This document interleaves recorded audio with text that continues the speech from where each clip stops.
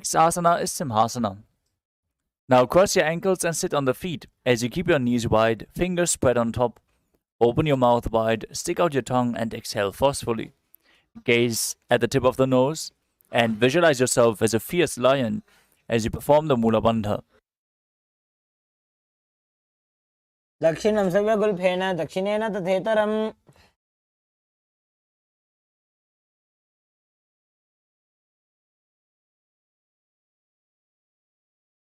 Prana Mudra with index and middle fingers. As you apply Jalandhara Bandha, gaze to the tip of your nose, visualize Swamiji in your inner space, and return to the Brahmari Kumbhaka, buzzing like a bee. Perform Jalandhara Bandha and Mula Bandha as you do so. गुल्फौ च वृषणस्याधः व्युत्क्रमेण समाहितः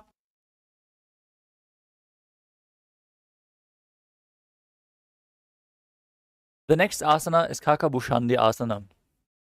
As you visualize yourself as a crow, squat and keep the feet flat on the ground, knees open wide, bring your arms in and around the back.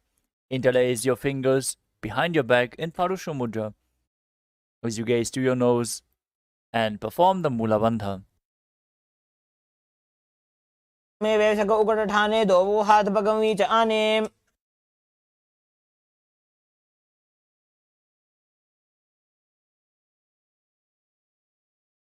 The next asana is Kanipavasana.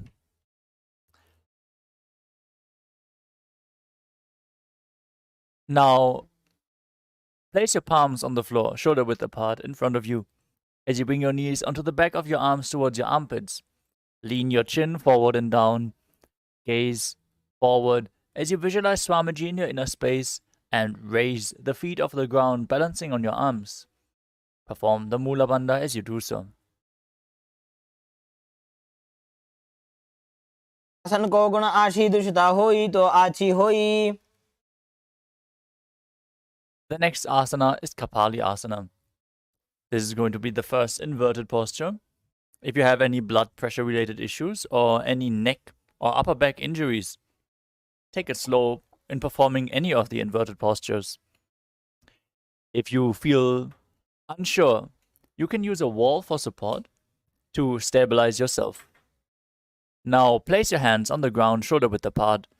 Bring the top of your head onto the ground.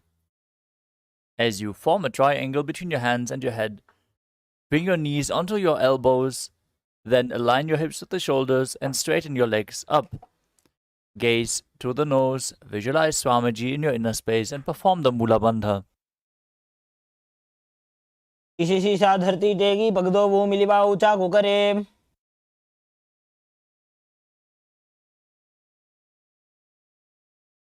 Next up is Parashvamayurasana.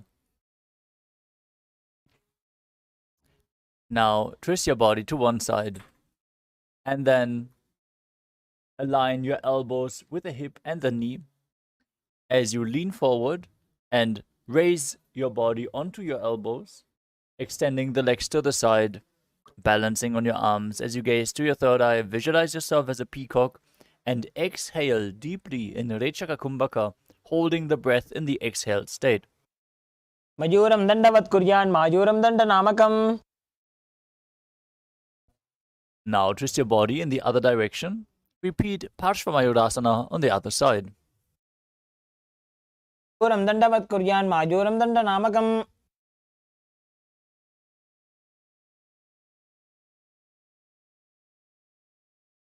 The next asana is Bhairaganathasana.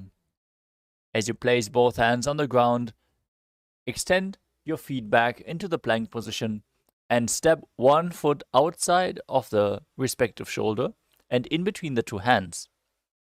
Push your hip forward as you engage the Mula Bandha. Gaze to your third eye and visualize yourself as Lord Kala Bhairava, the Lord of Time. आसन को गुण पीती जाई.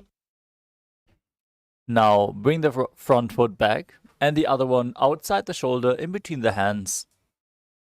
Visualize yourself as Lord Kala Bhairava as you gaze to your third eye, repeating Bhairaganathasana on the other side. आसन को गुण पीती जाई.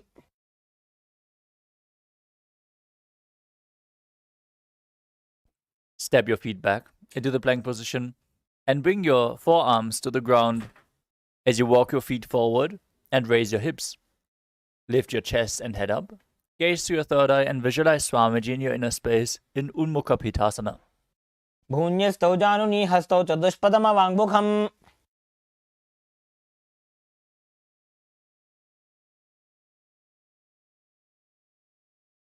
From Tadakshvasana, the plank position, rotate your body onto one hand and raise the opposite hand up towards the sky. Keep the balancing hand directly beneath the shoulder. Raise your hips and gaze up as you visualize yourself as Sage Vashishta in Vashishtasana. ऊर्ध्वकुक्कुटवासिष्ठमरीचिहलमत्स्यकम्. Now twist your body to the other side. Raise the other arm up. Repeat Vashishtasana on the other side.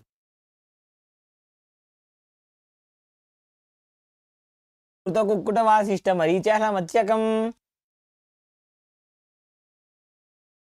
Now come to a seated posture with your legs extended forward, heels down, toes pointing up. Bring your hands beneath the buttocks with the palms facing up. Keep your spine straight, elbows close to your body. As you tuck your chin to the chest, contract the perineal region, gaze to the nose, visualize yourself as Lord Hanuman, and internally chant the new japa Mahasadaशिवोहम. ऊग करकी उभय हथेली कोरवारली में ले भेली. Next up is Paschimottanasana. From the sitting posture, lean forward and down as you hold on to the big toes in Prana Mudra.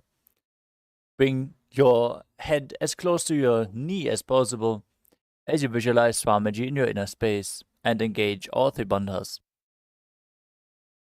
जानो परिललाटन्तो पश्चिमं ताणमुच्यते.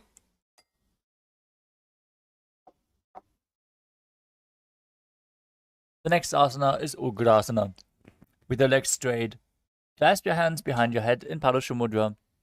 Lean your chest forward and down and bring your head to the knees by the strength of your core.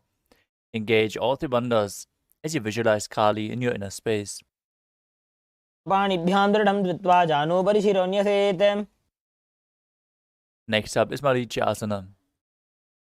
Now visualize yourself as Sage Marichi as you sit with the legs extended and bring one heel to the groin, raising the knee. Reach your arm in and around the raised knee, clasp your hands behind your back.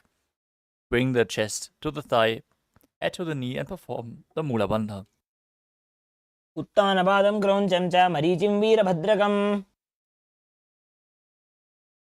The next asana is Mahamudrasana. From Marichi Asana, let the knee fall to the side onto the ground as you reach and hold the front foot, keeping the legs straight. Bring the chest forward and down. Engage all three bandhas as you gaze to the tip of your nose and visualize Swamiji in your inner space. महामुद्रां प्रवक्ष्यामि तन्त्रेऽस्मिन् मम वल्लभे.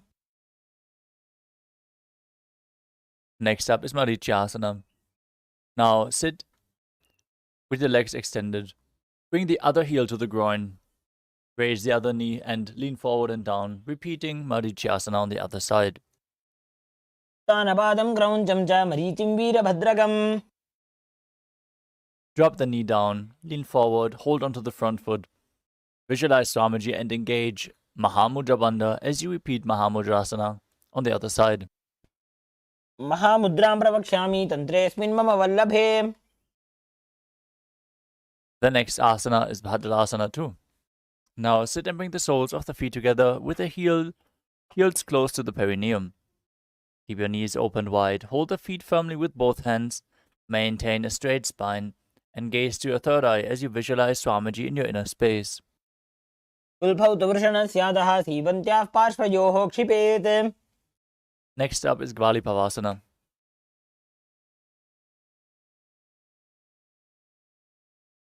Now, from Bhadrasana, extend the feet away from the body. Keep the toes together, heels apart, knees open. Place your hands on the respective knees and tuck the chin to the chest. Gaze to the nose, visualize Swamiji in your inner space, and perform Jalandhara Bandha and Mula Bandha. पूर्वचर्पड़ चौक कख्यो सोजी वाही विधि जो कीजे sooji. The next asana is Joni Asana. Now sit and keep the soles of the feet together, heels close to your perineum. Visualize the Yoni Mandala. which is projected on the screen, the visual representation of Devi Paramashiva Shakti herself. Gaze to the tip of your nose. Perform the Mula Bandha as you hold the soles of the feet and lean forward and down, bringing your forehead to the feet. Keep breathing in Rechaka Kumbhaka as you do so. दोवू भगतली संपुट करे AD made के ढिंग धरे. Next up is Midaki Pavasana. As you sit and keep the heels together, toes apart, with the knees opened wide, lean forward and down, extending your hands out wide, with the palms down to the ground. Bring your forehead to the ground behind your heels as you gaze to the tip of the nose and visualize Swamiji in your inner space. पूरव विधि परिभगतली संपुट शोल एडी मिली राशे. The next asana is Siddha Samadhi Asana. As you sit and keep the toes together, heels apart, bring your arms below the shins, extend them out and keep the palms facing up. Bring your forehead to the ground above the feet, bringing the toes to your throat if you can. Gaze to your nose and visualize Lord Surya in your inner space as you perform the Mula Bandha. भगतली संपुट करे सोले made आगा में धरे.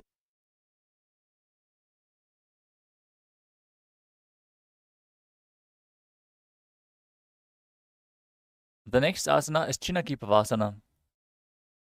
As you sit and keep the heels together, toes apart, hold the feet and open them up like a book. Bring the back of your hands onto the ground and push your elbows onto the thighs, pressing the knees towards the ground as you gaze to the nose and visualize Swamiji in your inner space. दो बगा की AD धरती मगिवा मेढ़ लगावे. Next up is Charapata Churasana. As you sit and bring the soles of the feet together with the heels at your perineum, bring your knees to the ground and place the hands on the knees to gently press them down. As you pull your stomach in and up, gaze to your third eye and perform Uddiyana Bandha and Mula Bandha while visualizing Swamiji in your inner space.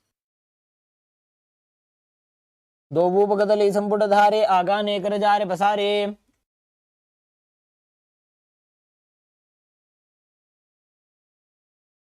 The next asana is Bhairavasana.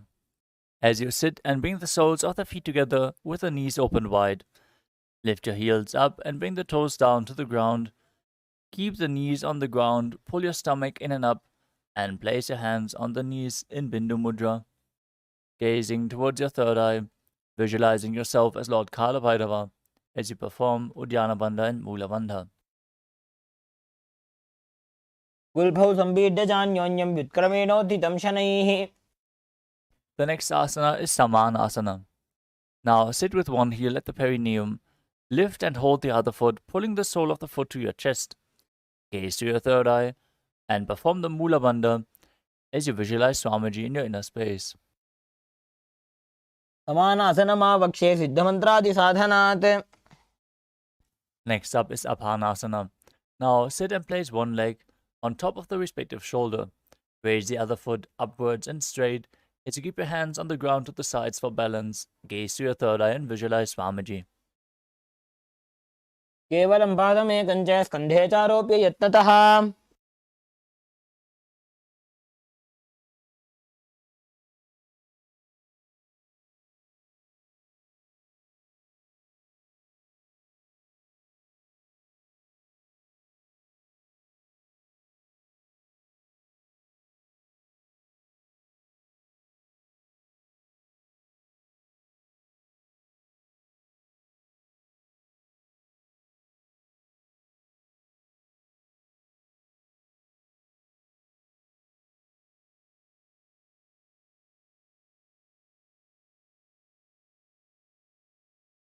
The other, stacking the knees at the center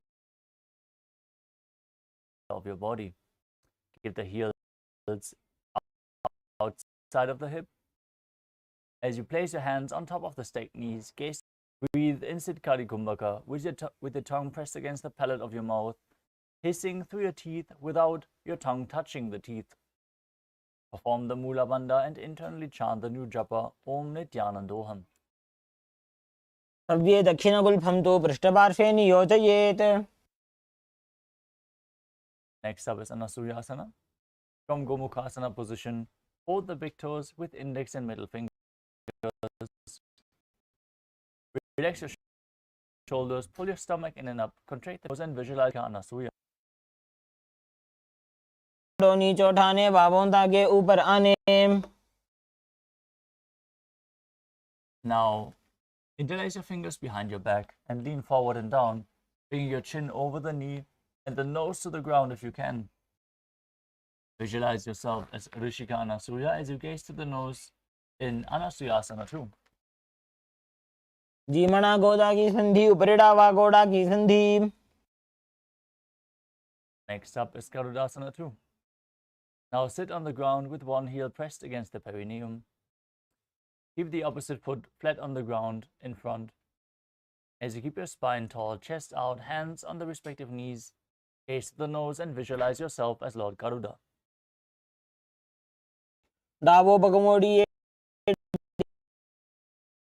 माहिलो गुल्भमूलद्वारणी चैदे. Perineum on top of the heel. Interlace your fingers behind your neck. Twist your body outside of the raised knee.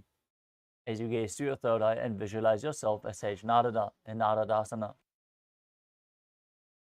पिष्ट जो आम पगदली केरी, भूपरिता ही लगावे फेरी.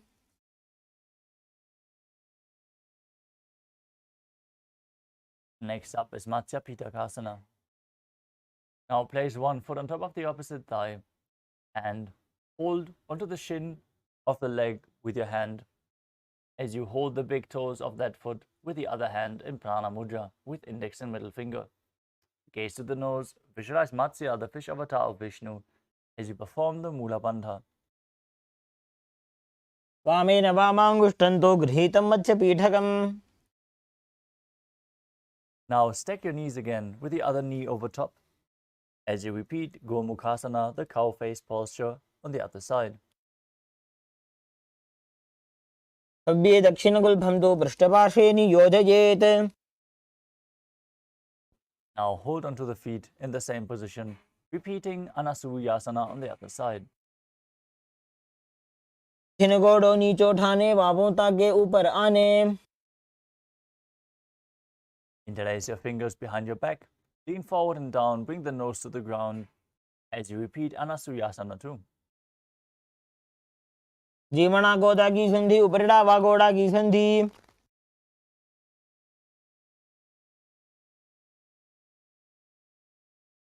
Now repeat Garudasana 2 on the other side, pressing your perineum with the other heel, foot to the foot, flat on the ground. Visualize yourself as Lord Garuda. डाबो बगमोड़ी एडी माहिलो गुल्भमूलद्वारणी चैदे.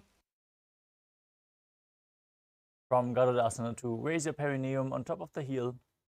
Interlace your fingers behind your neck and twist your elbows outside of the raised knee in Naradasana on the other side. पिष्ट जो वाम पगदली केरी, भूपरिता ही लगावे फेरी. Now repeat Matsya Pitakasana on the other side as you place the other foot on top of the opposite thigh and hold onto the shin and the big toe, visualizing Matsya, the fish avatar of Lord Vishnu.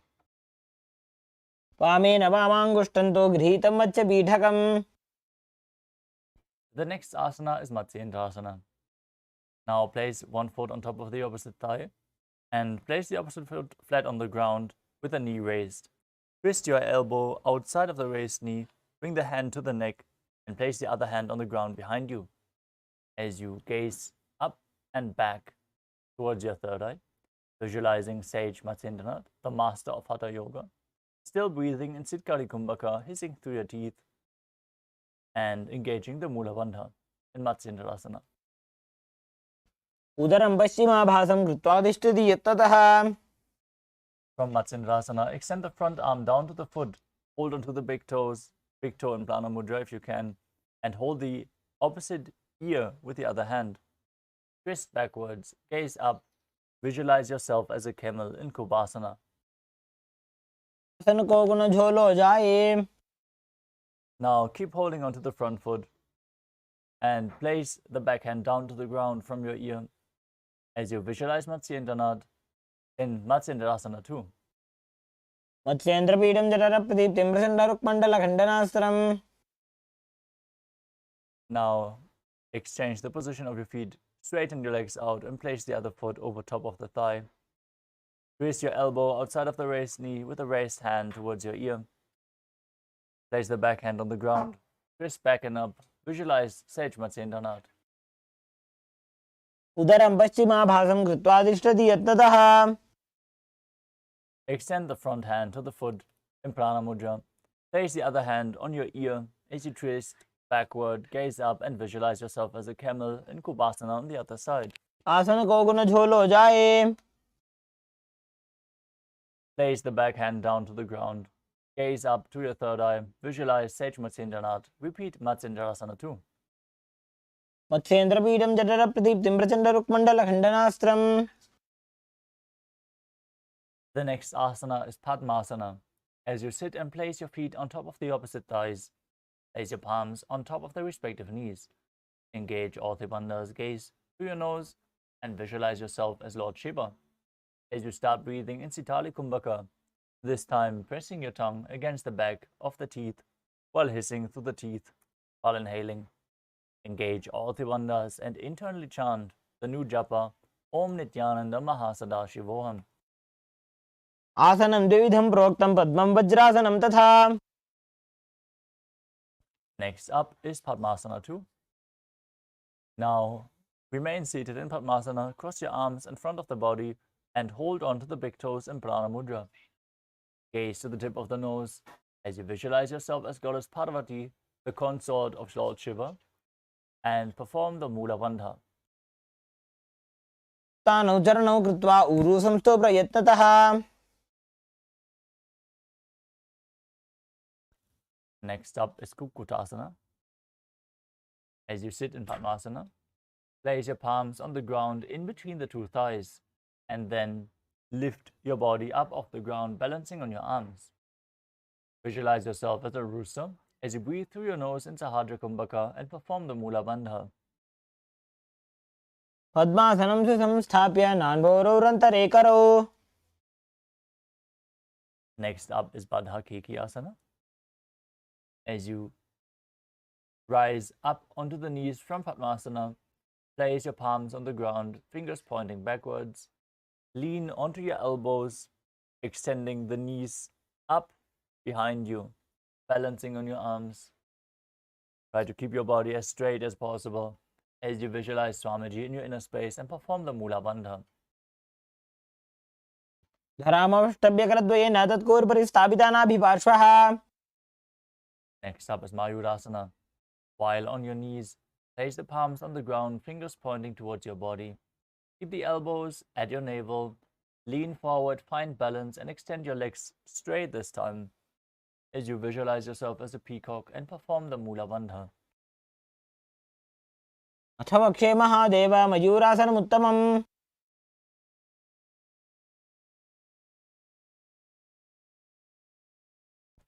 Next up is Makarasana. Now lay down on your stomach with the feet pointing outwards and the forehead on the mat. Interlace your fingers behind your neck in Parashamudra as you visualize yourself as a crocodile and perform the Mula Bandha in Makarasana. अध्यासशेते हृदयं निधाय भूमौ च पादौ च प्रसार्यमानौ. Next up is Shalavasana. As you lay on your stomach, keep your hands on the ground beside you. Raise your legs up, including the thighs. Raise your whole legs up to the sky as you visualize yourself as a locust. अध्यासशेते करयुग्मवक्षौ भूमिमवष्टभ्यकरयोस्तलाभ्याम्. Next up is Ushtrasana. Now lay down on your stomach. Bring your hands to the feet and pull the feet down towards the ground outside of the hips. Visualize yourself as a camel as you perform the Mula Bandha. अध्यासशेते पदयुग्मव्यस्तं पृष्ठे निधायापि धृतं कराभ्याम्. Next up is Dhanurasana. From Ushtrasana, tighten the grip on your feet, kick the legs back and up, as you simultaneously lift your chest off the ground, raise your head, gaze to your third eye, and visualize yourself as Lord Shiva's bow. प्रसार्य पादौ भुविदण्डरूपौ करोच पृष्ठे धृतपादयुग्मम्. The next asana is Bhagasana. Come to a kneeling posture with your feet flat, toes together behind your body, sitting in between the two heels with your perineum down to the ground. Gaze to your third eye as you visualize Swamiji in your inner space. Breathe calmly through your nose and internally chant the new japa, Om Nithyananda Paramashivoham. उल्टा मोड़ी पाव दो वैसे बहरो जुगति करे एक ऐसे.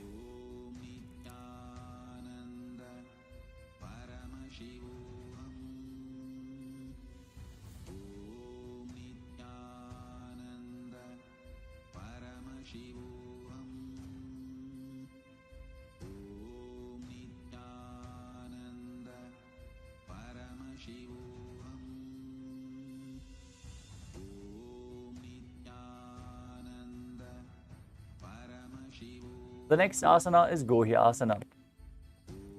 We are leading up to another inverted posture. So you can prepare yourself to place yourself in front of a wall. Now, from the knees, place your forearms on the ground with the elbows shoulder width apart. Interlock your fingers and place the top of your head onto the ground, holding onto the back of your head with the hands. Walk your toes forward until your hips align with your shoulders. Lift your feet up, keeping the knees bent together against your chest. Try to touch your knee towards the chest as you roll your body up. Gaze to the nose, visualize Swamiji in your inner space and perform the Mula Bandha in Gohya Asana. दो हाथ की कवरी दोई पुनः कलाई जाने दोई.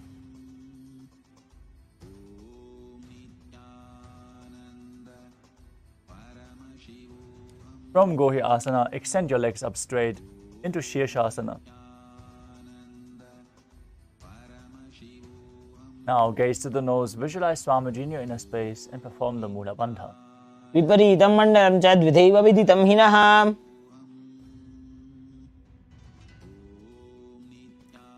Slowly lower your body back down and come to a seated posture as we are entering a sequence of rapid exhalations in Bastrika Kumbhaka. As you contract the diaphragm and force the air out again and again, let the air flow back into your lungs automatically. As you sit with the hands behind the calves, stretch your legs up, bring your forehead to the knees and come to a vertical position with your legs. Visualize Swamiji in your inner space as you perform the Mula Bandha in Podhi Asana. दो हाथ पग बाहर आने गोड़ा तरे का कसी ठाने.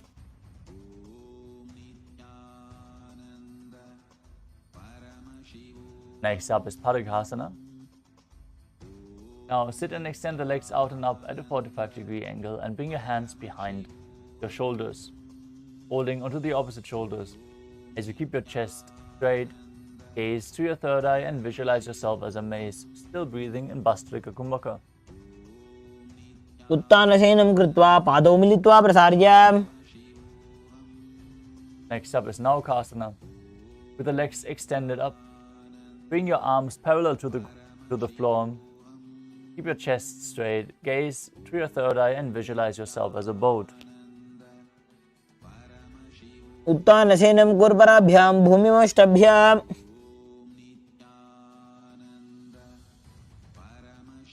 Next up is Rudrasana. As you sit and lift the feet up, scoop your hands under the heels and pull your feet towards your chest. Keep your spine upright, gaze to the tip of your nose, visualizing yourself as Lord Rudra, still breathing in Bastrika Kumbhaka. पगदली संपूट करी हाथस्यो पग ऊंचाई.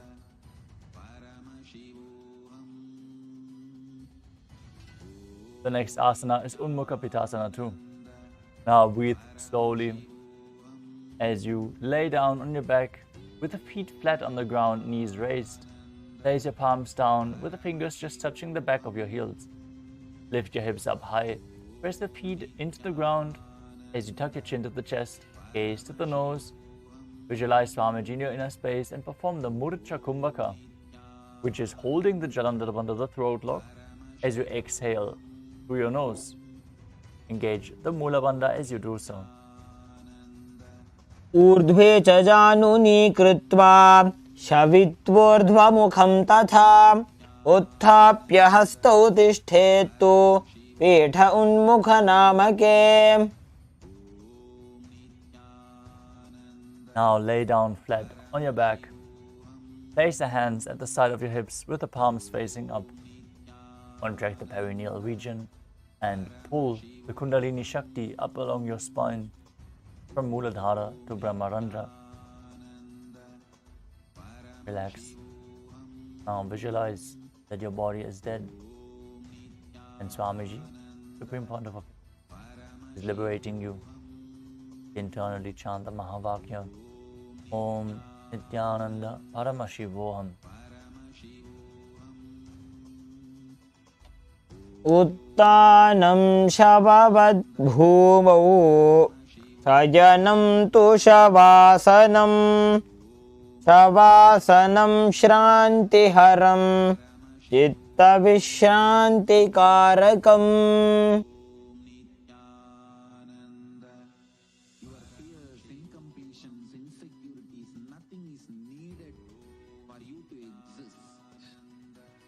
Paramashiva alone is enough for you to live absolutely, blissfully, celebrating, fulfilled, complete, intensely.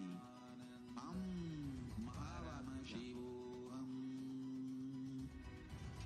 Om Nithyananda Paramashivoham. Om Nithyananda Paramashivoham. Om Nithyananda Paramashivoham. Om Nithyananda Paramashivoham. Om Nithyananda Paramashivoham. Om Nithyananda Paramashivoham. Om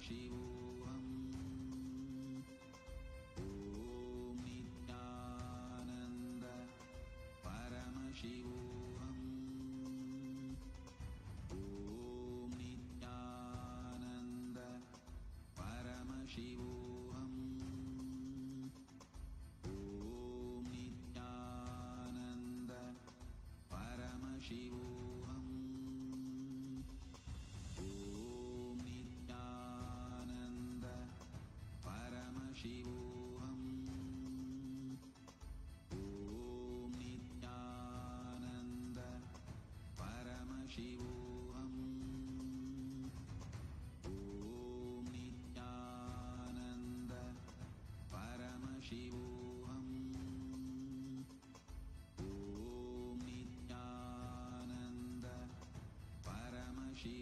Paramashivoham. Om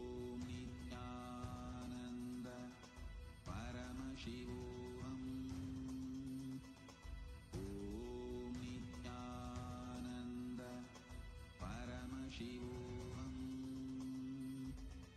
Om Nithyananda Paramashivoham. Om Nithyananda Paramashivoham. Om Nithyananda Paramashivoham. Om Nithyananda Paramashivoham. Now slowly return to your physical body. Start to wiggle your fingers and toes, your wrists and your ankles, your elbows and your knees. Pull your knees up towards your chest. Pull them close and rock your body from side to side. As you slowly return, to a comfortable seated position.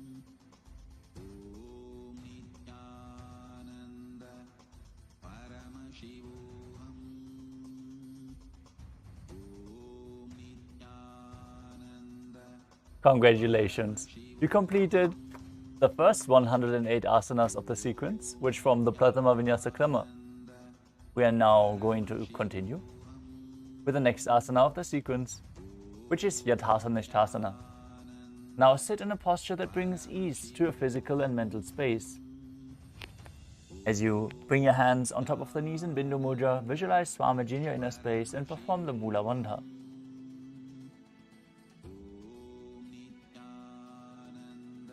पर्यङ्कं तत्समाख्यातं यथासंस्थं यथा स्थितिः. We want to take this opportunity to thank all the participants for joining early today. But we would like to request everyone to please switch on your camera and make sure your room is well lit. We see many faces from the last season of Paramashivoham. Nice to see you all again and back with us in yoga practice. Let us all now move on to the next asana, which is Samasana. Sit in a cross-legged posture with your hands on the knees in Bindu Mudra. Take a long, deep inhalation and hold your breath. After exhaling, inhale and exhale deeply as you visualize Swamiji in your inner space and perform the Mula Bandha. इदानीं गर्भिणीनां योगाभ्यासो यथा लघु. Asana is Muktasana. Now, place the left foot against the genital region and place the right foot over top of the left, with your hands facing downwards on top of the knees. As you gaze to the nose and visualize yourself as a sage liberated by the Supreme Pontiff of Hinduism. निपीड्यसीविनीं सूक्ष्मां दक्षिणेतरगुल्फतः. Next up is Siddhasana. Maintain the same posture. Switch your gaze to the third eye and visualize Swamiji in your inner space.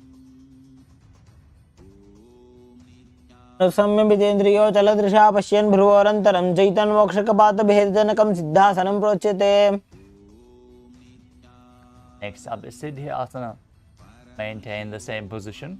Switch your gaze to the ground in front of you as you engage all three bandhas and visualize Swamiji in your inner space. वामपादकेडिजानो सीवनिमधितासु कोठानो. Next up is Uttarasana 2. As you keep your legs in the same position, rotate your hands on top of the knees back into Bindu Mudra. Switch your gaze to your third eye, visualize yourself as Lord Rudra, the fierce dimension of Shiva, as you perform the Samana Kumbhaka, breathing into your stomach and kindling the fire, raising up your spine. वामचरण परिदक्षिण राखे एकजुगति ऐसे विधि राखे.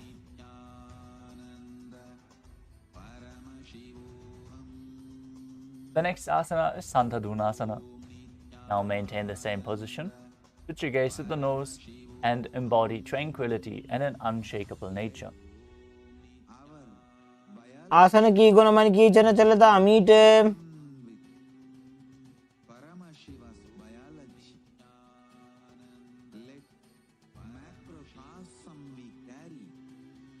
The next asana is Siddhasana 2. Now place one heel on top of the other as you bring your hands to the navel, cupping the palm of one hand over the other, resembling a lotus flower in Samputa Mudra. Visualize Swamiji in your inner space and perform the Mula Bandha. आसन की गुण मन की चन चलता meet. Next up is Bandha Yoni Asana. Now maintain the same position and set the sankalpa of manifesting through the womb of creation as we are going to enter the Shanmukhi Mudra. If you have any blood pressure related issues, please take it slow with this asana and feel how far you can go because it can raise your blood pressure. Now contract the perineal region in the Mula Bandha and exhale fully as we enter the Shanmukhi Mudra. Now, place the little fingers beneath the bottom lip, ring fingers above the upper lip, little fingers closing the nostrils, index fingers closing the eyes, and the thumbs closing the ears, blocking all the five senses. यत्र मध्ये महादेव बन्धयोन्यासने शृणु.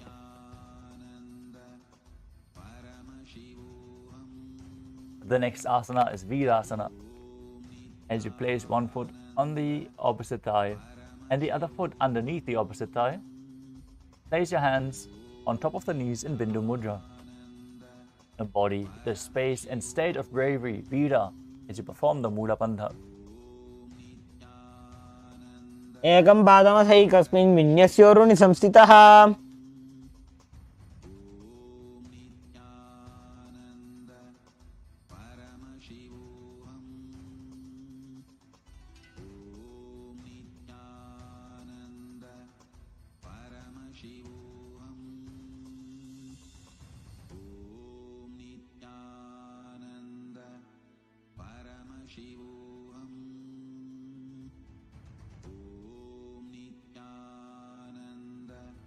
The next asana is Valmikasana. Now keep the left heel on the right side of the regenerative organ with the toes under the thigh and the right foot on the left leg with the toes by the knee. Keep your hands on the knees in Bindu Mudra, gaze to your third eye, and visualize Valmiki, the great sage, poet and author of Ramayana in Valmikasana. डावा पग की पगधली पुनी एड़ी है जो ये. Next up is Joni Mudrasana. Keep your legs in the same position, with the left heel pressed against the perineum, right foot on the thigh. Switch your gaze to the nose as you visualize the Yoni Mandala, the visual representation of Devi Paramashiva Shakti herself. Perform the Mula Bandha as you do so. वाम पाद की पगधली जाहि माहिली कोरे. Now place your hands flat on top of the knees as you enter Yoni Asana. Keep the feet in the same position. Switch your gaze to the third eye. Visualize the Yoni Mandala as you perform the Mula Bandha. पुण्यासनं पर्वतेन योगं योगफले नीलम्. Next up is Padmalasana 3. Now sit and bring the soles of the feet together in front, holding them with both hands. Bring your knees down towards the ground as much as you can. Gaze to the nose and visualize Lord Virabhadra in your inner space as you perform Uddiyana Bandha, the stomach lock, and Mula Bandha, the root lock. गुल्फौ च वृषणस्याधो सीवन्त्याः पार्श्वयोः क्षिपेत्.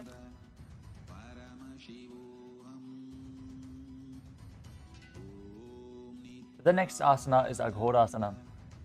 Now keep the soles of the feet together with the heels close to the perineum. Press your tongue up against the roof of your mouth. Gaze to your third eye. As you cover your mouth with your hand, close the left nostril with the index finger. Inhale through the right nostril. Then close both nostrils. Hold your breath. Exhale through the left nostril and repeat on the other side as you keep your tongue pressed up in Kechari Mudra. Gaze to your third eye and visualize yourself as an Aghori. पूर्व कहो भिषिका जो जी बाहरी विधि जो कीजे सो जी. The next asana is Kanari Pavasana.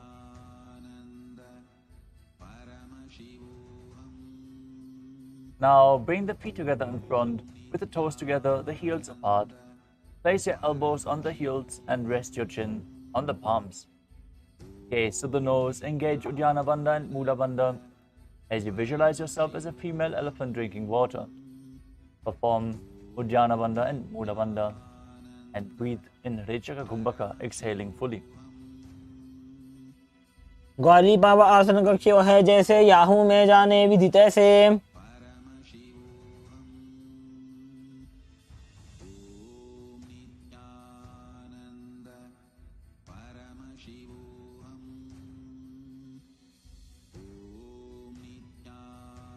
The next asana is Parasana. Now sit With the knees raised, arms between the thighs and calves, interlace your fingers and raise your feet off the mat. Visualize Swamiji in your inner space as you gaze the nose and perform the Mula Bandha. ततोर्ध्वम्रे च येत् वायुं मृदुनिश्वास संयुतम्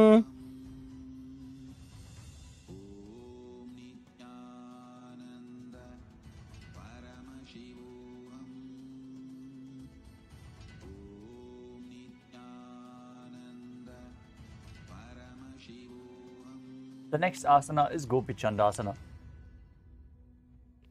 Now interlace your fingers around the feet with the soles together, toes at the groove of your throat, with the heels touching your chest. Keep your chin on the hands and gaze to the nose as you embody the state and space of a king. As Paramashiva पूर्व विधि बगा का अंगूठा कंठ को पिराशे with 25 heads and 75 eyes and 50 hands. Visualize, meditate, connect with him. He is a living, alive being. Drop your form into his form and dissolve. Remember, you are a saru. The next asana is Uddarasana. Dissolved into his Sit with the soles of the feet together, insert your hands underneath the legs and hold the feet with interlocked fingers. Bring your feet up to your chest, the head down, touch the chin to the soles and gaze to the nose. Visualize your body free from any defects as you perform the Mula Bandha. द्वौ पगदली संपुटाने उभय हस्तकरी उरद हिताने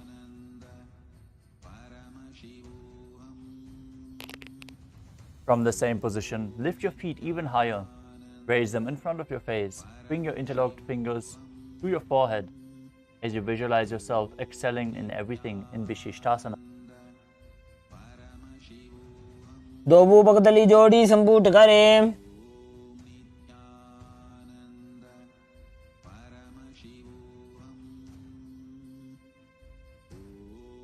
The next asana is Bhujasana. From a seated position, lift both legs over top of the respective shoulders. Bring your arms underneath the legs and interlace your fingers around the back of your neck. Visualize yourself as a cobra as you perform the Rechaka Kumbhaka. Exhaling fully, perform the Mula Bandha.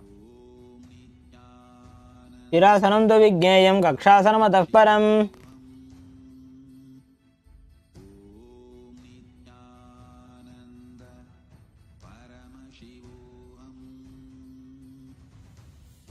The next asana is Kalyanasana. Now maintain a seated posture, raise your legs up and bring the elbows under the knees as you wrap your arms around the back with the palms clasped behind. Gaze to the tip of the nose and visualize yourself as a beautiful, auspicious goddess. द्वौ हाथ Burgman नीचे आने तिनको घोड़ा नीचे ठाने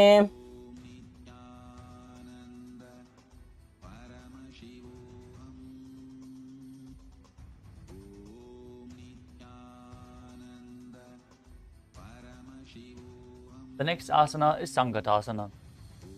Now, with the left knee on the mat, place the left foot flat and your perineum onto the left heel. Raise your right leg over top of the left. Bring the right heel to the left hip and your hands on top of the opposite knees. Visualize yourself as a swan as you breathe in Ujjayi Pranayama, making an ocean-like sound with your mouth. Perform the Mula Bandha and don't forget to internally chant the japa Om Nithyananda Paramashivoham. वामपादं चितेर्मूलं संयस्य धरणीतले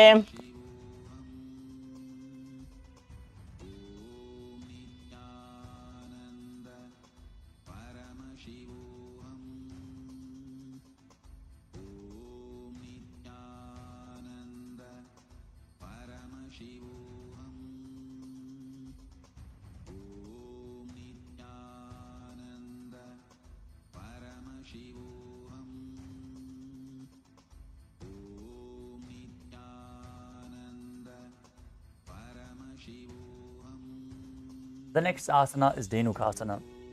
Now slide the left heel outside of the hip.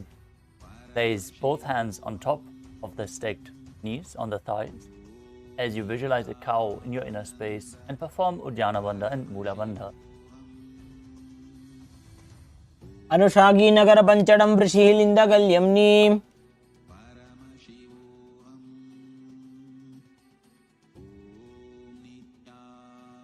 The next asana is Machandrasana.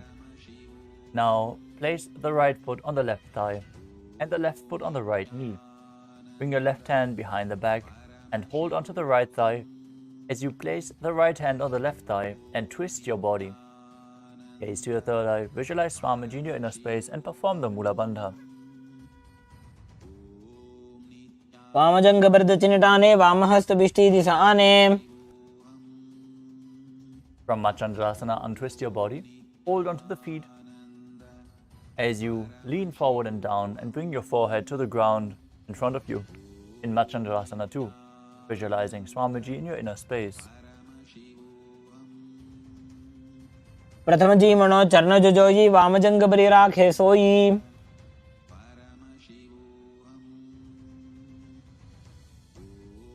Maintain your feet in the same position and interlace your fingers, placing them on the top knee as you engage all three bandhas, and visualize Swamiji, your Guru, in Guru Asana.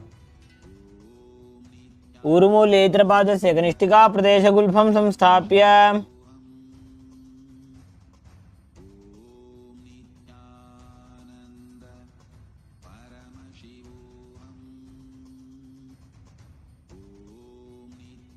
Now, relax from the position as we take the knees again, sitting on top of the opposite heel with the right foot flat on the ground as we repeat Sankatasana on the other side.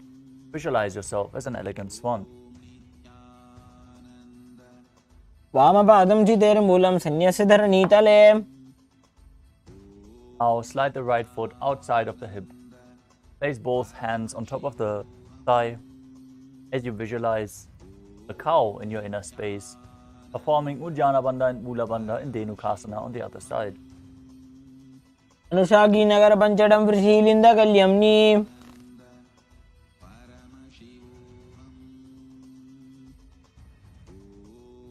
Now place the left foot on the right thigh and the right foot on the left knee, twisting your body by bringing one hand behind, holding onto the opposite thighs, gazing back and up to the third eye in Machandrasana on the other side. Vamajanga Bardachinatane, Vamahasta Vishti Disane.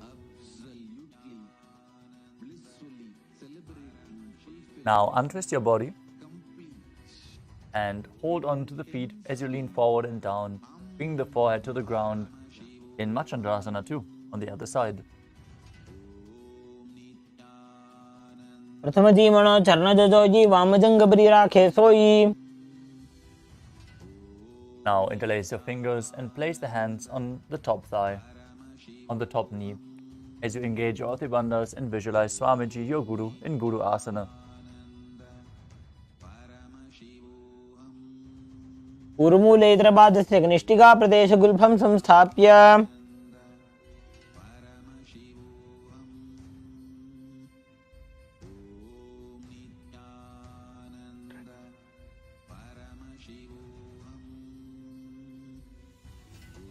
The next asana is Pashasana. As you sit with the feet flat on the ground, knees against your chest, hands holding onto the opposite knees. Keep your thighs together, spine straight, and press your tongue against the roof of your mouth. As you visualize Swamiji in your inner space, gaze to your third eye and perform the Mula Bandha. Padadale Bhumo Nidhaya Janu Nursi Nidhaya.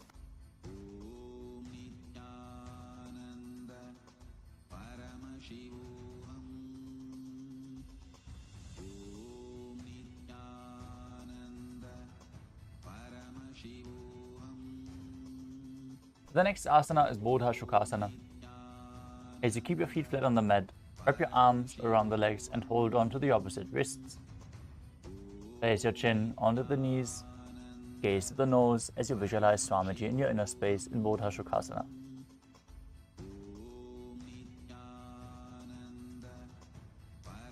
दोवु पगदली भूपरि धरे कोरमा हिलिए से करे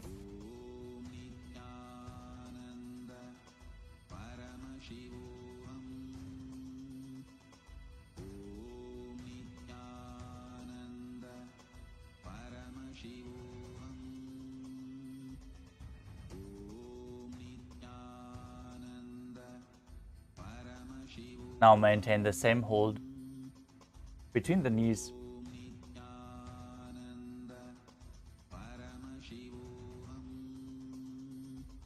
From the same position, place your arms under the knees and hold on to the opposite elbows. Gaze at the nose. Visualize Swamiji in your inner space as you perform the Mula Bandha in Kudakatasana. दोवु हाथ पग बाहर ल्यावे गोडा नीचे ले टहरावे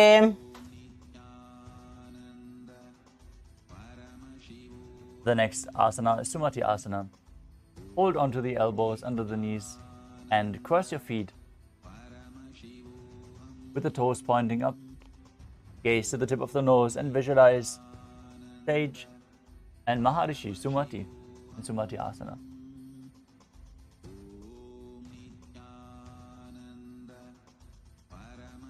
मूलद्वारी धरती परिठाने डावा पग परिदश पद आने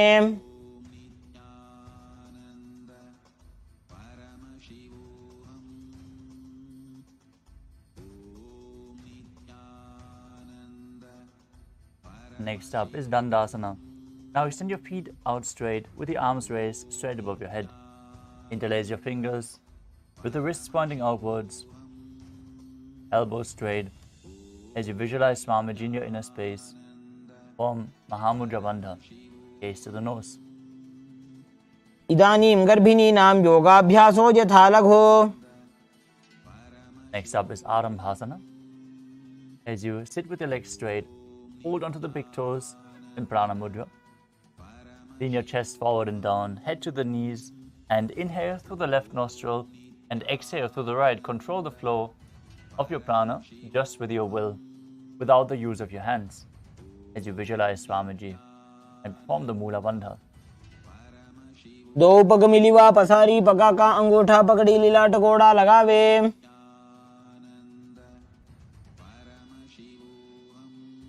Next up is Pilokasana. As you sit with your legs straight, extend your knees slightly up. Bring one hand distance between the heels. Bring your shoulders down. Wrap your hands in and around the legs. As you hold the soles of the feet, gaze to your third eye and visualize Swamiji in your inner space. प्रथम बेसी दो पा पसारी कचक उर्द को कुरडो डारे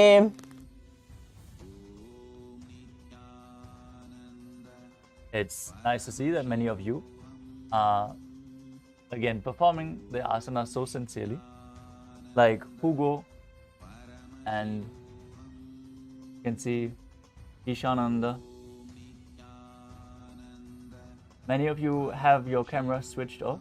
We request you to switch them on and make sure your room is properly lit, or it is a security measure. So please follow along.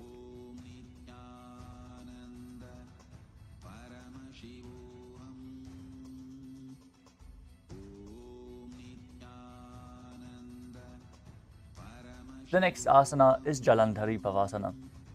As you extend both legs out with the heels together, place your chin on the heels. As you insert your hands below the legs, keep your elbows together on the ground along with the fingers, with the palms facing upwards. Gaze to the nose, visualize Swamiji in your inner space and perform the Mula Bandha.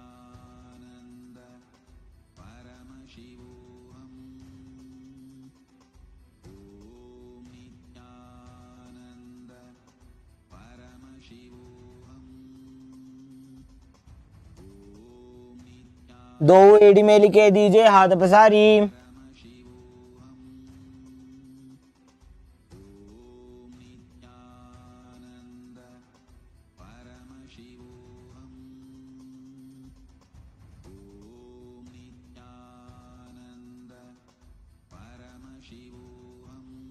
The next asana is Urdhva Paschimottanasana. As you sit and extend both legs out, lift one foot behind your neck. Lean forward and down as in Paschimottanasana. As you visualize Swamiji in your inner space, breathe in the Pratyahara Kumbhaka.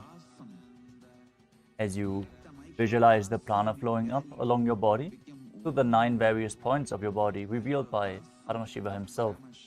The points are the soles of the feet, the regenerative organs, the navel, the heart, the throat, the uvula, the middle of the eyebrows, the forehead, and the Brahmarandra. Now, perform the Mula Bandha and don't forget, chant the Mahavakya internally as you visualize Swamiji in your inner space in Urdhva Paschimottanasana. पश्चिमतानवत् संस्थितिं कृत्वा एकं पादं ग्रीवायां धृत्वा तिष्ठेत्. With your legs still behind your neck, lean backwards and straight. Keep the opposite leg extended down. Hold onto the foot with the other hand. As you gaze to the nose, visualize yourself as being infinite, endless, eternal, Ananta, in Anantasana. उत्तानशयनि एकैकं पायी ग्रीवायां विन्यस्य. From Anantasana, rest on the elbow of the hand holding the foot. Roll to the side. As you gaze to the nose and feel in complete control in Ankushasana. उत्तानशयित एकैकं पादं ग्रीवायां कुर्वन्. The next asana is Durushasana. As you lay down on your back, bring the knees to your chest and encircle the thighs and calves with your arms. Roll to the left and right as you visualize Swamiji in your inner space. उत्तानशयनं जानुनी हृदयेवष्टम्भ. Now, extend your legs out again as you bring the other leg behind your neck, repeating Urdhva Paschimottanasana on the other side.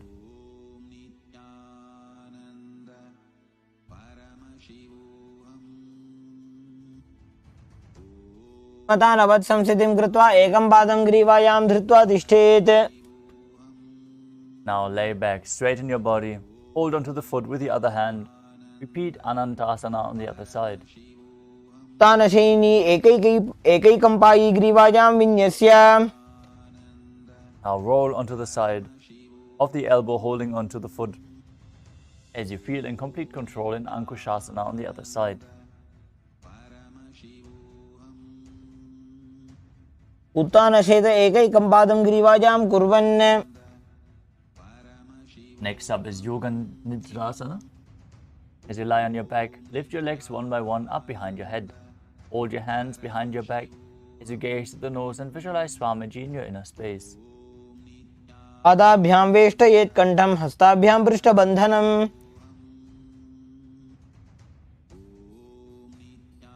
The next asana is Atmaramasana. As you're laying on your back, raise your legs towards your head, wrap your hands around the legs and interlace your fingers behind your neck. Gaze to the nose as you visualize Lord Vishnu blessing you from within and perform the Mula Bandha. Atmaram आसन प्रथम सुधोसो वे. Next up is Kochikasana. Lay on your back with your knees to the chest, the soles facing up. Extend your arms sideways. Gaze to your third eye as you visualize Swamiji in your inner space.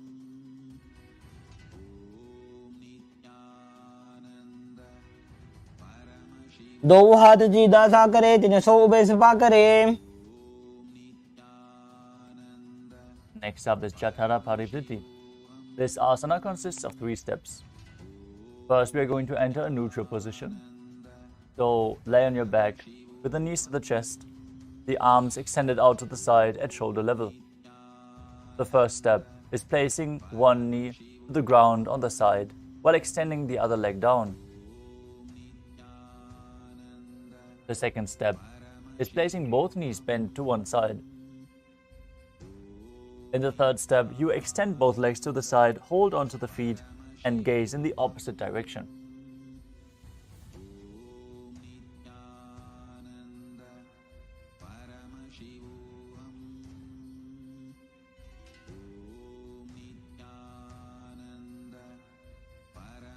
परिवृत्य कुक्षिभागे त्रिधा हि परिकीर्तितः। Now we turn to the neutral position, with the arms extended to the side, knees to the chest, feet up. Then bring the other knee down to the side, bend the opposite leg, and then bring both knees bent to the side. And extend both legs to the side, hold onto the feet and gaze in the opposite direction.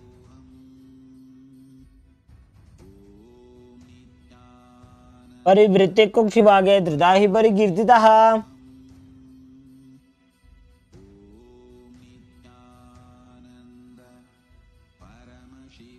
The next asana is Dvipadapitam. Now lay on your back, bend your knees and place your feet flat on the ground. Hold onto the ankles and lift your hips up. Gaze to the tip of the nose as you visualize yourself as sturdy as a bridge. Form the Murcha Kumbhaka, which is keeping the Jalandhara Bandha engaged while exhaling through your throat. Perform the Mula Bandha and internally chant the Mahavakya. प्रतिक्रियायुतं द्वन्द्वपीठः सर्वबलप्रदम्।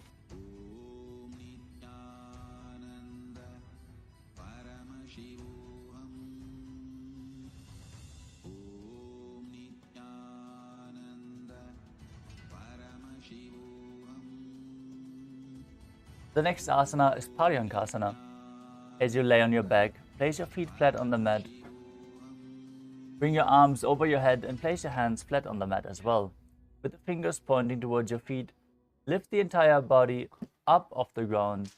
Visualize yourself as sturdy as stone furniture as you breathe in Sahadra Kumbhaka and engage the Mula Bandha. उत्तानशयनं हस्तदलाभ्यां भूमिं वष्टभ्य।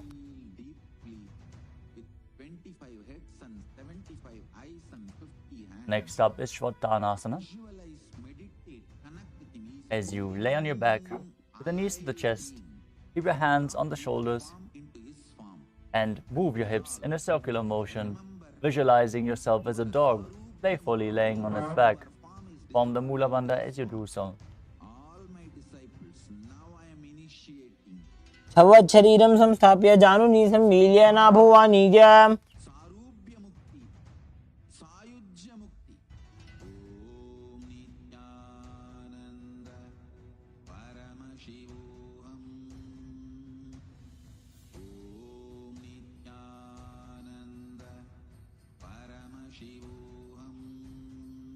Next up is the Viparita Karani.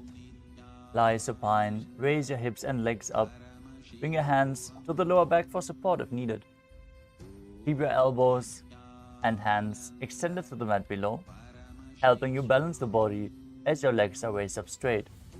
Move your legs round and round in a circular motion as you visualize Swamiji in your inner space and perform Jalandhara Bandha and Mula Bandha. भूतले स्वशिरो दत्त्वा खेनये चरणद्वयम्।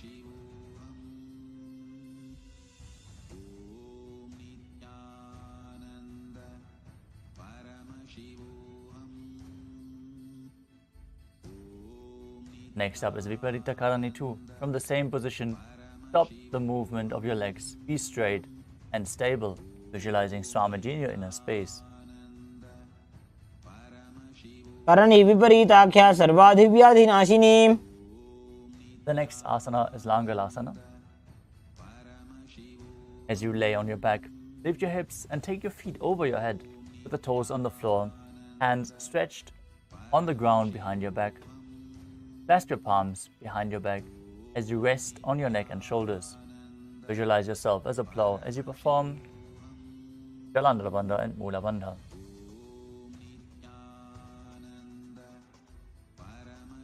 नरकासने स्थित्वा नासिका प्रदेशे भूमौ पादपृष्ठे स्थाप्य।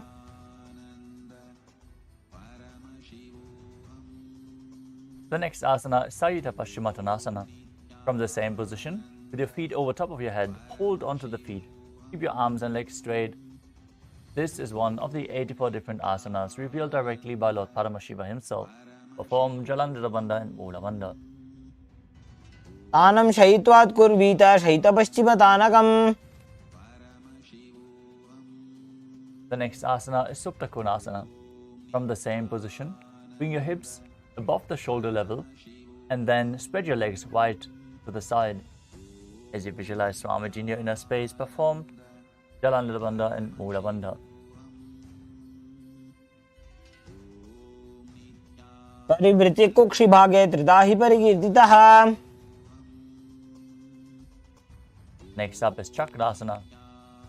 As you bring your legs over top of your head, with the toes on the ground, hold your ankles, your knees straight, and roll onto your back. As you visualize yourself as a chakra, a wheel. शवासनस्तद्वौ पादौ कुर्यान्मस्तकतः परौ.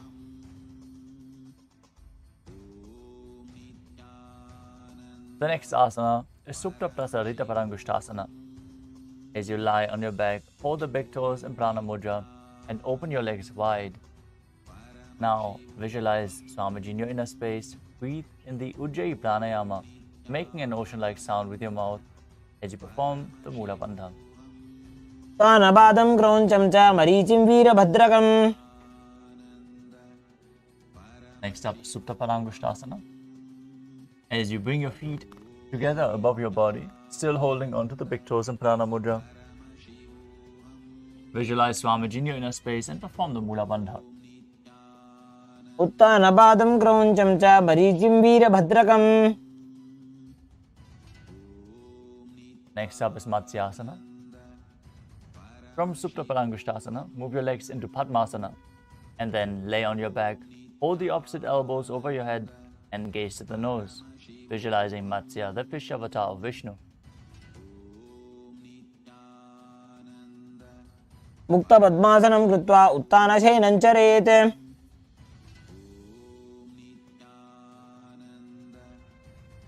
The next asana is Parasharamasana. Laying on your back, with the legs in Padmasana, place the backside of the right hand onto the left palm. Gaze to the nose and visualize Lord Rama in your inner space.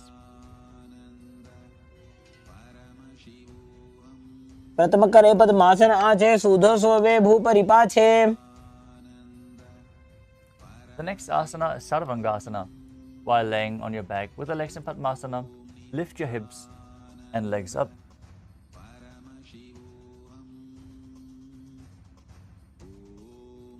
Keep your hands supporting your hips with the elbows on the floor. Tuck your chin to the chest and gaze to the nose, visualizing Swamiji in your inner space. अथवा क्षेत्र संक्षेपात् सर्वांगासनम् उत्तमम्. Next up is Vrishchikasana. As you lay on your back, one foot on the opposite thigh, lift the other knee towards your head and extend both arms up above your head. Poke your fingers forward and gaze to your third eye as you visualize yourself as a scorpion. प्रथमशयन सूधो शीशिकेशिकी सन्धि सुदाखे. Now place the other foot over top of the opposite thigh as you repeat Vrishchikasana on the other side. प्रथमशयन सूधो शीशिकेशिकी सन्धि सुदाखे. The next asana is Vrishaparakshipasana. As you lay on your back, interlace your fingers around the neck, lift both feet off the ground, extending one leg straight and the other knee towards the chest. Alternate extending and raising the knee again and again as you visualize Swamiji in your inner space and breathe calmly through your nose in Sahadra Kumbhaka. उत्तानशयनं कृत्वा अङ्गुलिभ्यः कन्दरां बद्ध्वा. Next up is Maruttanasana. As you lay on your back, lift the legs one by one, touching your knees to the ears. Visualize Swamiji, perform the Mula Bandha. उत्तानवत् संस्थितिः कृत्वा जानुद्वयं पर्यायेन कर्णयोः संस्पृशेत्. Next up is Prakasana. While laying on your back, place the soles of the feet flat on the ground. Stand up and then sit back down as you visualize yourself as a wolf. अथ उत्तानशयनं कृत्वा पादतलाभ्यां भूमिं धृत्वा. Next up is Lutasana. As you lay on your back, quickly throw your legs above your head and completely roll over, finishing in a prone position. Repeat this again and again as you visualize Swamiji in your inner space. उत्तानसेनं पादौ शिर उल्लङ्घ्य भूमौ स्थापयित्वा Now lay down flat on your belly. As you keep the hands on the ground by the shoulders, contract your lips and make the sound of a flute whistling while inhaling. In Sadatthasana, visualize yourself as a chariot carrying warriors into a battle for Dharma on your chariot back. निब्जशयनं कृत्वा नाभिं भूमौ निधाय Next up is Dehalyulanganasana. Now place your palms on the mat and push your body up into a plank position. Jump your legs forward and back in between the arms and feel yourself go beyond the body and mind.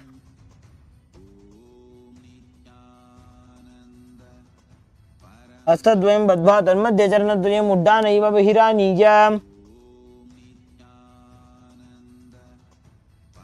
Next up is Jatyasana. From a standing position, bend forward and place your hands on the mat. Walk back and forth, visualizing yourself as a wise 60-year-old elephant. अथ जात्यासनं वक्ष्ये येन जातिस्मरो भवेत्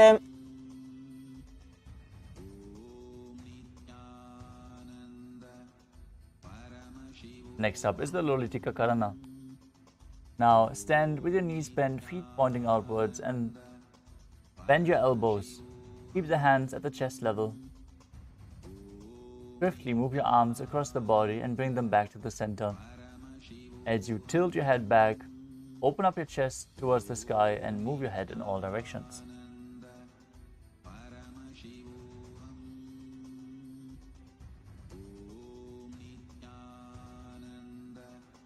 The next asana is Tadapasana. Now tie your feet with a rope if you have one available, and then stand erect like a rod. Your arms at the side of your body, with the hands touching your thighs. Visualize your Kundalini Devi raising and curling upward around your body. Breathe through your nose in Sahadra Kumbhaka. Form the Mula Bandha. सर्पासनं वक्ष्ये वायुपाणाय केवलम् Next up is Ushra Sadhanasana. While standing, place all fingers on the mat and stand on your hands. Hold the toes from the front as you walk back and forth on the mat while visualizing yourself as a camel. मुष्टिकनिष्ठिका प्रदेशेन भूमौ निधाय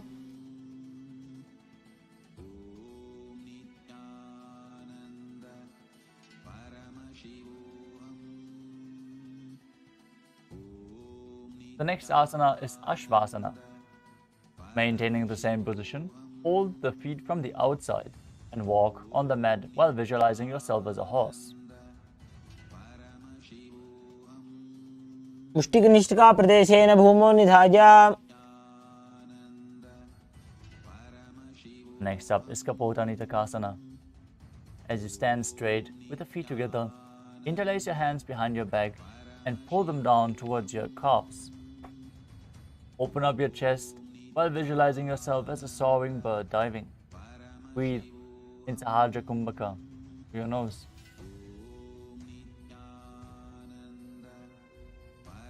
पादतले भूमौ निधाय पृष्ठभागेन हस्तौ जङ्घापर्यन्तं नीत्वा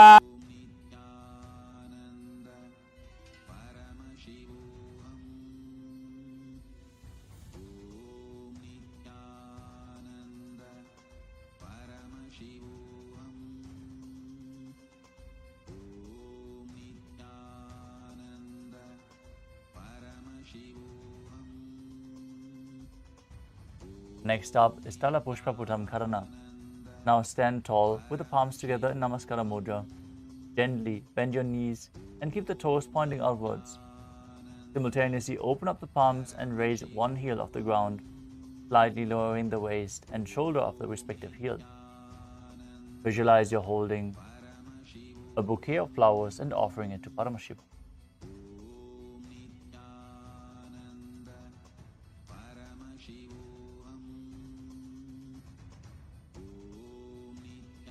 Next up is Khadgasana.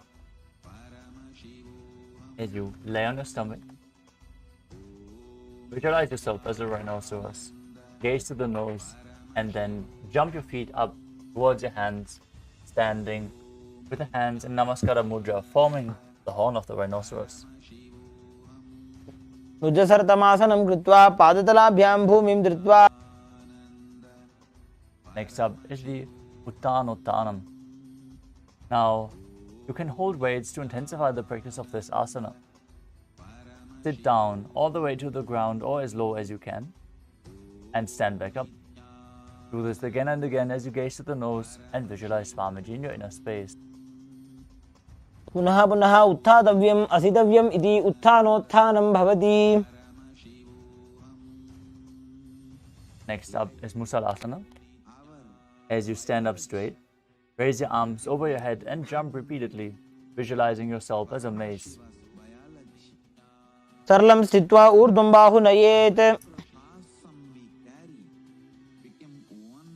Next up is Uchchiya Shakasana. From a standing position, pull the sole of one foot towards your belly. With the other leg, sit down and stand back up. Alternate this on both sides as you gaze to the nose and visualize Swamiji in your inner space. एकैकं पादतलं कुक्षौ निधाय. Next up is the Parshvajanukarana. Now stand and keep one leg slightly bent with the toes pointing to the side. Bend and lift the opposite knee towards your chest, pointing the toes downwards. Keep your arms holding the knee with a hand in a fist. As you let the opposite hand hang down on top of the thigh with the wrists twisted and the fingers pointing towards the center of your body.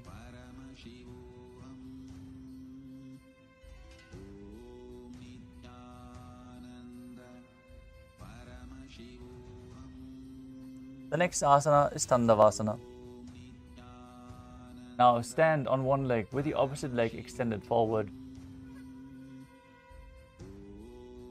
As you sit down and stand back up. You can hold weights to intensify this asana. Visualize yourself fiercely dancing as Lord Shiva.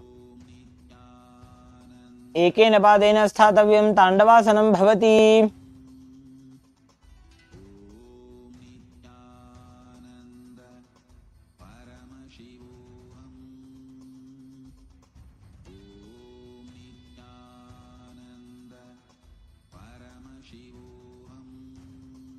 The next asana is Brahmanasana.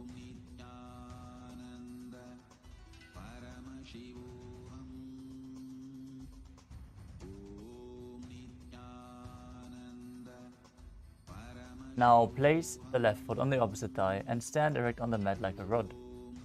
Visualize yourself being blessed by Lord Brahma as you perform the Mula Bandha.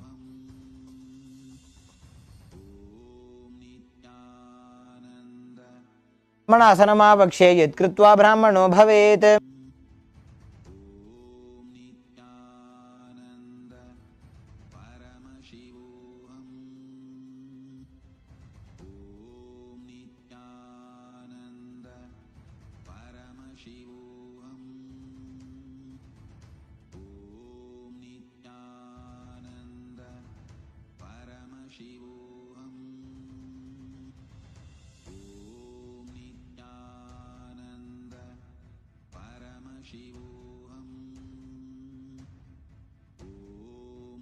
The next asana is Garudasana 3.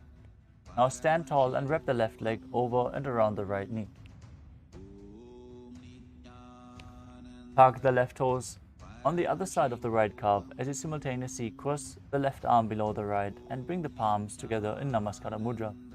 Visualize yourself as Lord Garuda as you perform the Mula Bandha. उत्तानकूर्मपीठं च सिंहस्गारुडमेव च वातायनं गोमुखं च भारद्वाजं त्रिविक्रमम्.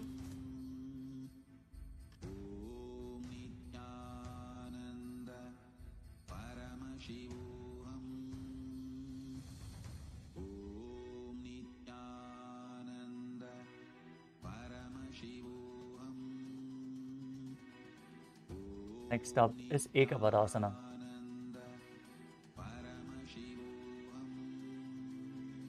As you stand straight on the right leg, with the left foot on the opposite thigh, hands relaxed by the knees.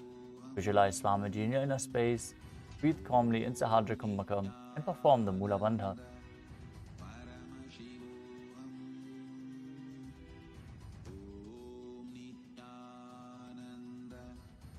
दक्षाङ्घ्रिं वामपादस्य जङ्घोपरि निधाय च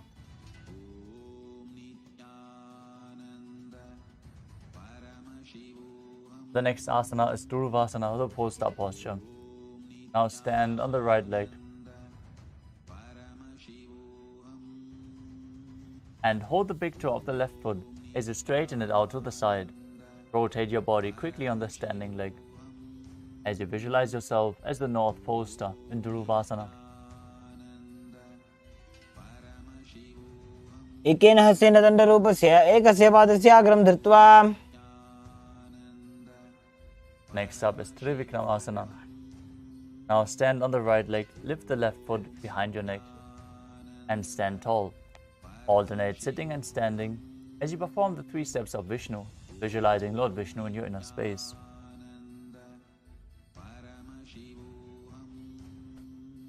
ग्रीवायां पादं संस्थाप्य स्थातव्यम् उत्थातव्यं त्रिविक्रमासनं भवति. Next up is the Parshva Janukarana on the other side. Stand with the knee raised, holding it with your arm with the hand in a fist. Keep the other hand on the opposite thigh, fingers pointing inward.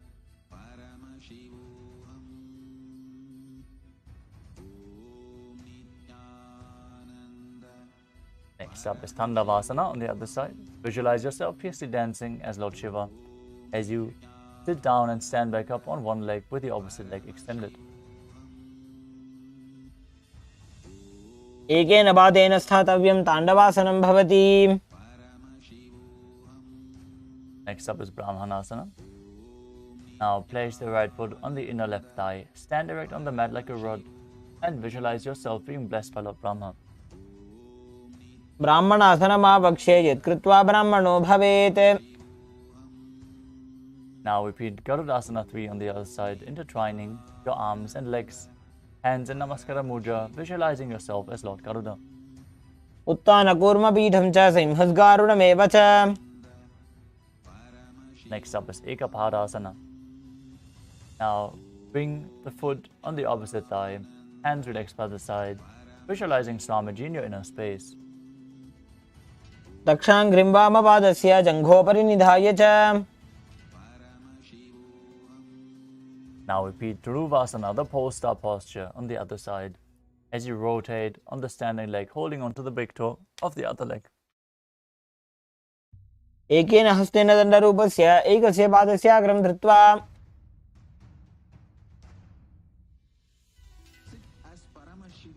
Now repeat Trivikramasana on the other side. With one leg behind the neck, sit down and stand back up, performing the 3 steps of Vishnu. Visualize Lord Vishnu blessing you from within. ग्रीवायां पादं संस्थाप्य स्थातव्यम् उत्थातव्यं त्रिविक्रमासनं भवति. Next up is the Samanaka Karana. Now stand with the feet close together, toes pointed slightly outwards, with both hands to the sides of the body.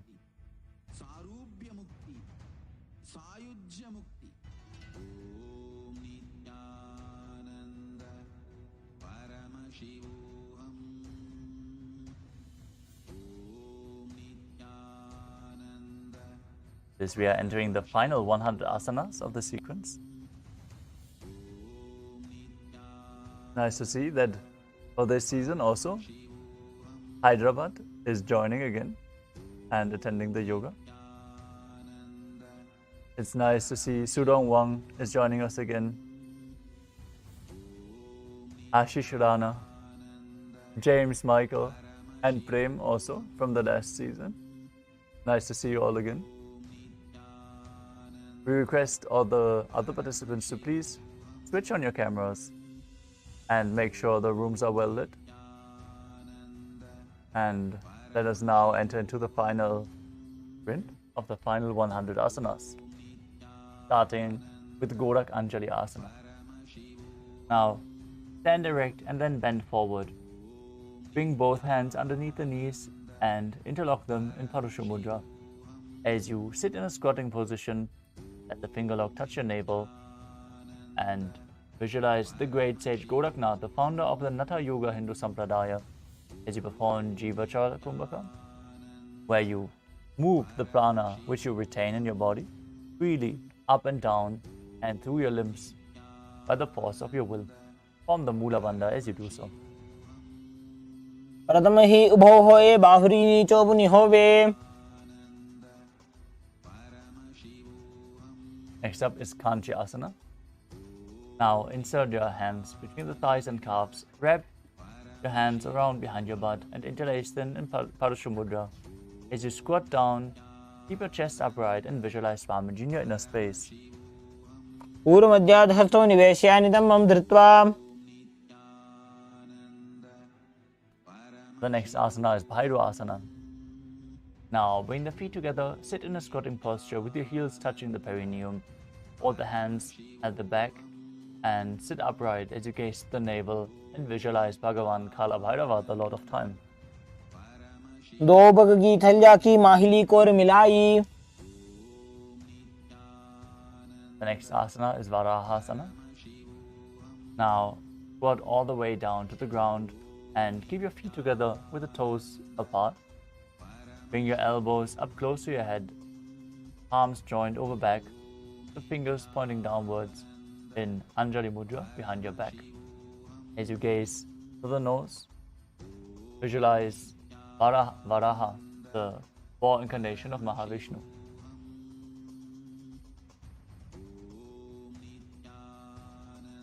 पागदली की माहिली core मिलाई फना पानी उकड़वई से. Next up is Pripita-asana. With the heels touching, bring your hips to the same level as your knees. Let your hands hang down, fingertips touching or holding the big toes in Prana Mudra. As you visualize Swamiji in your inner space, perform the Mula Bandha. पार्श्वद्वये सम्मील्य स्थित्वा. The next asana is Bakasana. Now place your hands on the mat with the fingers wide. Place your knees onto the back of your arms. As you lift your feet off the ground and balance, visualizing yourself as a crow and performing the Jiva Chala Kumbhaka, moving the retained prana up and down.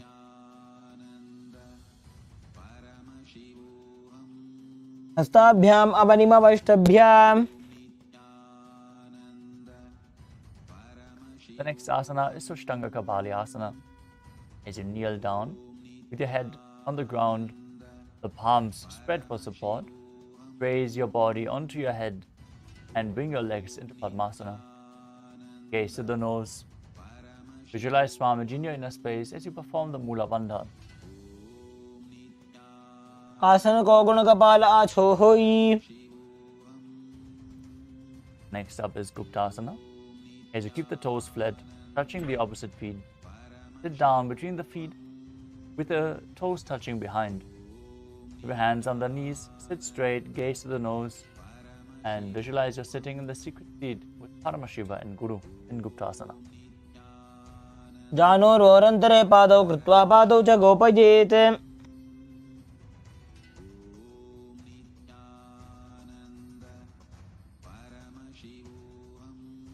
The next asana is Vrikshasana too. Now keep your hands on the ground with the fingers wide. Lift your body up straight.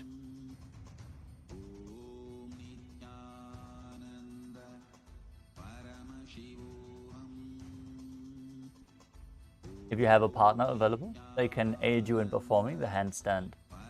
As you lift your body up, this asana should be practiced to purify the 7 chakras. You can also use the support of a wall. Now visualize yourself as a tree with deep roots into the ground as you perform the Mula Bandha. सप्तचक्रक्षालनाय वृक्षासन विशेषकान्.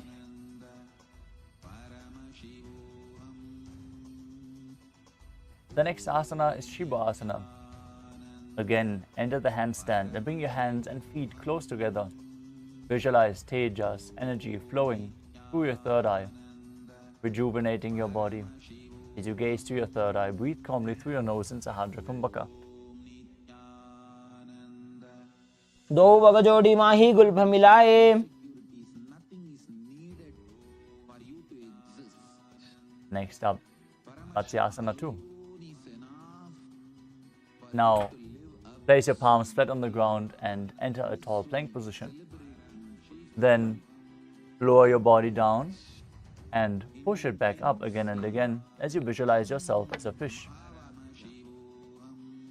युब्ध शयनम कूर्परो पार्श्वभागाया मूर्धकृत्य.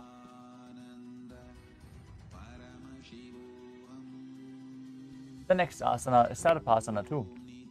As you lay prone on your belly, keep the hands on the hips, extend your legs, and lift your chest from left to right, visualizing and moving your body like a snake. युब्धं शयनं कृत्वा हस्तौ नितंबं संस्थाप्य. The next asana is Niralambanasana. Now lie prone on your belly. Keep your hands in Padma Mudra, the Lotus Mudra, holding the chin with the legs straight, toes pointed backwards. Feel yourself supported and completely independent. कराभ्यां पंकजं कृत्वा तिष्ठेत् कूर्परयासुदीः.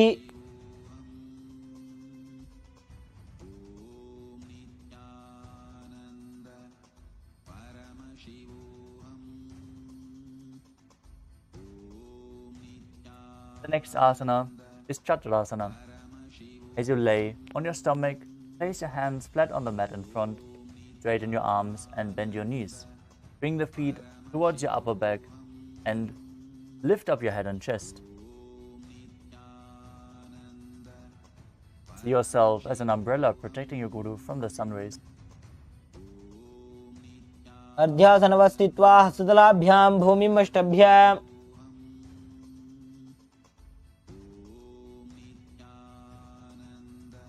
Next up is Vajrasana.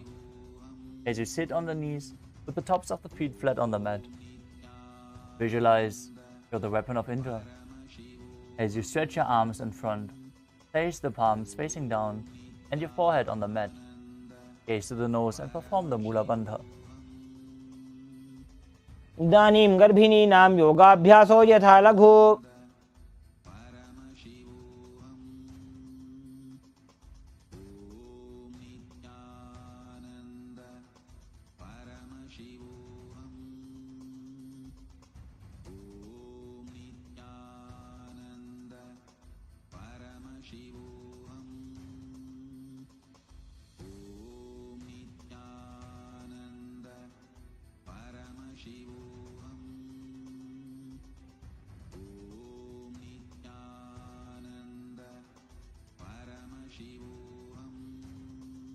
The next asana is Meshasana. Now place your hands flat on the ground in front and push your hips up high into Gajasana. Now alternate striking the ground with your hands as you experience yourself as powerful as a ram.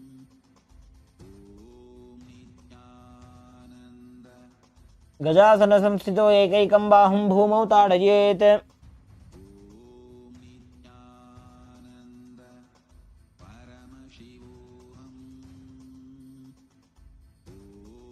The next asana is Ajasana. From Gajasana, lift your legs into the air and slowly bring the forehead to the ground. Visualize yourself as unborn, existing for all eternity. गजासन संस्थितो पादद्वयमन्तराळे कृत्य.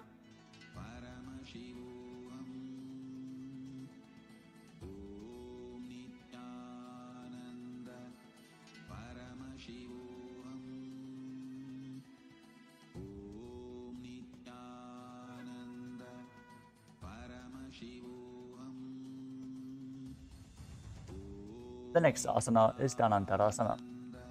As you sit on the heels with the legs together, interlace your fingers around the toes and pull the feet towards your perineum. Then place your hands on the respective knees. Keep your spine straight and gaze to the nose. Visualize Swamiji in your inner space and perform the Mula Bandha as you breathe in Ujjayi Pranayama, making an ocean-like sound with your mouth. पूर्व विधि परिहाता की काकसीस्यो फणा शरा मोड़ी. Next up is the Angamotanam.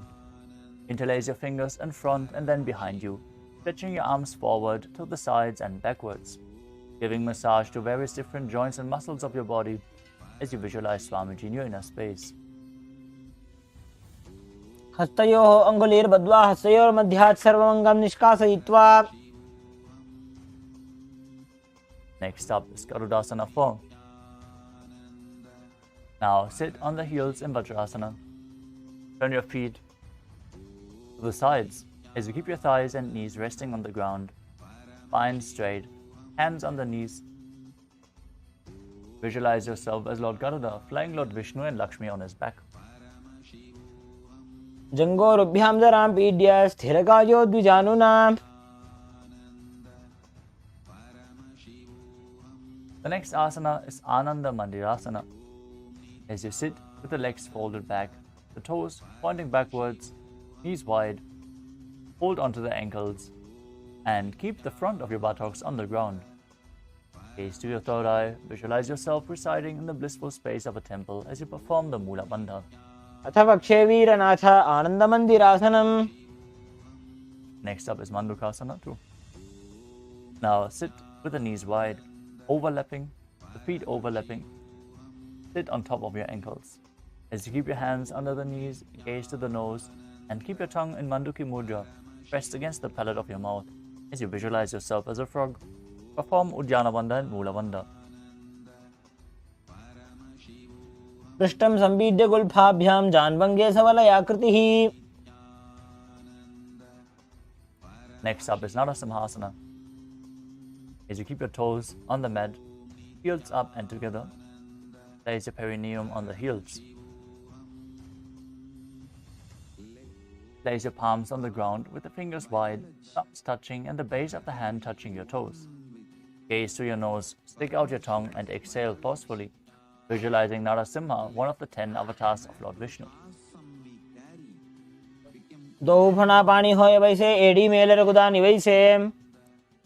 Let the microcosm we carry become one with macrocosm of Paramashiva. Let our organism become one with Paramashiva's organism. Next up is Vishrakasana. As you sit on the toes and place the perineum on the heels, separate the knees sidewards and place them on the ground.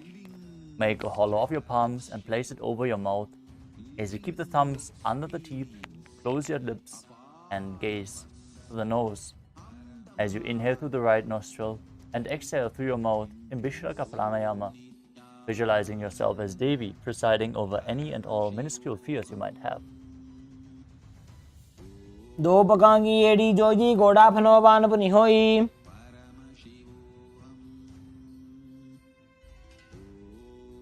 The next asana is Makadasana. As you keep the soles of the feet together, the top of the feet on the ground, sit on your heels and bend your elbows, bringing your fingers towards your armpits. As you imitate as if you were a monkey scratching itself. Visualize yourself as a playful monkey as you gaze to your third eye and perform the Mula Bandha. दो पगतली संपुट आने तिनकी पिष्टि भूमि पर इठाने. The next asana is Vajra Sangarasana. Now stand on the toes, soles of the feet together, sit on the heels with your knees open wide and off the floor. Hold your elbows behind your back as you gaze to the nose and embody a diamond-like strength for yourself and your Sangha, your spiritual community. प्रथम पना पानी होए वैसे दो AD गुदानी वैसे.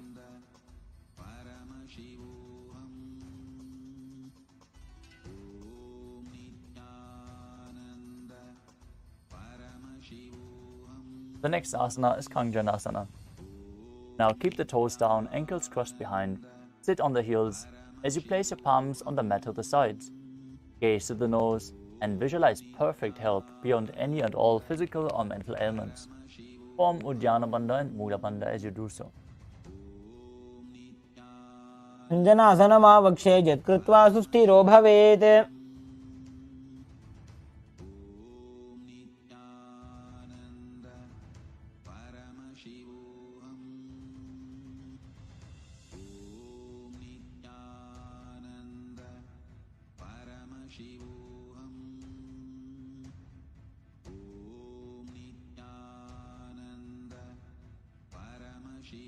Next up is Kurmasana.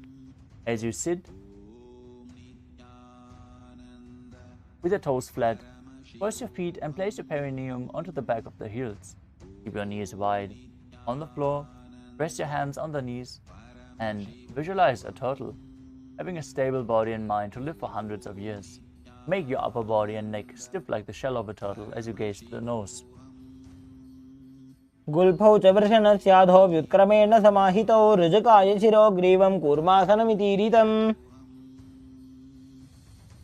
Next up is Yogasana. Maintaining the same position, relax your upper back and neck. Gaze to the nose and visualize Swamiji in your inner space. गुदं नियम्य गुल्फाभ्यां व्युत्क्रमेण समाहितः. Next up is Vijogasana. As you stand on the knees, cross your ankles behind, your feet near the opposite knee. Hold the calves with the fingers inside and the thumbs outside. Gaze to your third eye and visualize a space of eternal oneness, Advaita, with your Guru. गोड़ा वामो उभय होई गोड़ा आड़ा राखे दोई. Next up is Ushrasana 2. In a kneeling position, bend backwards, hold your ankles with your hands, keep your arms straight and push your hips forward as you tilt your head back and visualize yourself as a camel. मेरुदंड ग्रंथि दाढ़्य संभिपादयिषुः पुमान्. Next up is Jatyasana 2. With your heels together, hands on the soles of the feet, slowly lean back. Bring your elbows and then the back of your head onto the mat. Gaze to the nose and experience yourself as a lotus blooming.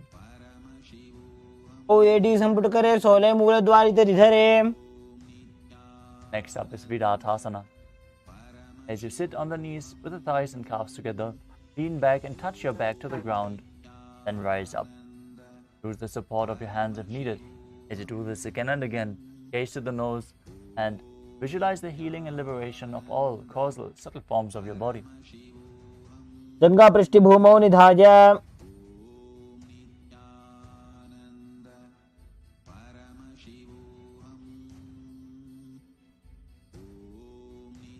Next up is Kapotasana. From Vidatasana, raise your hips higher. Bring your forearms to the mat and hold the back of the heels. Bring your head in between the feet as you visualize yourself as a beautiful dove. मेरुदंड ग्रंथि दाढ़्य संभिपादयिषुः पुमान्.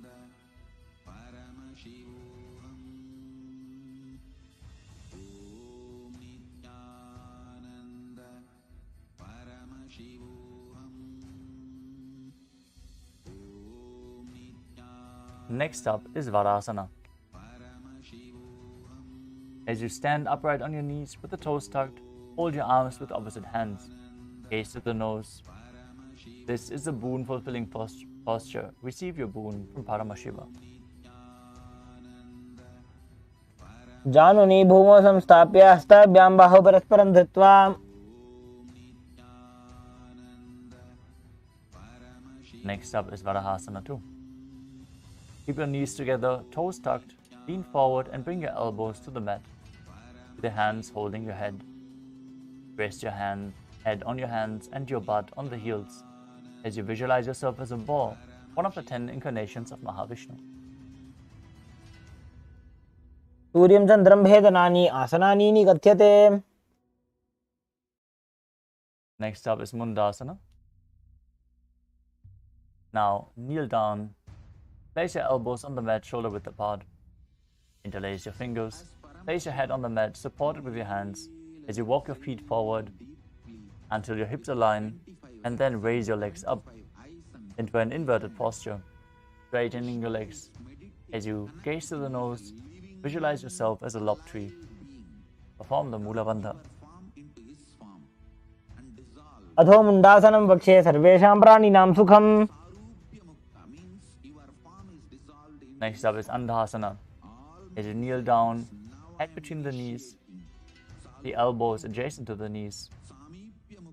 Hold your head with your hands and exhale through your mouth as you gaze to the nose and visualize Swamiji in your inner space. प्रथम पगदली समहटारावे कोरमाहिली उभय मिलावे।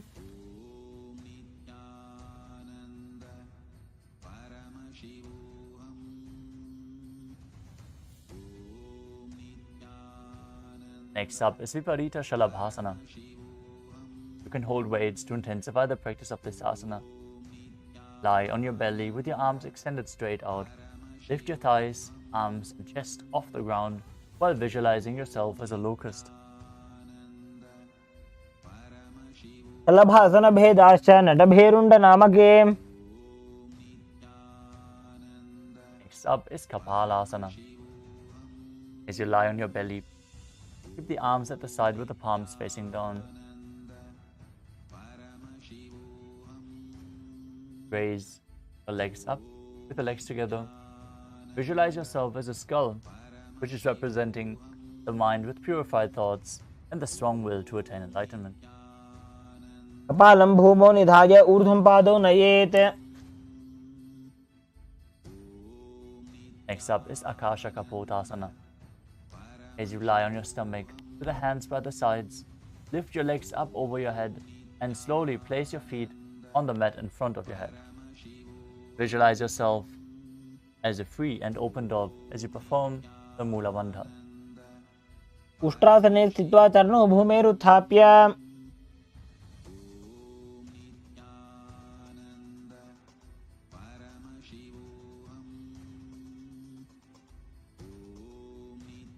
Next up is Chatakasana. As you sit on the knees, bring the chest down so your navel touches the knees.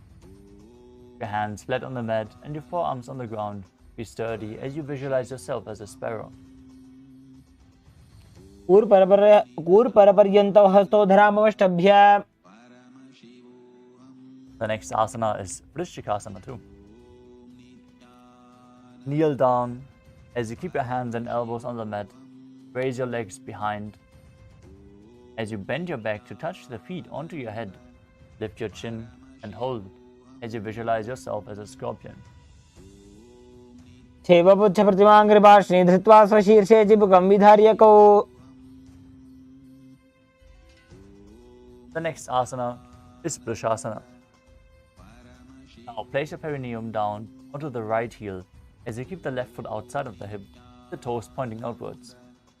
Keep your hands on the mat in front of you while visualizing yourself as a bull. As you start breathing, forcefully inhaling through your nose in Antaranga Kumbhaka, holding the breath for a short while, and then slowly exhaling through the nose. याम्य गुल्फे पादमूले वामभागे पदेतरम्। Next asana is Lolasana. From the kneeling position, place your hands flat on the mat and lift your knees off the ground. Cross your toes of the left foot over top of the right as you balance above the mat while visualizing Swamiji in your inner space. लोलासनं सदा कुर्यात् वायुलोलापघातनात्। From Lolasana, straight, place your perineum onto the left heel as you repeat Vrishasana on the other side. याम्य गुल्फे पादमूले वामभागे पदेतरम्। Next up is Balagunasana. Keep the left toes on the ground as you sit on the heel of the left foot. Place the right foot flat, hands on the knees while visualizing Balagunahai, one of the 84 siddhas. आसन को गुण जल विकार जाई। Next up is Grahasana. Squat with the feet flat on the mat. Bring your elbows under the thighs and wrap your hands around the shins. Hold onto the ankles from the outside as you visualize yourself as the entire planet. पादतले भूमौ संस्थाप्य जानुमध्ये कूर्परौ स्थाप्य।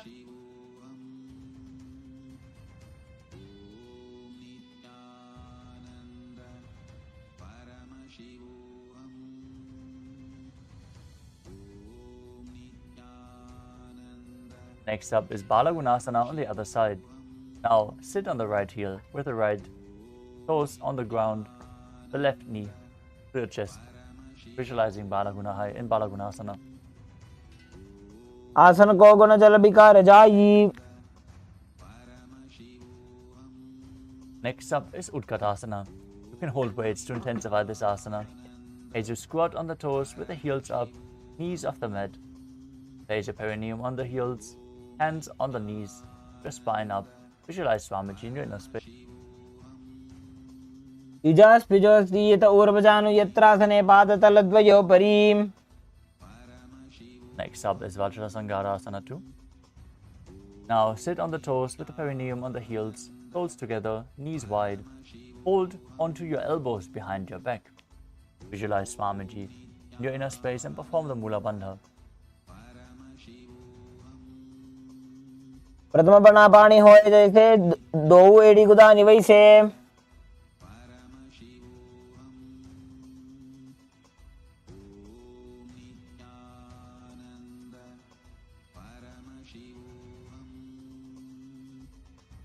The next asana is Anilasana. As you squat or sit with the feet hip width apart, keep your hands under the soles of the feet from the inside, with the palms facing down. Keep your arms straight, elbows at the navel, and gaze to your nose. Visualize you are able to consume and live off of air alone in Anilasana. Paramashiva alone is enough for you to live absolutely, blissfully, celebrating, fulfilled, complete. दो हाथ भूमि पर ठाने कहनी जाड़ी नाभिल का आने.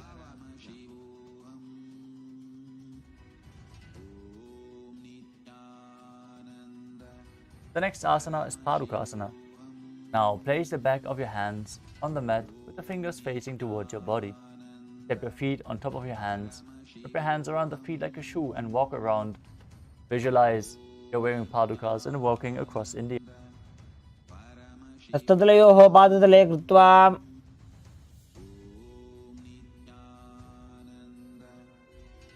Next up is Uttanasana.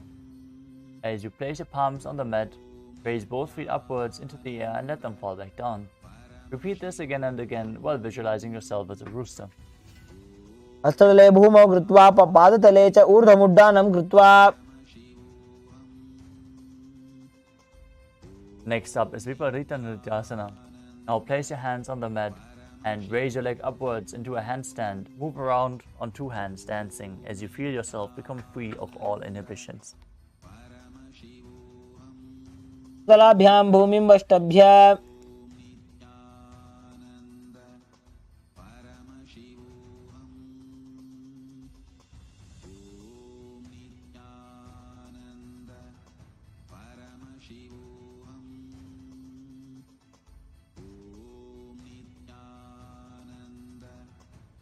Next up is Kunjarasana. As you separate your feet and place one palm down on the mat with the arms straight, bring the opposite hand to your head. Be stable. As you visualize Swamiji in your inner space,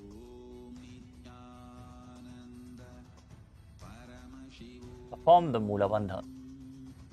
अथ पक्षे Mahadev कुञ्जरासनमुत्तमम्.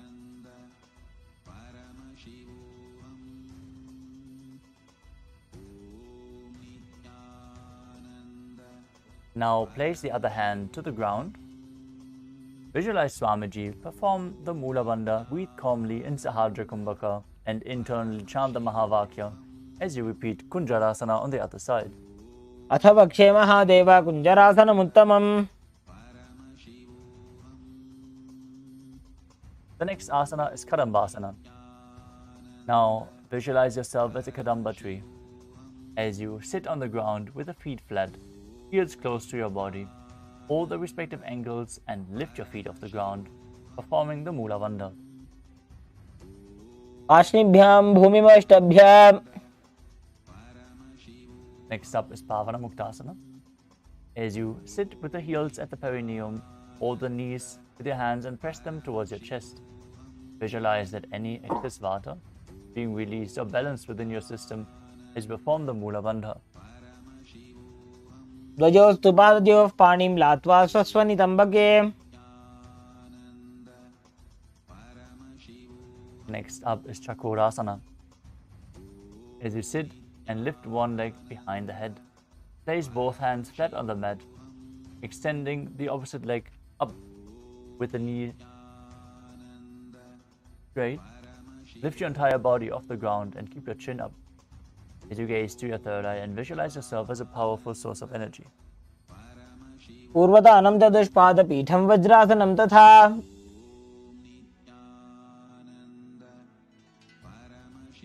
Next up is Dhanurasana 2. As you sit on the ground,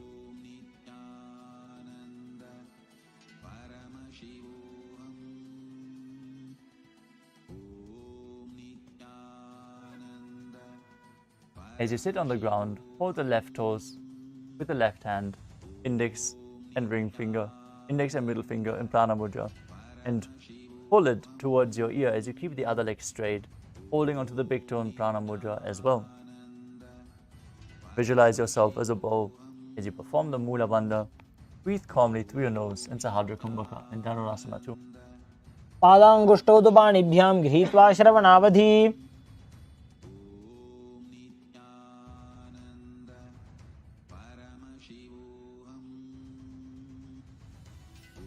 The next asana is Ashtavakrasana. Now lift the left leg over top of the left shoulder, bring the right foot across and hook it on top of the left foot. Lean forward and down while extending the legs to the side, balancing on your arms mid-air as you visualize yourself as a flying crane. वासिष्ठमथ कौण्डिन्यम् ऊर्ध्वकुक्कुटमेव च. Next up is Pranasana. As you place the right foot on the left thigh, bring the left foot flat on the ground. Have the left shoulder underneath the raised left leg. Left hand on the ground as you push the right knee down with the other hand. Gaze to your third eye and visualize you're immortal, able to exist solely from prana.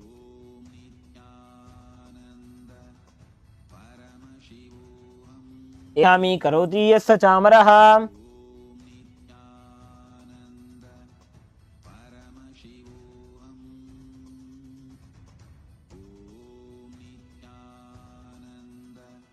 Next up is Parashvamatyendrasana. As you place the right foot at the root of, keep the left foot over top of the knee, foot flat down. Twist your elbow around the raised knee as you bring the hand underneath the knee behind your back.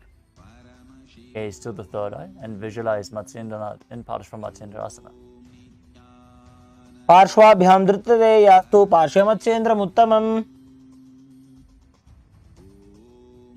Now repeat Chakrasana on the other side as you lift the other leg behind your neck, opposite leg extended, lifting your body off the ground while visualizing yourself as a powerful source of energy. पूर्वतानं चतुष्पादपीठं वज्रासनं तथा.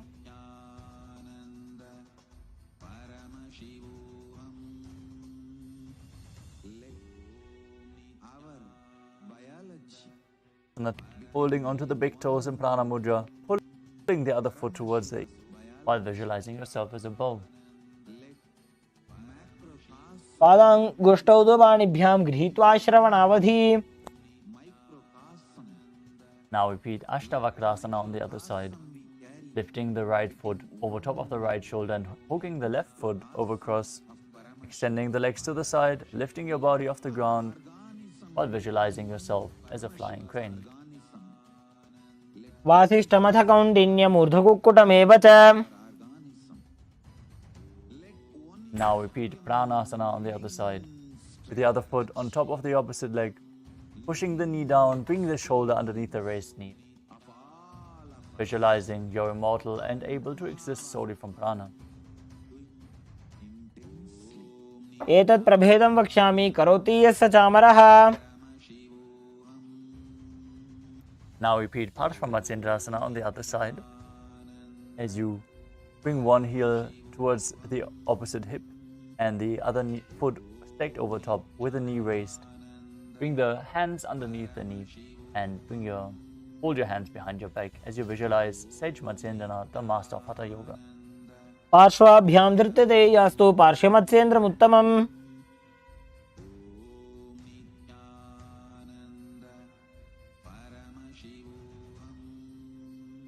As you visualize Swamiji in your inner space, keep one leg straight and press the perineum with the other heel. Lean your chest forward and down, hold your front foot and bring your head towards the knee. As you perform the Mula Bandha and move the prana up and down within your body in Ardha Paschimottanasana.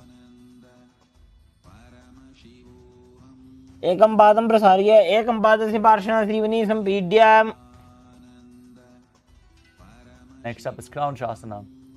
Now place your left ankle outside of the hip as you hold the sole of the right foot and lift the leg up towards your forehead. Keep your knees straight, gaze to the nose, and visualize yourself as a crane. तानपादं क्रौञ्चं च मरीचिं वीरभद्रकम्. Now repeat Ardha Paschimottanasana on the other side. एकं पादं प्रसार्य एकं पादस्य पार्श्वना Shrivani सम्पीड्य. Now repeat Crown Shasana on the other side. Bring the other foot outside of the hip, extending the leg up towards your head. Keep the knees straight. Visualize yourself as a crane. वासिष्ठमथकौण्डिन्यमूर्धकुक्कुटमेव च. Next up is Swastikasana. Now sit with the soles between the thighs and calves, your spine straight, palms resting on the knees. Gaze to the nose, embody peace, well-being, good fortune and prosperity as you visualize the swastika in your inner space. Form the Jivachala Kumbhaka, gaze to the nose and perform the Mula Bandha.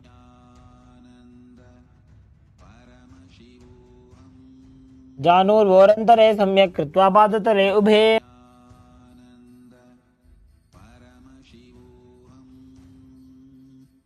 Next up is Gorakshasana. Keep your feet in the same position. Cover your heels with the respective hands. Your chin to the chest, gaze to the tip of the nose as you visualize Sage Goraknath, the founder of the Natha Yoga Hindu Sampradaya. जानूर्वोरन्तरे पादौ उत्तानो व्यक्तसंस्थितौ.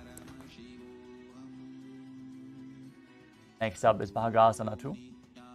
As you gaze through your third eye and visualize Swamiji in your inner space, meditate on Arihanta, the enlightened one, and perform the Mula Bandha as we again enter the Shanmukhi Mudra, closing all the five senses. Close your mouth with ring and little finger, the nose with the middle finger, the mouth with ring and little finger, the nose with the middle fingers, the eyes with the index fingers, and the thumbs, the ears with the thumbs. वामपार्श्वोगुदं संस्थाप्य.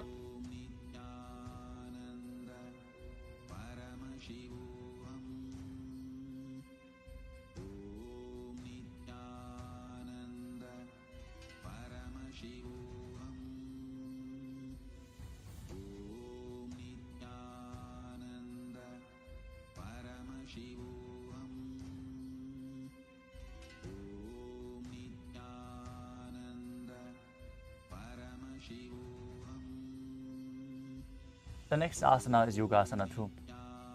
Now place your feet on top of the opposite knees. Keep your hands on the ground beside your body with the palms facing up.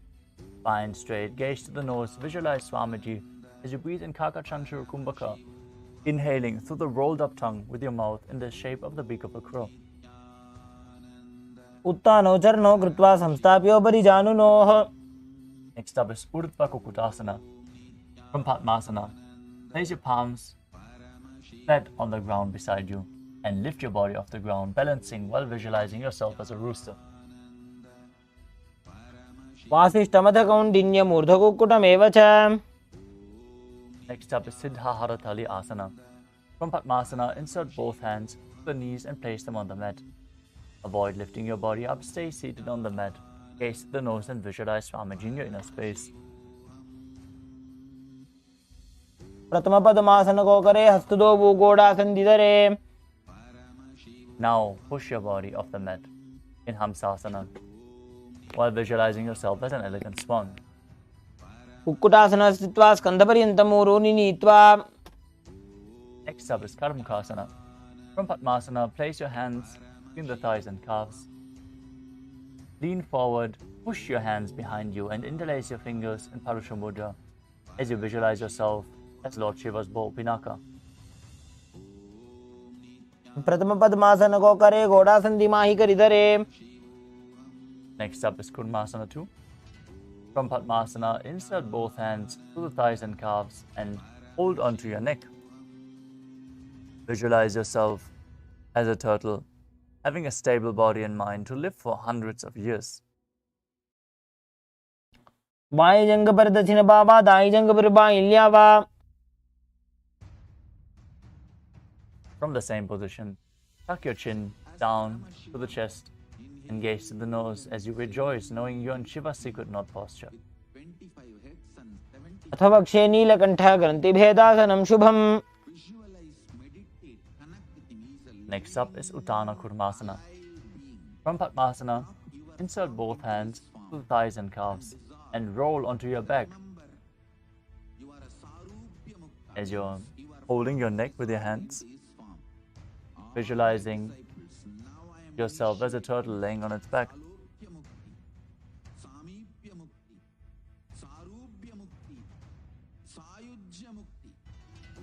कुटासन बन्धस्तं कराभ्यां धृतकन्धरम्. Next up is Pangukukutasana. From Padmasana, sitting up, place both hands through the gap of the thighs and calves. Now place one hand flat on the mat, hold its wrist with the other hand and lift your body, balancing on one arm as you visualize yourself as a rooster. Kukkutasana स्थित्वा एकेन हस्तेन अन्यस्य परिबन्धं धृत्वा.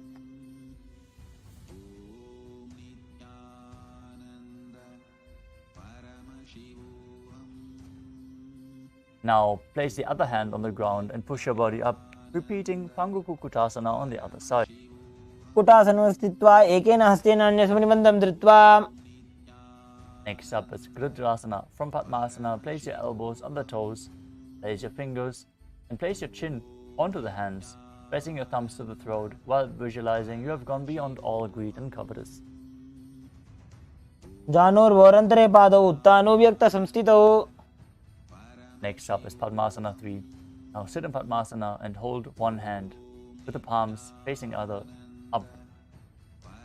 Gaze to the nose and visualize Swamiji in your inner space as you engage all three bandhas in Mahamudra Bandha. उत्तानो चरणो विधाय विधिवत् शक्तिस्थितो योगिरात्. Next up is Padmasana 4. Now keep your palms on top of the knees, gaze to the nose and visualize Paramashiva in your inner space as you perform the Mula Bandha. एतत् पद्मासनं कुर्यात् प्राणवायुप्रसिद्धये. Next up is Karmukasana 2. From Padmasana, keep one hand on top of the knee and hook the other index and middle fingers around the big toe as you rotate the big toe round and round as if you're pulling a bowstring back. Visualize yourself as Paramashiva's bow in Karmukasana 2. अथान्यासनमावक्षे योगपूरकरक्षणात्. Up is Karmukasana 3. From Padmasana, cross your arms behind your back, hold onto the big toes in Prana Mudra. As you inhale through your tongue in Kakachantra Kumbhaka, gaze to the nose, engage all three bandhas and visualize yourself as Paramashiva's bow. कार्मुकासनमाक्षित्य उदरे पूरयेत् सुखम्.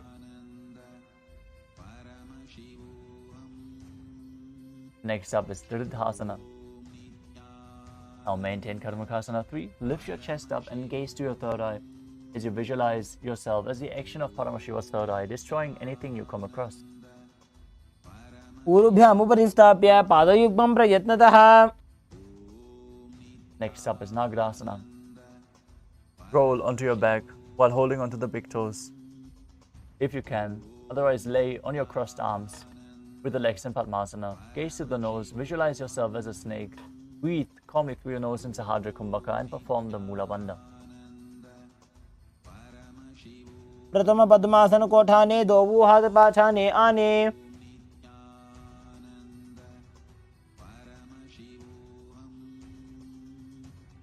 Next up is Kandukasana. As you lay on your back, bend your knees and lift your feet off the ground. Pull your knees to the chest with your head touching the knees as you squeeze your body into a ball. चित्रासने स्थित्वा हस्तपादान् निष्कुष्य. Next up is Urdhva Pavanasana. Now place your feet flat on the ground, knees raised. Keep your hands interlocked underneath your head. Gaze to the nose and visualize Swamiji in your inner space. प्रथमे सूधो San करावे घोड़ा उभा राशि मिलावे Paramashivoham. Om Nithyananda Paramashivoham. Next up is Marakatapitasana. As you lay on your back with the knees raised, bring the upturned palms underneath the heels and lift your hips up, visualizing yourself as a powerful alpha ape as you perform Mucha Kumbhaka with Jalandhara and Mula Bandha engaged. उत्तान शयनं पादतले उत्तान हस्तयोः स्थापयेत् Next up is Uttana Shikhi Pitakasana. Lie supine, raise your hips up, support your hips with the hands placed at the waist, elbows bearing the weight of your body. As you tuck your chin to the throat, gaze to the nose, and visualize Swamiji in your inner space. जङ्घोरुबलहीनश्चेत् उत्तानशिखिपीठकम् Next up is Narakasana. As you lie supine, raise your hips and legs up together, with the elbows and hands extended on the mat, helping you balance your body with the legs raised. Visualize yourself blissfully traversing Narakaloka unscathed. ग्रीवाकण्ठेन भूमिं विष्टम्भ Next up is Tiryanokasana. From Narakasana, bring your hands to the hips and straighten your legs. Then slowly lower and anchor them down with your core engaged, visualizing yourself as a boat crossing the ocean of samsara. नौकावत् स्थित्वात् ऊर्ध्वं पादाग्रद्वयं नजेत् Next up is Dvajasana.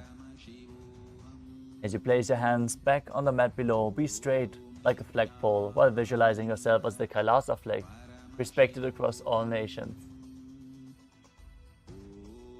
तिर्यन् नौकावते ग्रीवापृष्ठकूर्परैः भूमिं वष्टभ्य Now lower your body down completely.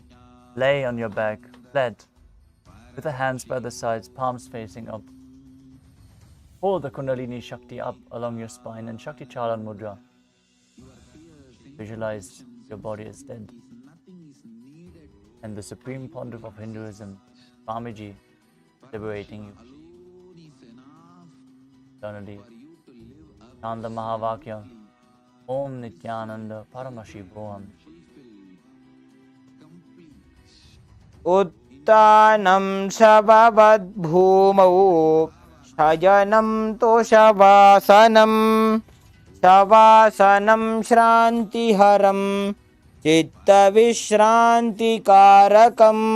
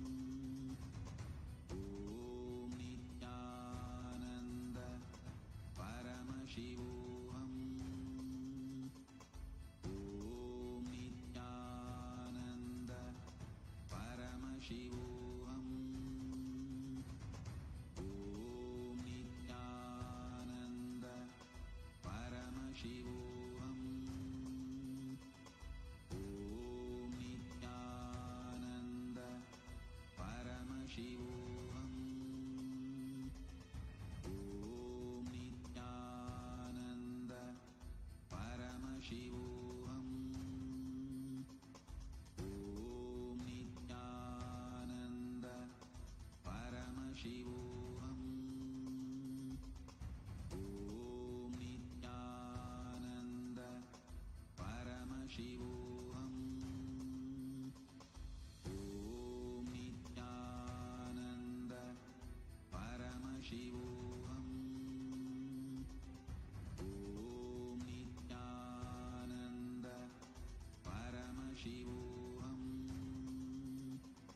Om Nithyananda Paramashivoham. Now slowly return to your physical body. Start to wiggle your fingers and toes, your wrists and your ankles, your elbows and your knees. Pull the knees up to your chest. Rock your body from side to side. As you slowly return to a comfortable seated position.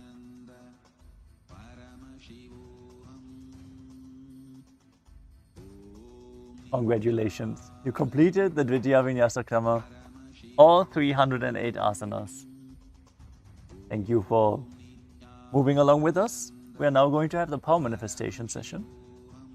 It is essential to manifest the powers of Paramashiva as we now invoked the Kundalini Shakti to hold the experience into your nervous system. So let us now conclude this yoga session and be ready for the power manifestation, which is happening immediately after. So stay tuned.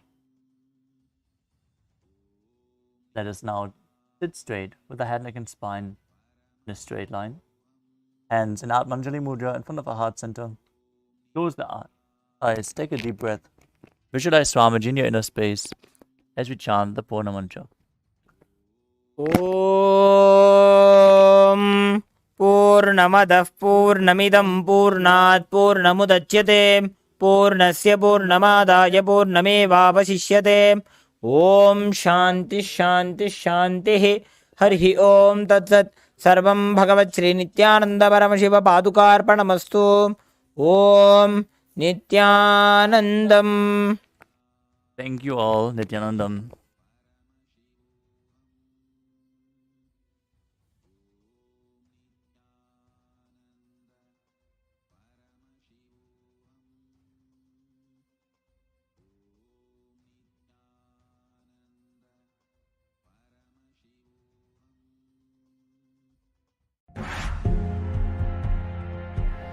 First thing I want to tell you, third eye can be opened. Second thing I want to tell you, for the sake of God, please open it. Third thing I want to tell you, do not believe the fellows who say it cannot be opened or it should not be opened. Third eye has a capacity to make anything you want as reality. Taste the first breakthrough, conscious breakthrough guaranteed. It is all about opening your third eye, giving you first conscious breakthrough. Any human being can go through these initiations and have this superconscious breakthrough, manifest these possibilities and powers. It is possible for all of you. If these words reach your ears, I am talking to you and it is for you. I welcome, O humanity, come, it is time you experience superconscious breakthrough.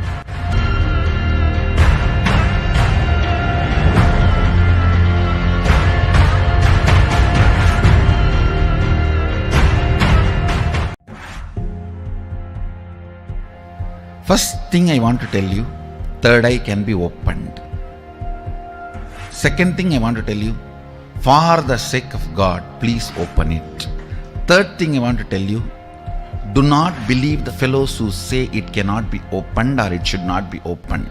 Third eye has a capacity to make anything you want as reality.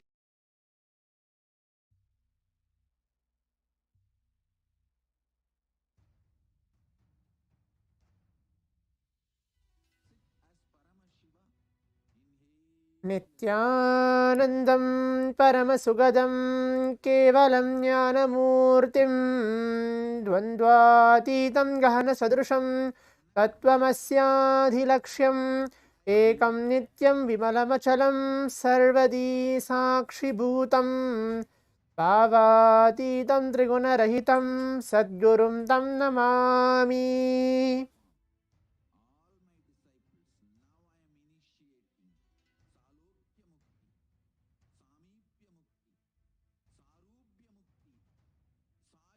Nithyanandam, we welcome all the Paramashivoham participants of this level 3 season. We are going to be entering to the power manifestation, manifesting powers of Paramashiva. Now let us all be seated. Get back to a comfortable seated position onto our Paramashivoham sessions. We're going to be having the first power manifestation of the day, which is the power of third eye awakening, reading and seeing with our eyes completely blindfolded. It's going to be intense 21 minutes of the power manifestation, which we're going to have. Let us all be seated and turn on our cameras. Today we're going to be manifesting the power of third eye, reading and seeing with our eyes completely blindfolded. Please be ready and please be seated.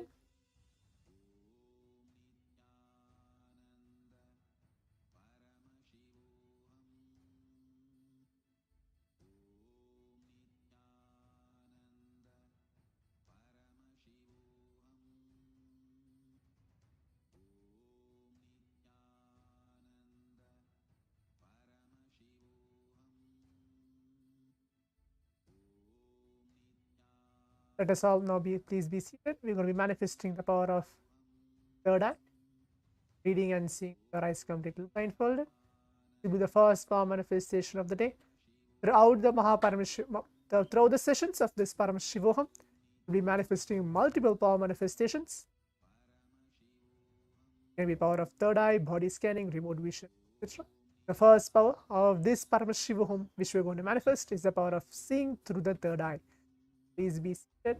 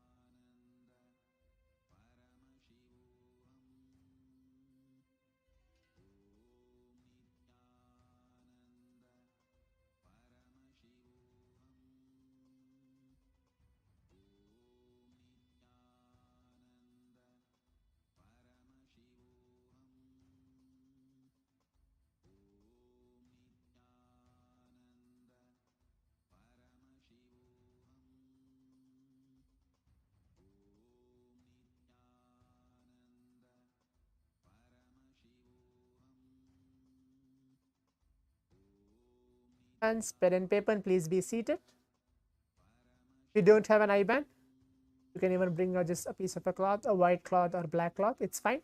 But please bring something to please blindfold yourself and please be seated for this power manifestation. This power manifestation is directly revealed by Paramashiva himself, the Vedas and Agamas, which are the source scriptures of Hinduism. Swamiji very beautifully tells that every single power is directly initiated to all of us in these Paramashivoham sessions, directly authenticated, validated from the Shastra Pramana, which are the scriptural reference. The verse directly proved and blessed by Paramashiva himself. Just again, it's a reminder, please turn on your cameras for this power manifestation and please be seated with your IBANs, pen and paper.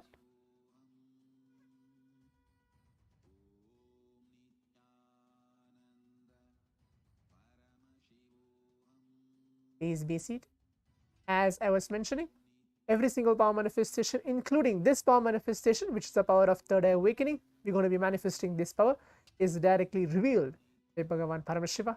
We're going to be looking and going through the Shastra Pramana, the verse from Vijnana Bhairava Tantra, where Bhagavan Paramashiva himself tells, I'm going to be reciting this verse and the translation both for all of you. and we'll directly enter to the power manifestation today. We're going to be having 2 rounds of power manifestation. So let us all now get seated and be ready for this power manifestation. Now, I'll be reciting the verse from the Vijnana Bhairava Tantra, the Shastra Pramana, the scriptural reference revealed by Bhagavan Paramashivam himself. Kapalantarmano nyasya tishtanmilitalochanaha kramena manaso dhadyat lakshayed lakshamuttamam.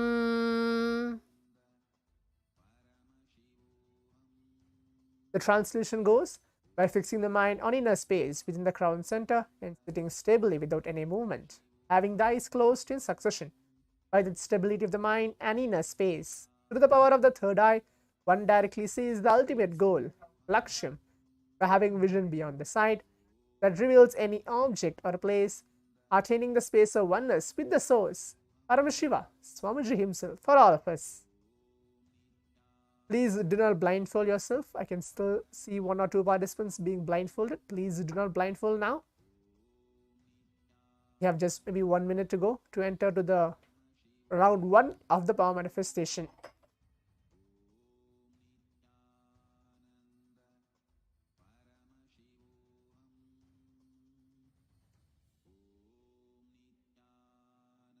Today, now as we've gone through from the Vijnana Bhairava Tantra, the verse and the translation, we are going to be manifesting colors blindfolded today with closing our eyes. This is a level 1, the most easiest, simple, primary level of the power manifestation, seeing colors blindfolded, closing our eyes, and we're going to be requesting Swamiji to see colors blindfolded. That's going to be today's round. I'll be choosing any colors and projecting it to all of you once we are ready for the round 1 of the power manifestation.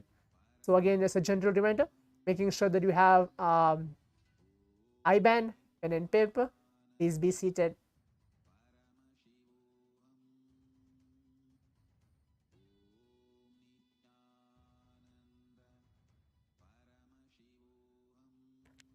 Now please put on your IBANs. Please close your eyes. Please close your eyes. Requesting all the participants, please put your IBAN on. We're going to be entering to the power manifestation.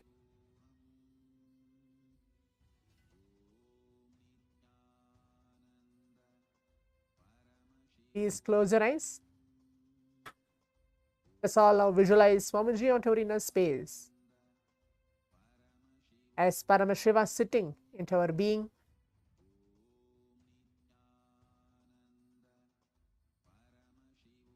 Please keep your eyes closed.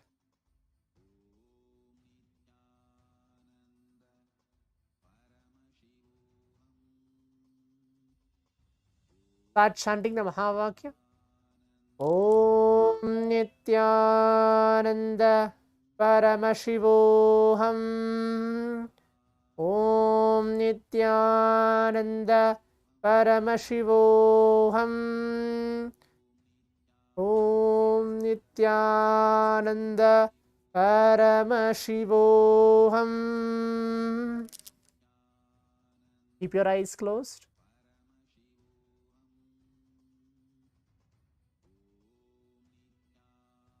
Please keep your eyes closed as we have 3 minutes for this round of manifestation.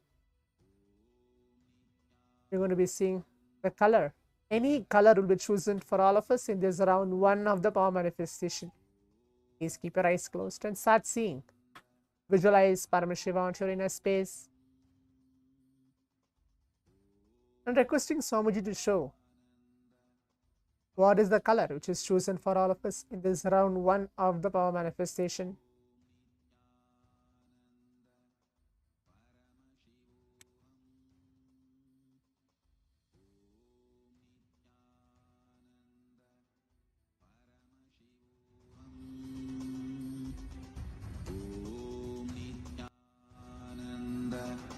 Paramashivoham. Om Nithyananda Paramashivoham. Om Nithyananda Paramashivoham.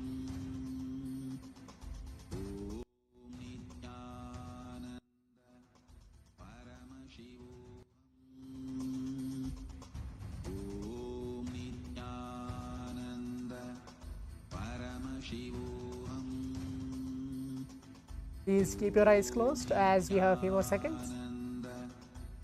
Keep your eyes closed and keep seeing what is being projected, what is being revealed to all of us through our third eye. What is the color? Is getting revealed through the third eye. Whatever is the revelation, please accept and just keep seeing.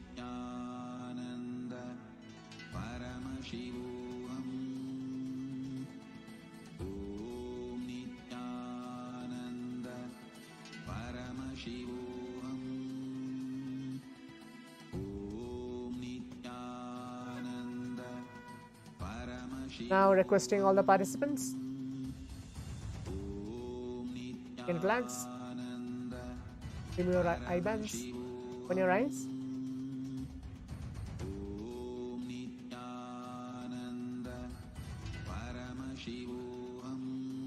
You can open your eyes, requesting all the participants to open your eyes. You can take off your eye bands and take a few minutes now to type down, or you can leave a message in the Zoom chat telling what is the color which was revealed to all of you for this round 1 of the power manifestation. Whatever it can be, any color. You don't even see a color, but anything which is being revealed to all of you for this round 1 of the power manifestation. You can leave a message telling this is what was revealed to you for this round 1 of the power manifestation. So that will be the next step. Please pen down, or you can leave a message in the Zoom chat telling what is the color was revealed to all of you for this round 1 of the power manifestation.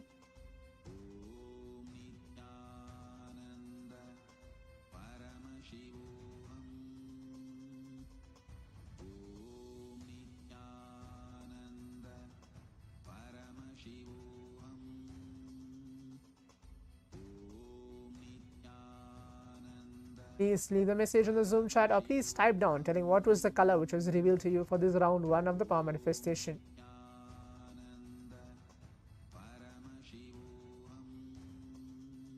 Okay, I can see the participant named as Srinivas had put a color black.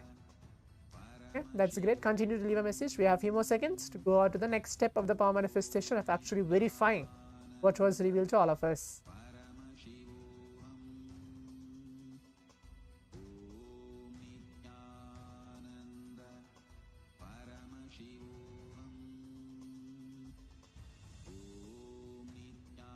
So now, as all the participants can see, the color which was chosen for all of us was the color blue. You can see a participant name is James has put a message yellow, then a brown,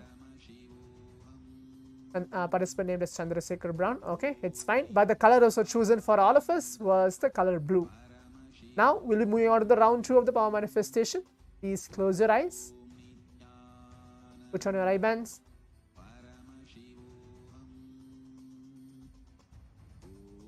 Please close your eyes. We're going to be having the round 2 of the power manifestation of manifesting the powers of Paramashiva. Again, it's going to be the same colors. Please close your eyes. Start chanting the Mahavakya Om Nithyananda Paramashivoham. We're going to be having 1 minute for this round of power manifestation.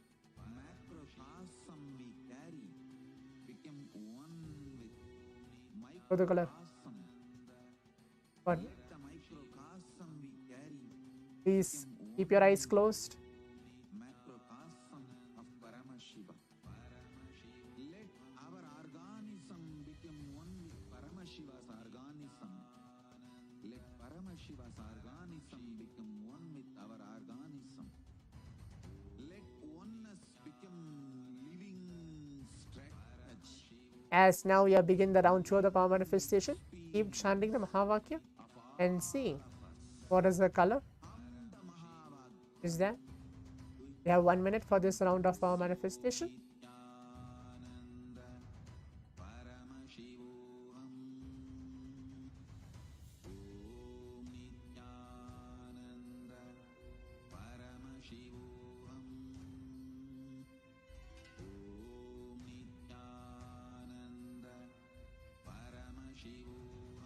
We have a few more seconds left.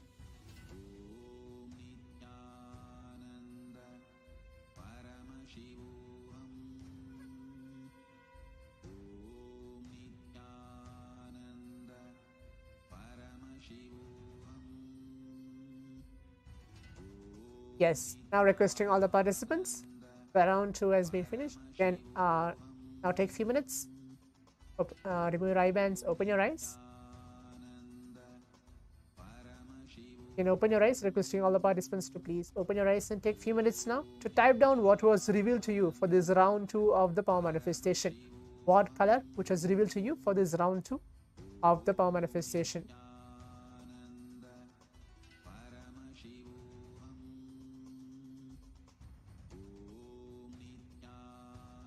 Please type what was revealed to you for this round 2 of the power manifestation.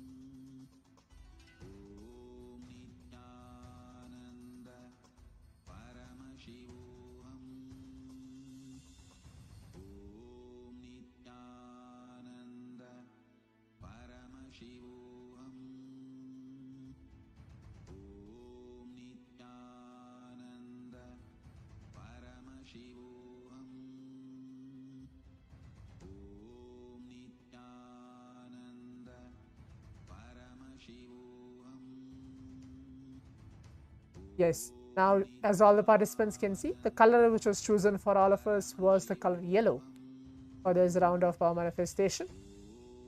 So the round 1 was blue in color and the round 2 was chosen was the yellow in color. Okay, yes, okay, I can see participant put a message violet. That's good, yeah. We're going to be having multiple power manifestations throughout the day. Hope that you're going to manifest more and more extraordinary powers and getting close to Paramashiva himself. Now, as we are coming to the conclusion of the 21st minute of the power manifestation, manifesting the powers of Paramashiva, before we move on to the next session, let us take a few minutes of our time going ahead onto our social media and posting our experiences with the pictures, videos. Remember, while you post your experience, please post with the hashtag Kailasa, hashtag Paramashivoham, hashtag Nithyananda, and the hashtag Power Manifestation. Now, we are coming to the conclusion of this power manifestation, manifesting the powers of Paramashiva. We are going to be starting the next session very shortly. Stay tuned. Nithyananda.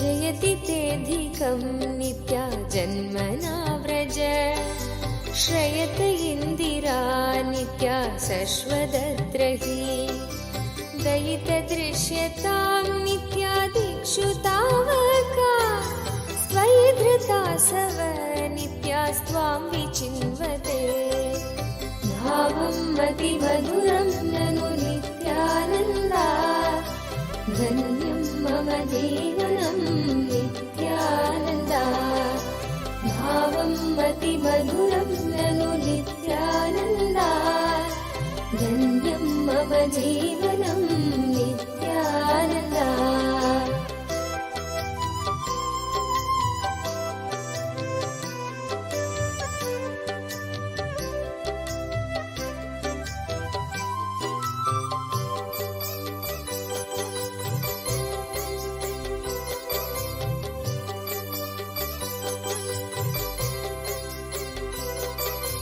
शरदुदाशये नित्या साधु जातसे सरसिचिदर नित्या श्रीमु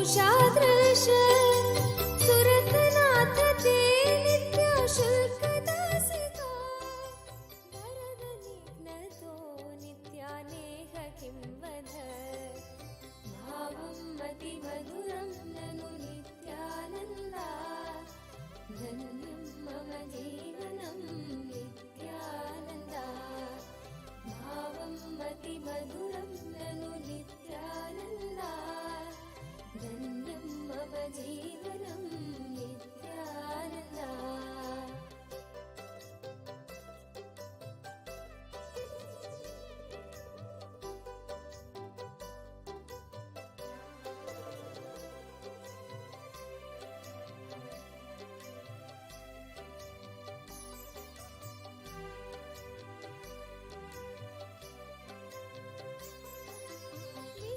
विषजलाप्ययात् नित्यव्यालराक्षसात् वर्षमारुतात् नित्याद्वैत्युताननात् वृषभयात्मजात् नित्याविश्वतो भयात् वृषभते वयं नित्या रक्षितामुः भावं मतिमधुरं ननु नित्यानन्दा धन्यं मम जीवनं नित्यानन्दा भावं मतिमधुरं ननु नित्यानन्दा धन्यं मम जीवनं नित्यानन्दा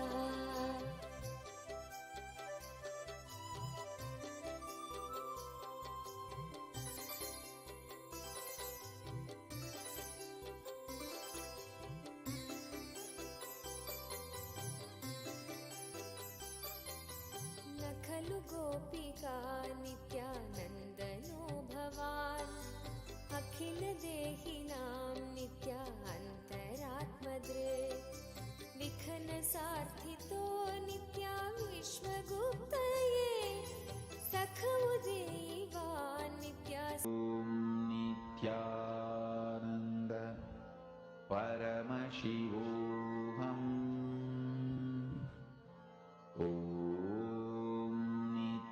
नित्यानन्द परमशिवोऽहम् ॐ नित्यानन्द परमशिवोऽहम् ॐ नित्यानन्द परमशिवोऽहम्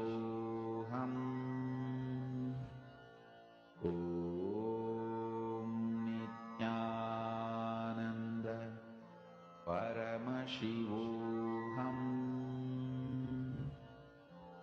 ॐ नित्यानन्द परमशिवोऽहम् ॐ नित्यानन्द परमशिवोऽहम् ॐ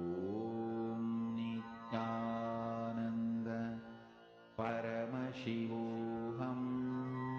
परमशिवोऽहम् ॐ नित्यानन्द परमशिवोऽहम् ॐ नित्यानन्द परमशिवोऽहम् ॐ नित्यानन्द परमशिवोऽहम् ॐ नित्यानन्द परमशिवोऽहम् ॐ नित्यानन्द परमशिवोऽहम् ॐ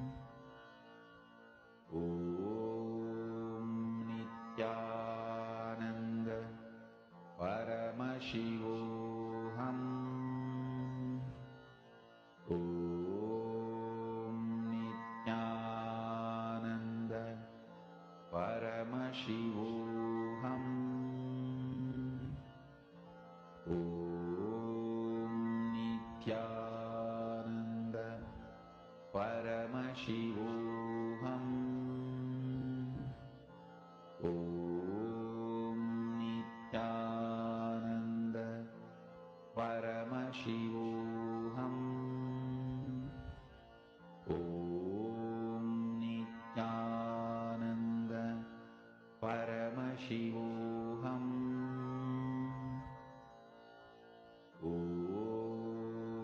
Nithyananda Paramashivoham. Om Nithyananda Paramashivoham. Om Nithyananda Paramashivoham. Sukadam Kevalam Jnanamurtim Dvandvatitam Gagana Sadrisham Tattvamasyadiraksham Ekam Nityam Vimalamachalam Sarvadhi Sakshi Bhutam Bhavatitam Trigunarahitam Sadgurum Tam Namami. Nityanandam to all the participants, every one of you joining with us today. We welcome all of you for day 2 of Paramashivoham. Each and every one of you that have joined with us today. Today, on the day 2 of the program, yesterday we all learned about the basics, introduction to Hinduism, understanding about the science of powers. What exactly is this program about? Paramashivoham level 3 all about. And how you can experience these extraordinary sciences. We learned about the different ways in which you can receive the initiation, what is initiation, what is darshan, and most importantly, the science of manifesting, creating and manifesting your reality, kalpataru. And yesterday we had an amazing darshan of Gajamukha Anugraha Murti, where we were all blessed with Shiva Deeksha, and Swamiji blessed us all with Kalpataru, the science of creating our reality, manifesting our reality the way we would want it.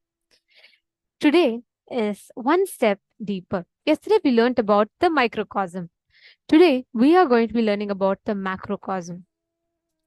To understand about universe, to understand about Hindu cosmology, how does the Hindu cosmology function? And why is the universe out there related to you? How is the Brahmanda, the macrocosm, related to the Pindanda, the microcosm? Today we are going to venture out in the universe to understand about what is out there existing in the universe. Absolutely. It's quite exciting also, because you're going to be a lot about how relate with the macrocosm, how you can learning about everything about the cosmos, have introduction about it. It's quite exciting. And the day 2 of Paramashivam, the Paramashivam level 3 program, I'm going to start with learning about what is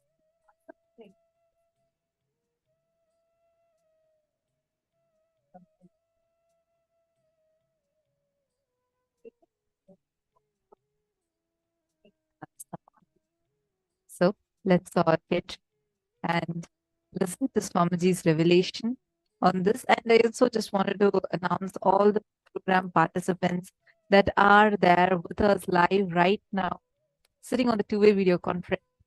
We are going to be having an exclusive live darshan of Supreme Pontiff of Hinduism video conferencing. And you all can sign up at Paramashivoham, and you can also join completely. And anyone that's watching this on the media, all of. Now let's listen to Swamiji's revelation on Asampragnata Samadhi, the Samadhi that we are getting the darshan today.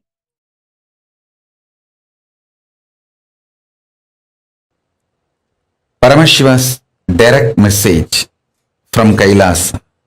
Listen. Conscious sovereignty.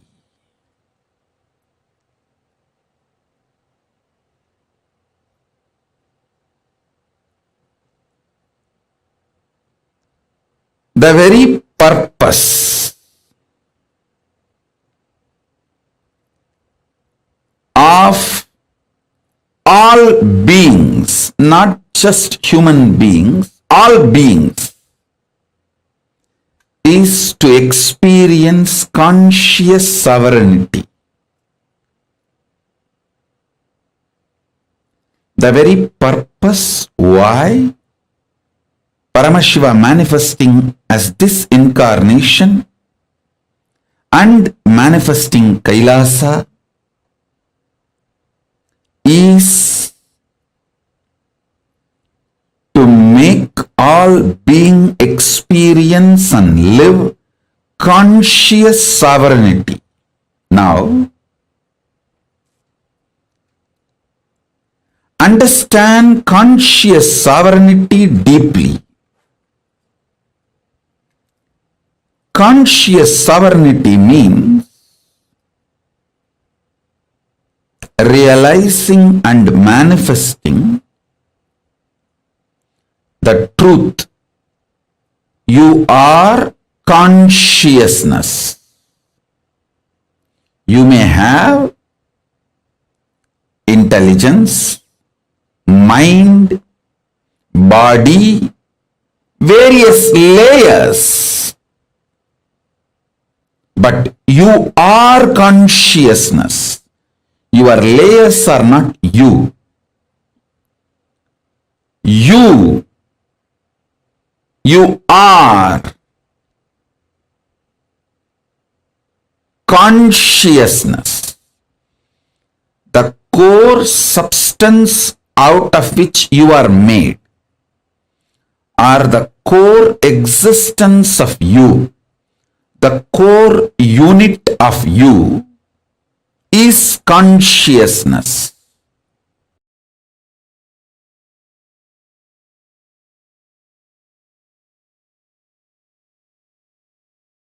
How many times you get into the car and start the car and drive almost 1 hour, you reach from home to the home to the office. Only after reaching the office and you park the car, you will realize, oh God, office has come. Means that full 1 hour, you only had chronological time, not psychological time. You are caught in your patterns, you are grinding, you are chewing your pet. Your inner space had only chronological time. It did not have psychological time or conscious time. You were not consciously living, alive. Every time you are ferocious with yourself and break a pattern, you gain consciousness.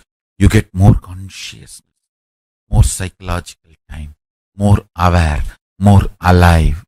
And when you hit your inner space with powerful cognition, you just manifest powers. These are fundamental principles of existence and reality. These are fundamental principles of existence.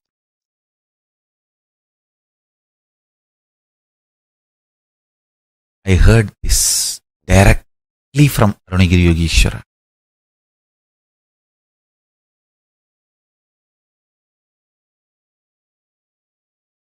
So listen to this great truth.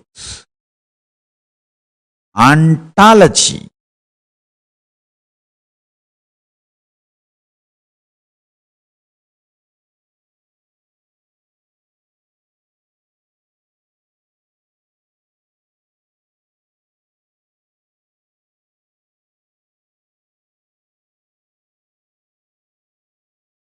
It's like a metaphysics of existence, beings.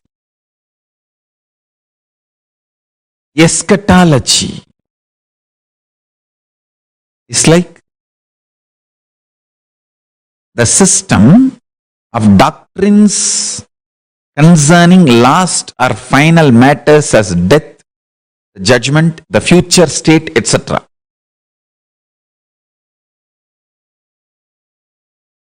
Epistemology is branch of philosophy that investigates the origin, nature, methods and limits of human knowledge. Axiology the branch of philosophy dealing with values of those ethics, aesthetics, or religion. Now, one by one, I'll map. The ontology of Paramashivam Jnana. Listen carefully, intensely.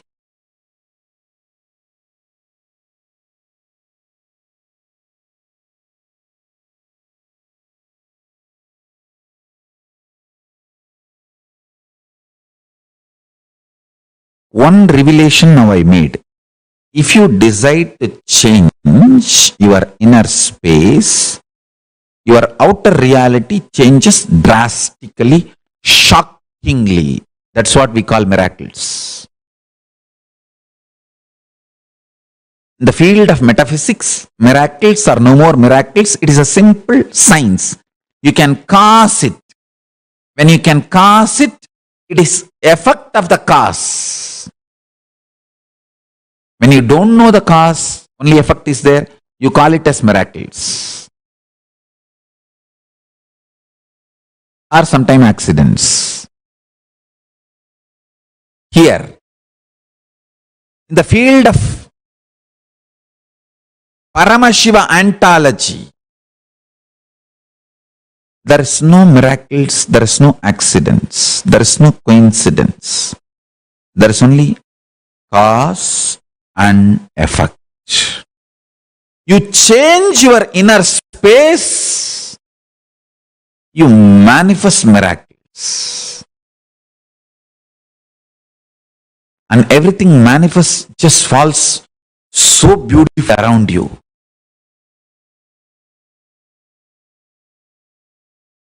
Everyone perceives your life as miracle. And you continue to be in the space of Paramashiva Ananda, Paramashanta Swarupa, Paramashiva Sugabodha, the supernal effulgence of Paramashiva. I tell you, start tasting the sweetness and beauty and qualities of Paramashiva. Anybody who gets the taste of qualities of Paramashiva is liberated. Because when you start tasting, you will start naturally parking yourself there. Even in your free time, you will always be Paramashivoham, Nithyananda Paramashivam. The eternal love, Paramashanta Swarupa, and real Ananda, extremely alive.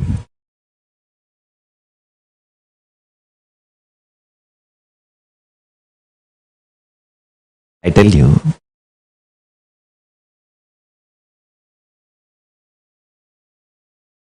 the supernal effulgence, bliss of Paramashiva is like a gold pouring. Take that gold and make your logic for yourself. Your logic means you always think, oh, if I do this, I get bad. If I do this, I get good. If I am like this, this thing happens. If I am having this mood, this is what will be today's result. If I am having this mood, this is what will be my life.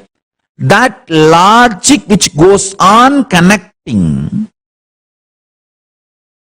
your internal, external happenings and keeps it as your memory. That logic which gives you the push to wake up from the morning and do things, that logic which goes on advising you to do things this way or that way, that intuition which you respect every day, to make decisions this way or that way, that part of you made out Paramashiva's bliss means always remember. When you remember your core as Paramashiva and Paramashiva's bliss oozing in you as the action and reaction of your existence, best things are happening in your life. Best things happen in your life. best things are done by you and done to you. Understand? Nothing can shake the existence of Paramashiva in you. That's a reality, whether you remember or not. But by remembering it, making your logic out of that gold, making Paramashiva logic in you, your actions and reactions become so beautiful inside and outside.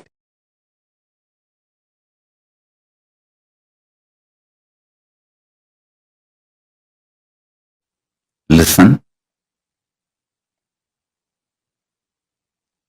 Whether the individual problems you are facing, your personal health related issues, or the whole world health related issues,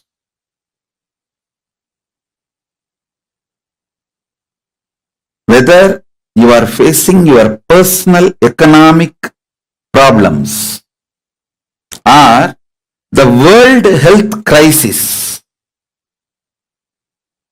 whether you are facing personal relationship issues or the relationship issues between the countries globally, for everything, practicing samadhi is the most powerful solution. Please understand. When you practice samadhi,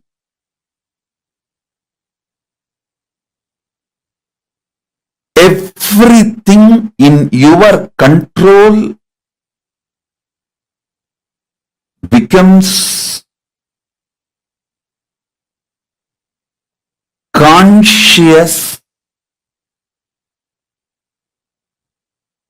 powerful, right and best for you and for the world.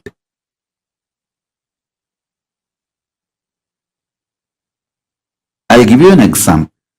If you start practicing samadhi, your health will become best, and all the people who are under you, like for example, if you are heading a family, all the family members are under you. You will make sure they are all healthy.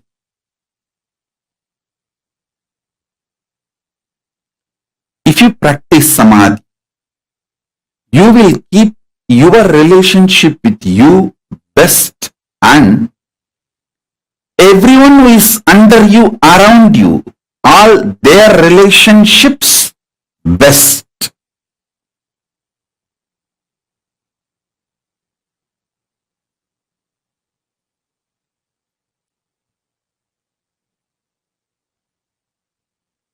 If you practice samadhi, you will keep yourself highly conscious. See, unconscious blind spots, which is responsible for almost all the problems in our life, will be eliminated.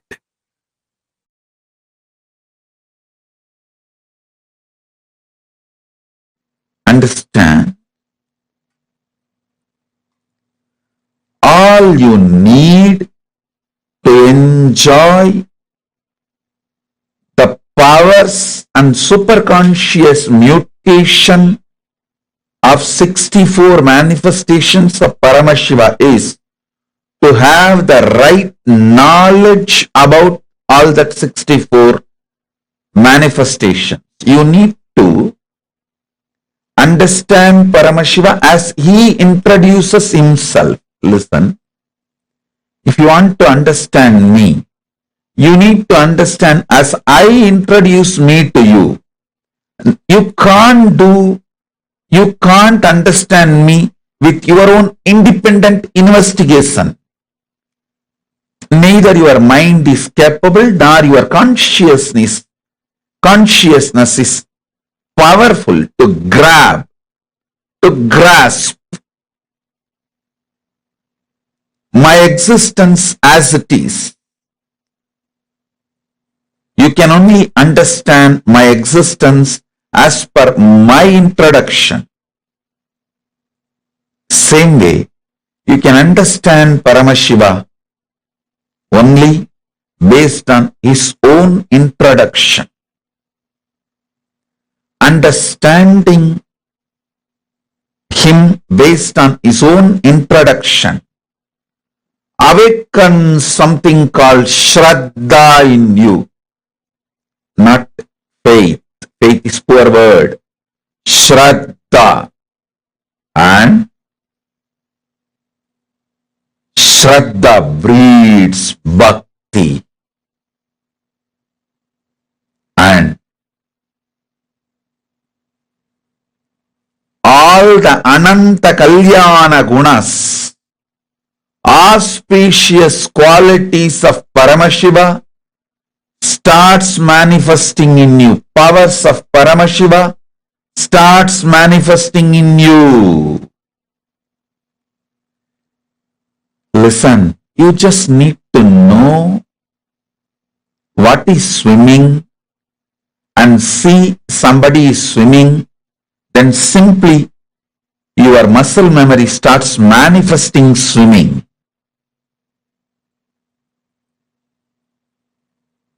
Same way, you just need to know about the superconscious mutations of Paramashiva and see someone manifesting it. Your muscle memory, bioenergy, all will just pick up. And simply you will enjoy superconscious mutation of Paramashiva.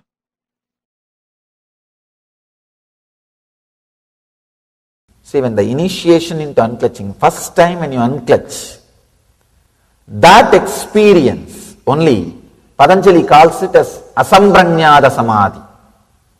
The first unclutching experience. Beautifully in Ramakrishna's life it happened. Let me describe how Ramakrishna moved from samprajnata samadhi to asamprajnata samadhi. Ramakrishna had all kinds of experience with the Kali's Murti, with the deity of the Kali. And it was just, even when you read, I don't know how it would have been to see. It was a romance. It was a pure romance. He was living with the deity, with the Devi. Very powerful connection. He used to keep the small thread near her nose just to check whether she is really breathing. And he says she always used to breathe. And he always saw that thread waving. The thread will be moving with that air, with the prana, with that breathing. Not only this, so many things. Can give you one example of him putting the conch bangle. The bangle is made out of conch. If you are from Bengal, you can understand. They will make bangles out of conch. And the Devi is holding the left hand, the head, the severed head of the demon, without breaking the deity, without damaging the deity or the conch or the bangle. He put the bangle for the deity. And the other people asked, how it happened? How can you put it? This bangle cannot go into the hand. Because she is holding the sira, the head of the demon. He says, no, I just told her, drop it. She gave it in my hand and I put the bangle. I told her again, please hold it, and she is holding. That's all. the power over the matter, the mind over the matter, the power of his mind over the matter. He was connected to Kali that deeply. He was living in Sambranyada Samadhi. He was constantly living in Sambranyada Samadhi.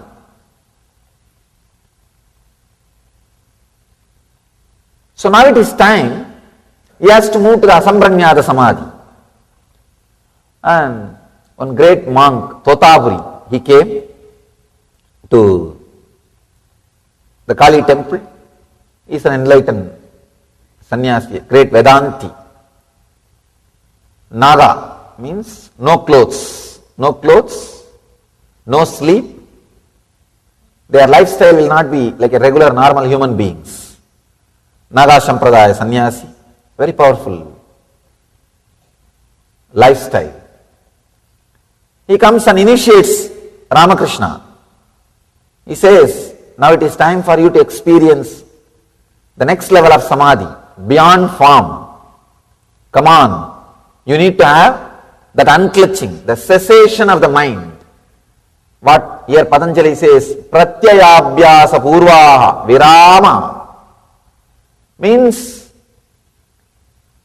all the mental function of clutching with the thoughts has to end.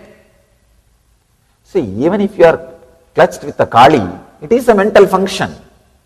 Please understand. Maybe highest level of function, high frequency level of function, but it is a mental function. You can experience in your life sometime, early morning when you are out of dream state, but you are not completely, fully awake. That those few seconds you can see, you want to possess your body, but you can't move your body. You are out of your dream state, but you are not completely awake. That state means in between. You can see those few moments only, suddenly you will try to move your body with force. You will try to jump out and fall out of the bed. Even though it is the high frequency, almost the action's ending, it is an action. There is a clutching with the Kali. So, beautifully, Totapuri says, it is time you go beyond. You have to be initiated into Vedanta. You have to be initiated into next level Samadhi. This guy says, wait, I'll go and ask my mother's permission. I'll run. He ran. When Ramakrishna came back, he said, yes, my mother told me, I can go for this practice, you can teach me. Totapuri asked, you said you want to take permission from your mother, but you went inside the temple? Ramakrishna says, yes, that is what I meant. She is my mother. I am living with Kali. I asked her now. She said, please take it. Then Totapuri started laughing. Oh God. Totapuri could not understand. Ramakrishna is living with Kali. And he said, all right, I don't want to disturb his faith. It's okay. Let him experience the next level, Samadhi. Then he initiates, he says, now concentrate on the Ajna Chakra and unclutch completely from all your thoughts. Ramakrishna says, I am able to unclutch from all the thoughts, but I am not able to unclutch from Kali's form. I am not able to unclutch from Kali's form. He says, I am stuck. The moment I see her, even the idea to unclutch disappears from me. I am just completely drowned. Sambranyada Samadhi, the first level Samadhi. But the beauty is that Samadhi itself is so powerful, it will lead you to next level. It has to lead you to next level. Totapuri says, no, you have to go beyond. Then Kali, she herself appears and says, my son, don't bother.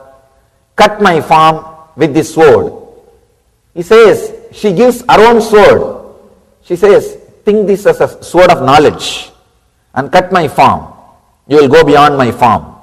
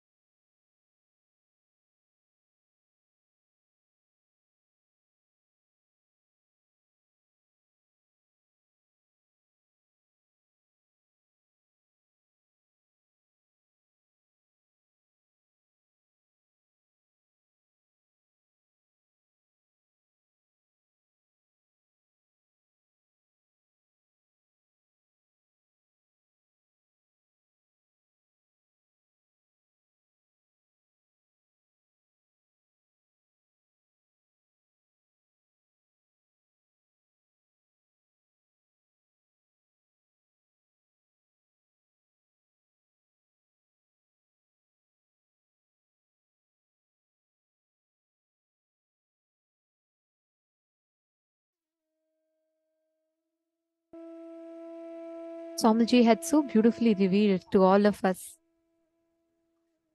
about Asampragnata Samadhi, how using the form to go beyond the form, to connect to the formless, to using the form to experience the formless, experiencing oneness with the form to reach the formlessness.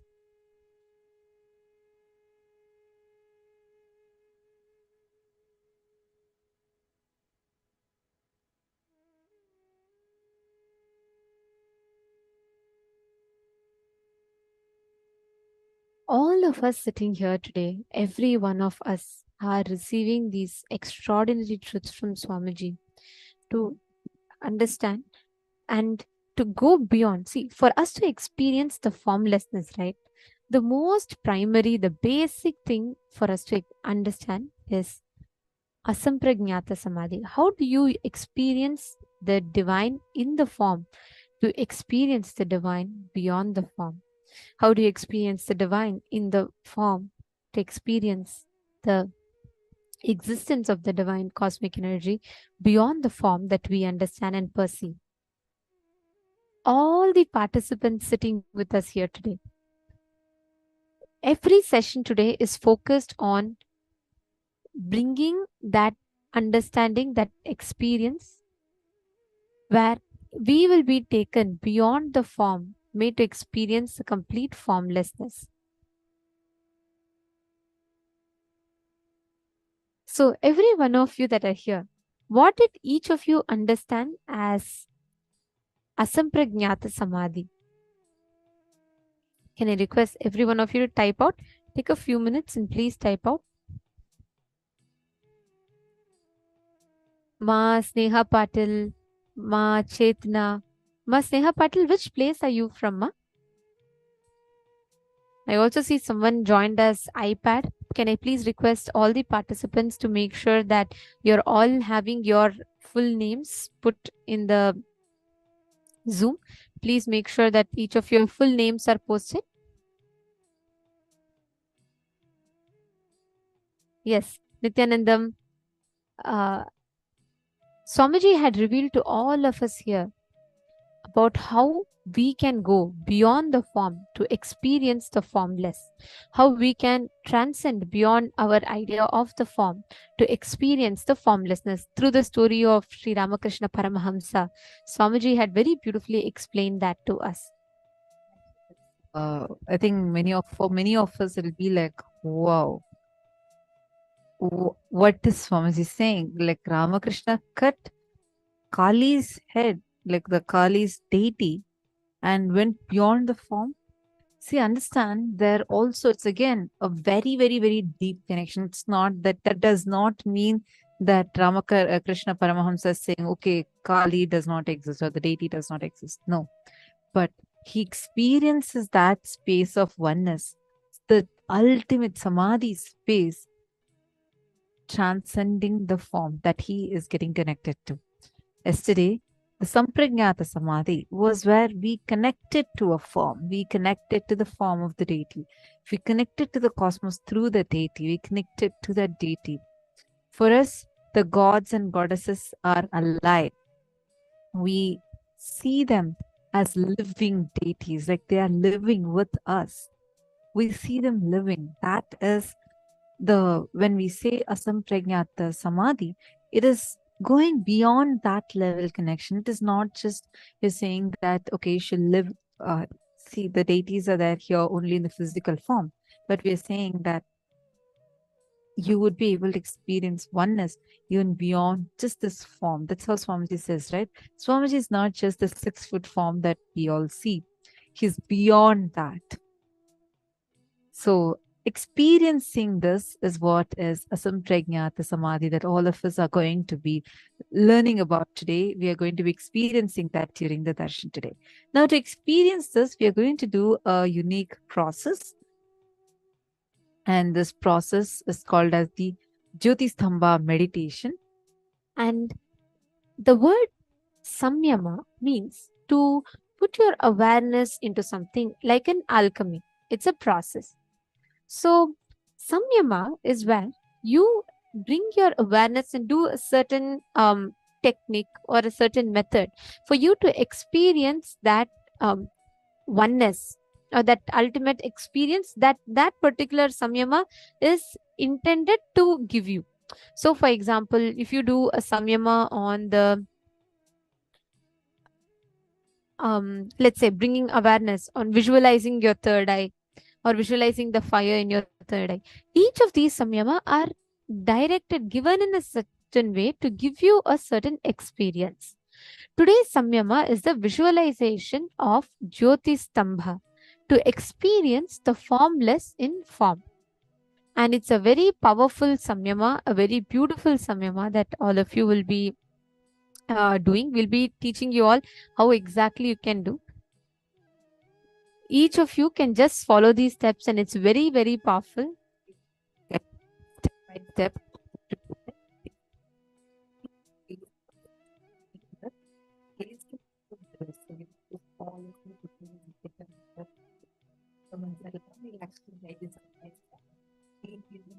And sit down with the mirror. Take a few minutes. So that you can get the mirror and settle down. And we are going to be taking you all through what exactly you need to be doing and how exactly you are going to be following. We're going to be projecting the steps for all of you, but please get into the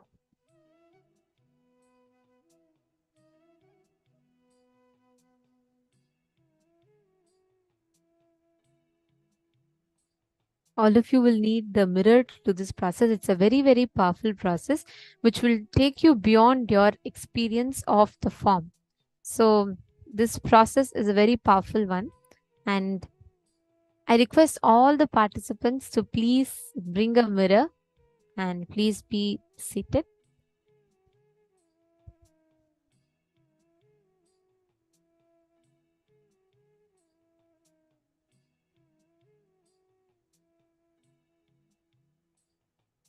So the first step is sit in front of the mirror, gaze at the mirror,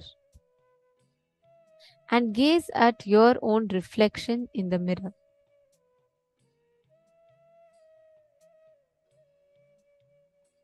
Just gaze it. Just look at your form. Just see your form in the mirror.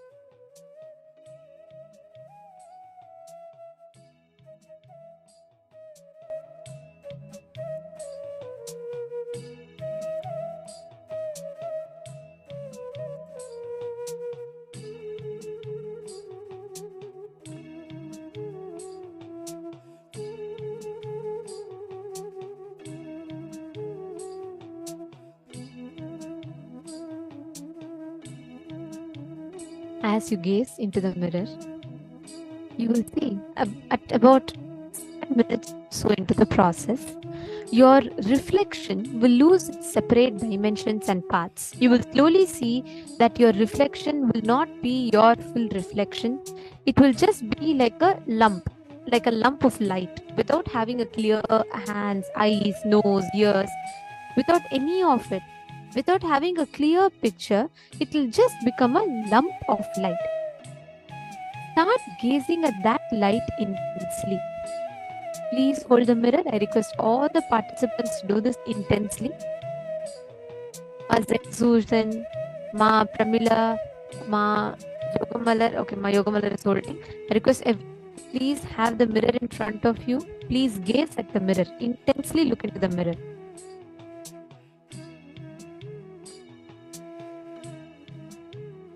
Ma Jane Shen, Ma Ratnaprabha, Ma Rekha Pai,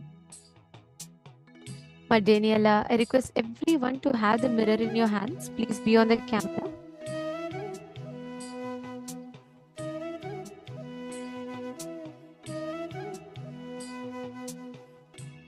Intensely gaze at the mirror.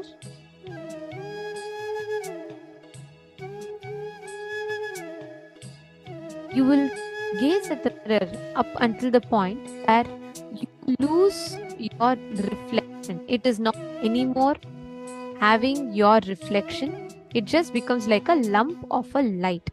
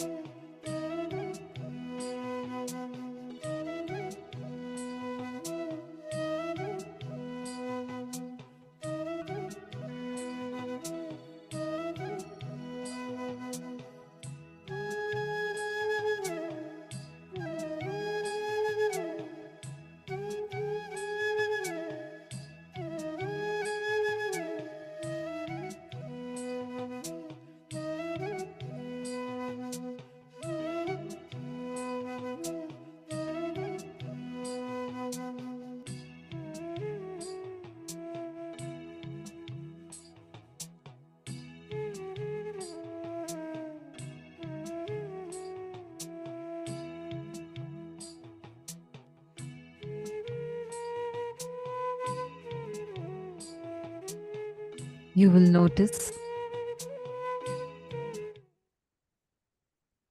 that slowly the reflection will lose its separate dimensions and parts.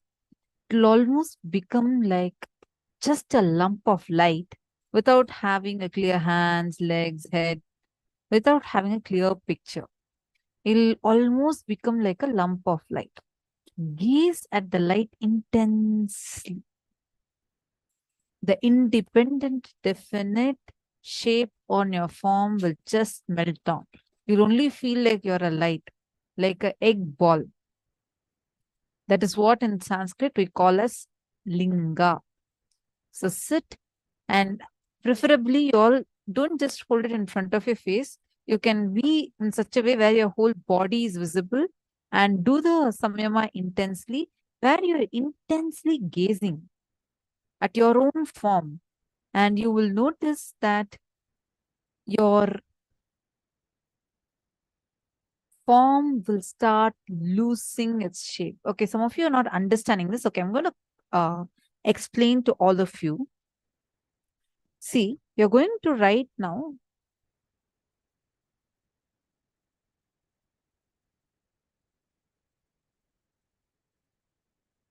You're going to be standing in front of a mirror, preferably your whole body being visible.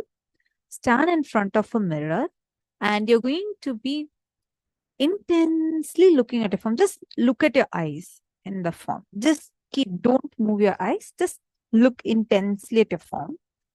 Slowly, about after 7 minutes, the shape, the hands, legs, like the head, all that will just blur out. Like it'll all become like the clear form will not be there anymore. Like you will be only seeing like intense light starting to happen, like one lump of light.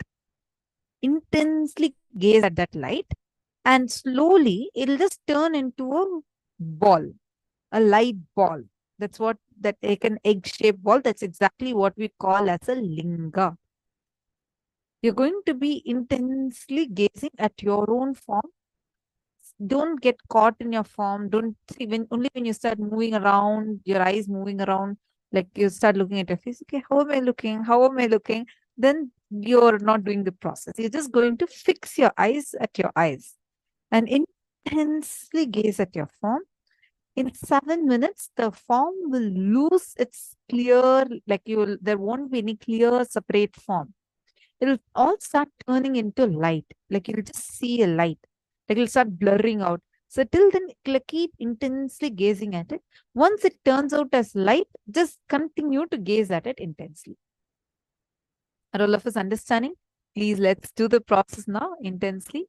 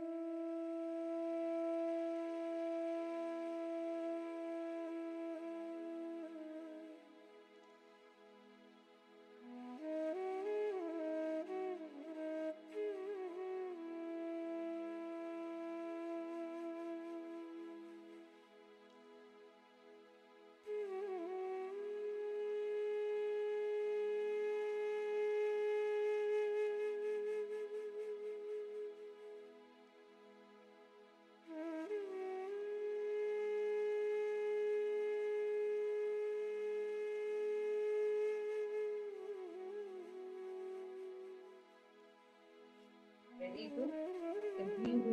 Look at yourself intensely. See.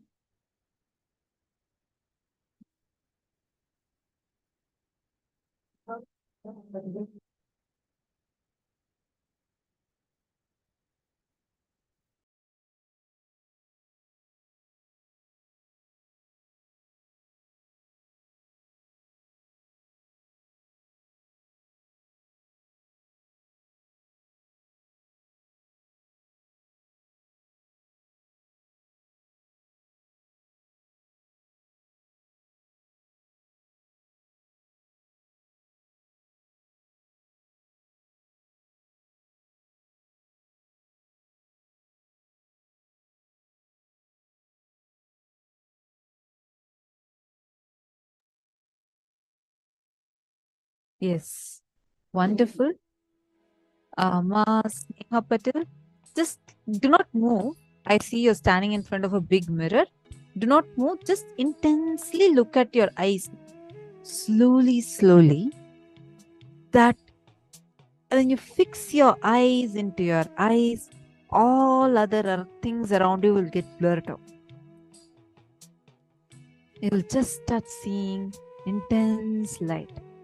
Wonderful, Ma Kixiao, Ma Chet. Great.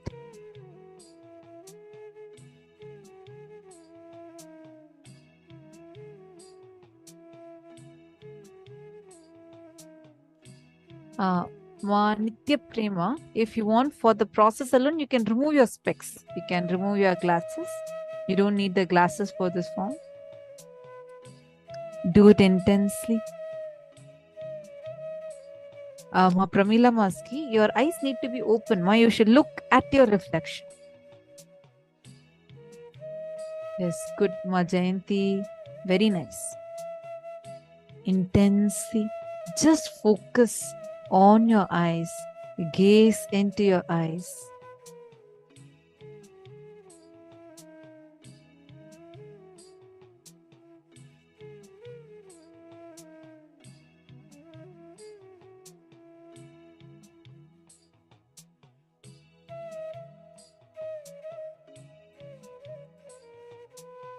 Wonderful.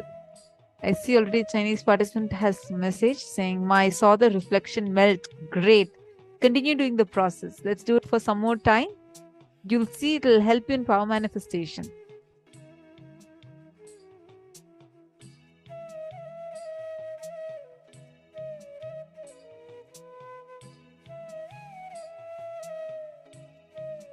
Intensely stare at your reflection.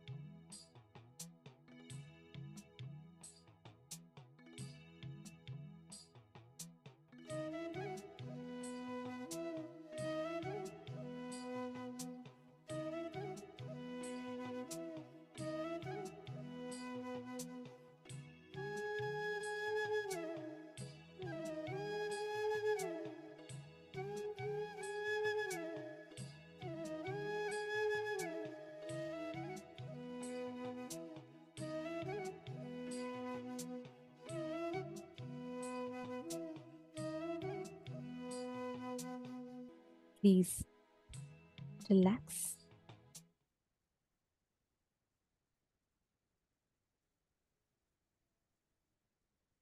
Now,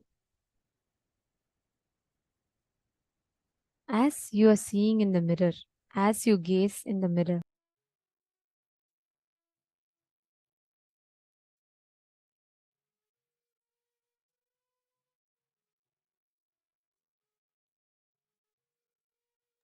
yes, now, as each of you are gazing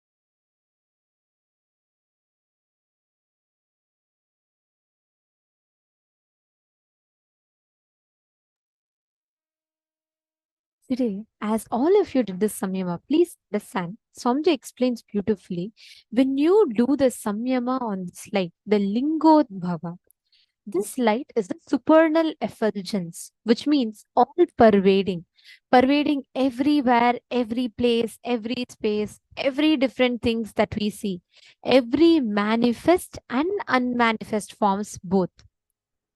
And today, the samyama that all of you did just now, please understand, this will open you up to be able to see any hidden thoughts in another person's mind or any hidden treasure in any place. This samyama leads us to that experience because you are literally opening up yourself to that ultimate supernal effulgence, experiencing that intense connect with Paramashiva. Happening is you are connecting intensely to that all of us have that pure consciousness in us, and you're going beyond just your form. Whenever you remember yourself,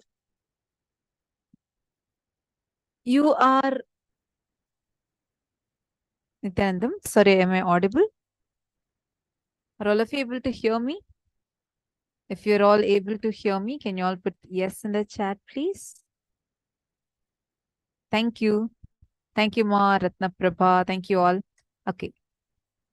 See, understand what is the samyama we just did, right? We have been sitting and looking intensely, gazing at our reflection, and then we slowly saw how the reflection just melted down. Whether it melted down into light or dark, that does not matter. Don't worry. I see one participant. Sorry, I'm not. If you could rename yourself in English, it'll be easier, Ma. I see your name in the Chinese script, so I'm not able to read it.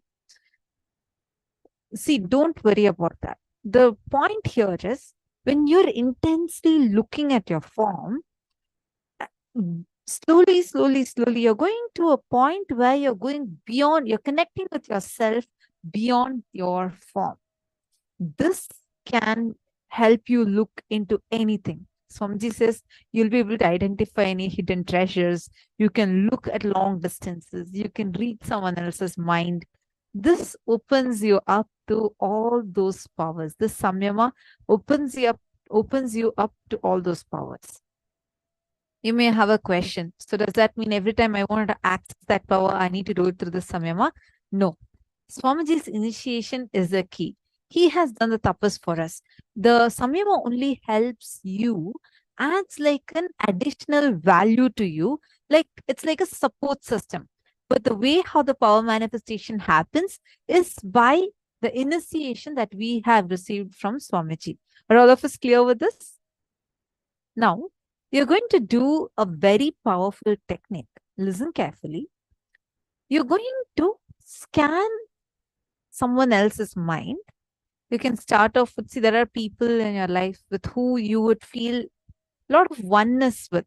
Like you'll feel like a lot of completion with the other person. And you'll feel like, it might be your mother, it might be your father, it might be your best friend, anyone. You can call such people first and ask them to think of some image in their head, and like they can actually write down what image they're. And if possible, they can keep looking at it, because our mind will keep changing. Even if I say dog, by the time I complete the word dog, in a matter of few seconds, you'll have thought of 10 different dogs, right? Like our mind it'll keep jumping. So you can ask them, just keep an image in front of you and just look at that image. Ask them to keep looking at that image and keep just visualizing that image in their brain. That is the key, because they need to visualize one thing constantly and consistently. So we need to make sure that tell that to the partners clearly, that they visualize one thing properly, consistently. If I say a flower, if I'm visualizing a rose, right? I need to hold on to that rose. So you should be able to see that rose. So they need to have that picture, what exactly they're visualizing in front of them, and they'll continuously be seeing that picture. Chetana, is it late for you now? I think it's quite late, right? In Australia.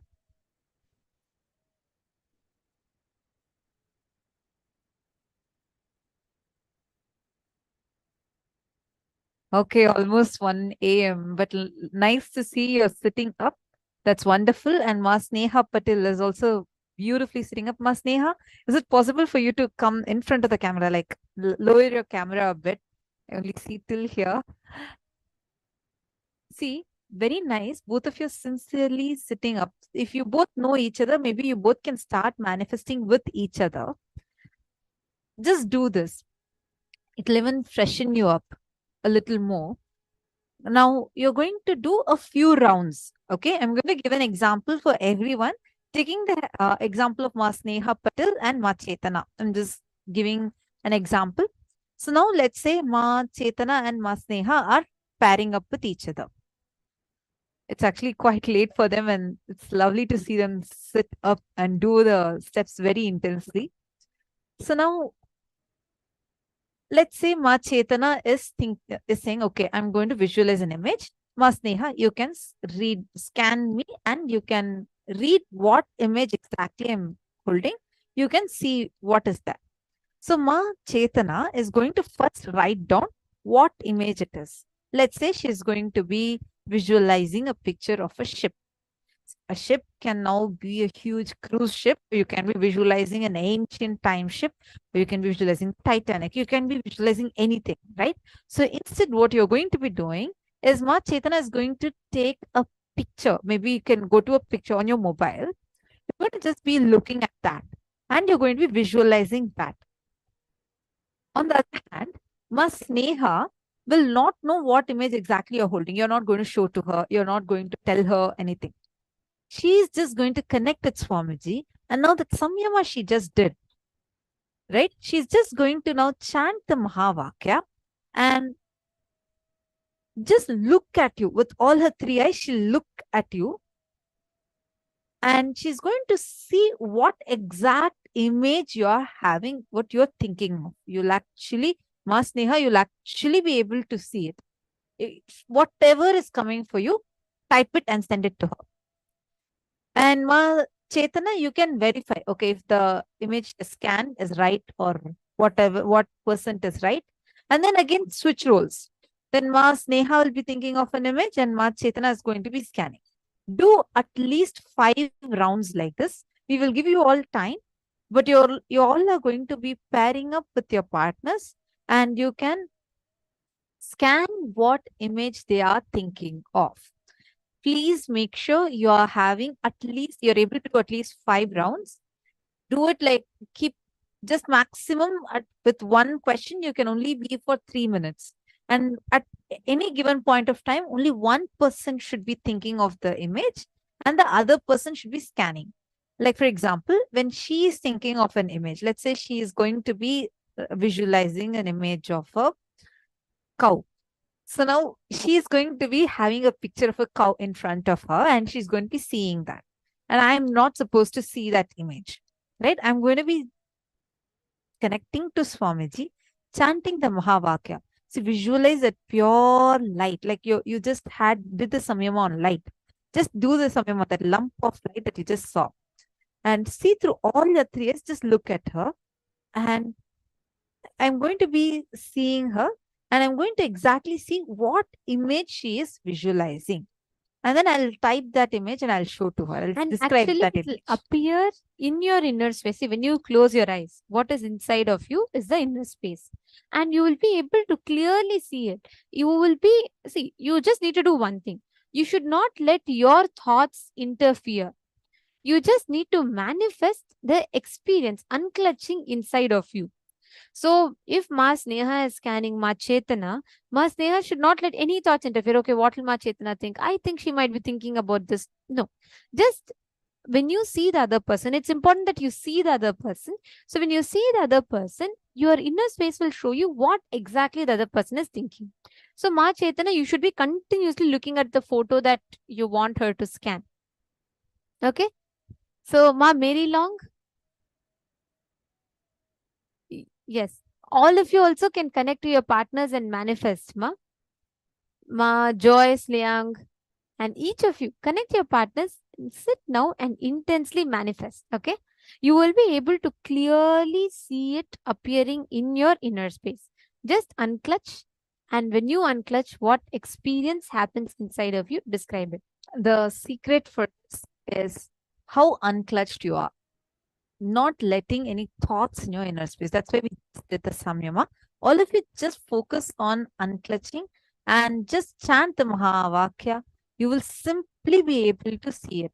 And I cannot scan her more than 3 minutes. Maximum time even to tell the answer should be only 3 minutes. If you're not getting within the 3 minutes, go to the next question. Then we'll switch. So I'll be visualizing something and she is going to be scanning. Then again, we'll switch.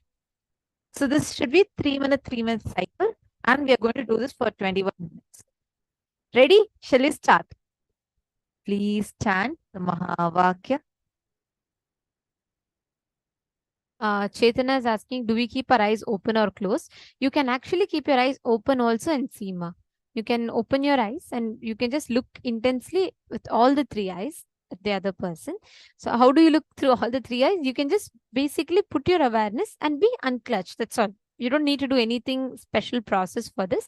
You just make sure that there are no thoughts that are interfering. That's very important. Every time a thought hits your space, it's literally like distracting you. It's like a clear water. Every time you throw a stone inside the water, the mud gets unsettled, right? They all come up.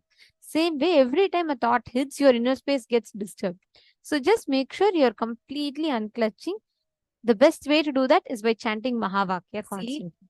One thing, when we say look through all your three eyes, consciously you see like how you feel like you're looking through both your eyes, right? Like you close your eye, one eye, then you feel like you're looking through one eye only. Like that consciously now feel that you're looking through all your three eyes. Like all your three eyes you should be looking through. Make it like it's a conscious decision of yours. Feel as if you're looking through all your three eyes and intensely look at the other person. Are all of us clear? The key here is to do the round 3 minutes only. At a time, only for 3 minutes. Check your time. Start your 3-minute timer and switch. Again, 3 minutes, switch. 3 minutes, switch. Within the 3 minutes, you should scan and identify what the person is thinking of. Ready? Please start. And no giving hints. You're not helping the other person by giving hints in any way. Because this is not an examination. There's no judge. There's no teacher. There's no principal here. You are only manifesting a power. You get the right answer, it's Swamiji's doing. You get the wrong answer, that's also Swamiji's doing. Keep putting it on Swamiji and you will see how you will start letting Swamiji to flow through you. Let's start. Chant the Mahavakya.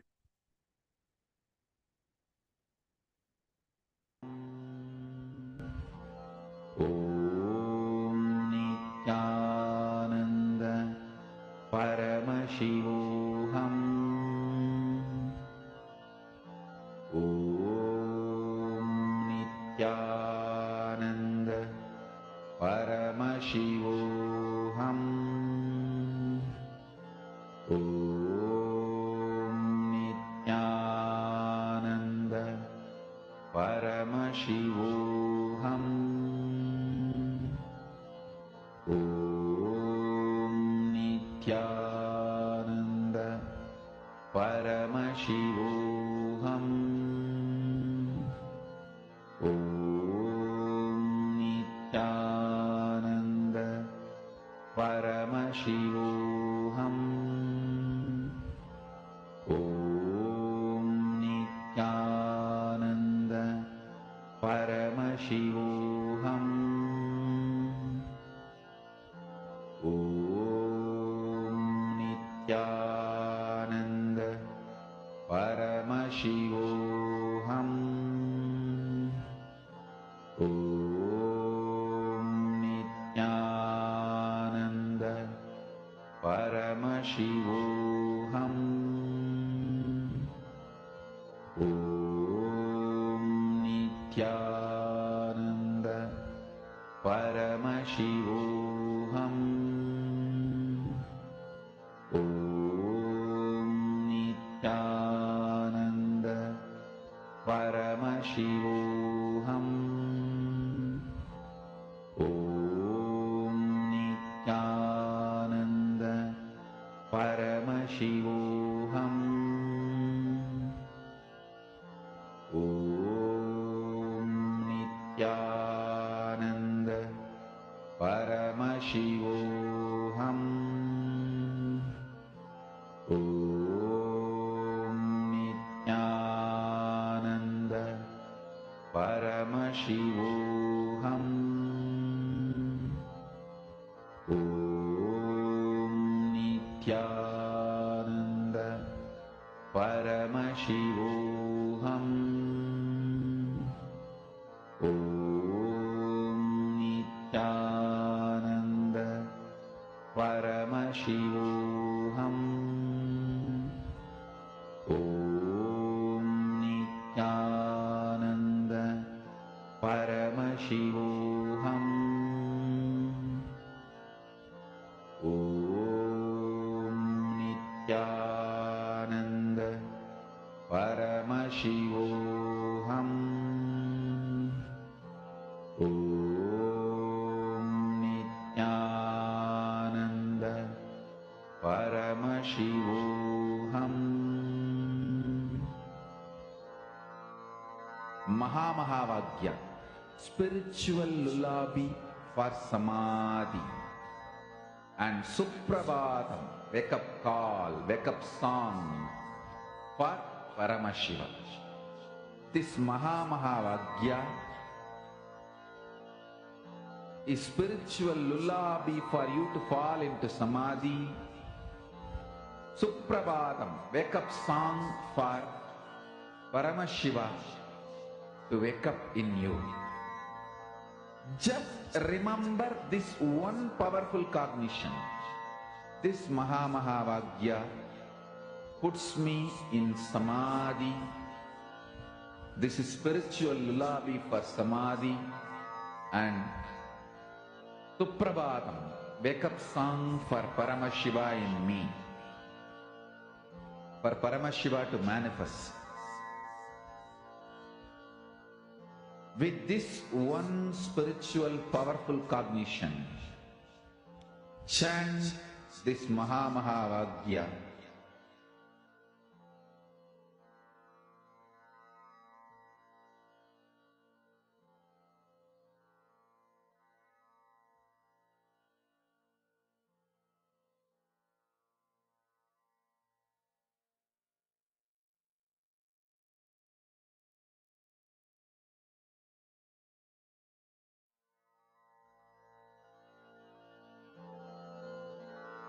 Mahamahavagya, spiritual lullaby for samadhi, and Suprabhatam, wake up call, wake up song for Paramashiva. For Paramashiva to manifest. With this one spiritual powerful cognition, chant this Mahamahavagya. Om Nithyananda Paramashivoham. Om Nithyananda Paramashivoham. Om Nithyananda Paramashivoham. Om Nithyananda Paramashivoham. Om Nithyananda Paramashivoham. Om Nithyananda Paramashivoham.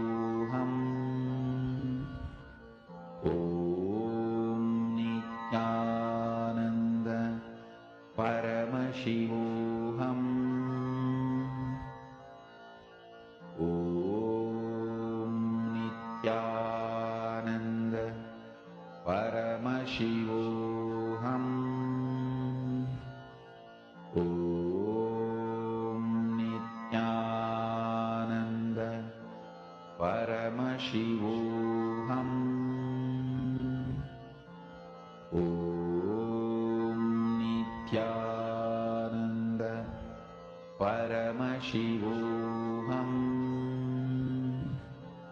Om Nithyananda Paramashivoham. Om Nithyananda Paramashivoham.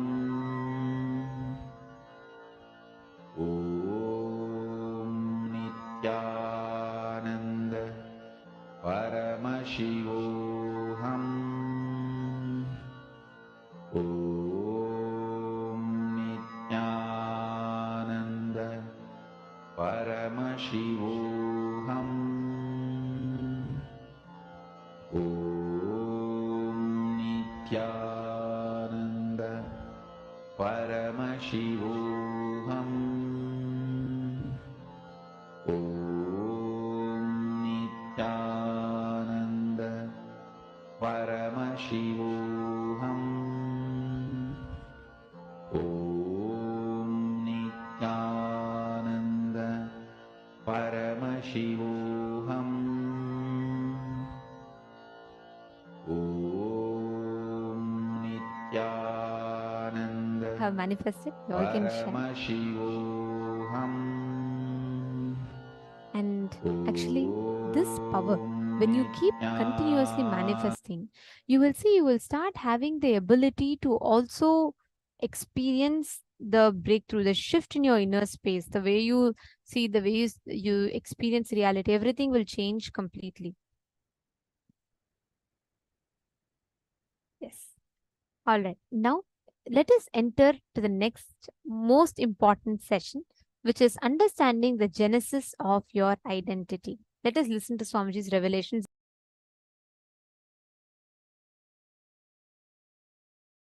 The first session is Genesis of Identity, understanding what you perceive as your identity.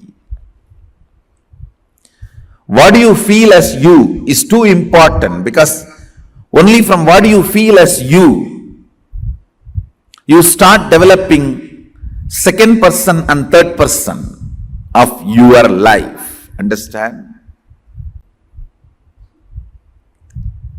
Aligning, understanding, aligning and understanding your first person, second person and third person, and experiencing completion. And experiencing completion. Understand? Wherever you are not aligning, you are only maligning the reality. Either you align or malign. There cannot be any neutral. Either you align or malign. There cannot be any other reality. Aligning. If you are not part of the solution, you are the problem. Understand? If you are not part of the solution, you are the problem. Aligning and understanding the first person, second person, third person of your life. Who is the first person of your life? What you perceive as you.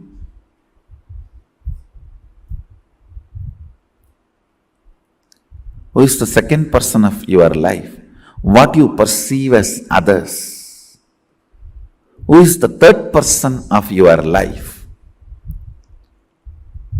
Whatever you perceive as you and others, and what you perceive as others, they and their others.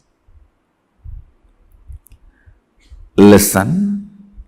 Whatever you perceive as you is your first person. Whatever you perceive as others is your second person. Whatever you perceive as Your second person's first person's and second person is your third person. Just put little attention, you will catch how the whole thought current, which is torturing you from day and night, which you really want to get rid. You and your thinking as love-hate relationship. You can neither be without that, nor be living with it. Almost like spouse. Neither be without it, nor be with it. Even if there are 10,000 more rules with sannyas, it is much better to live with sannyas. What is formed becomes law. You need to understand this fundamental truth. In all the levels, first person, second person, third person. I and you, and they. Whatever you perceive as your life,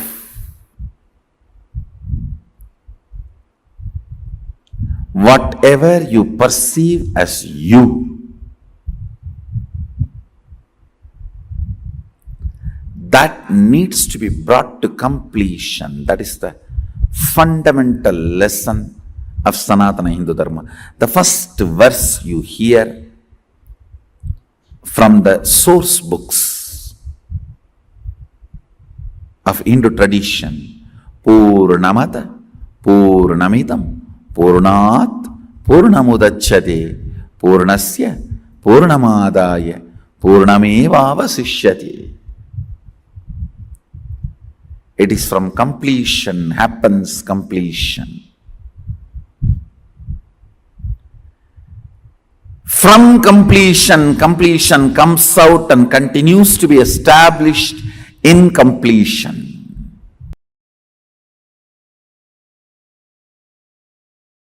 I am introducing you to you.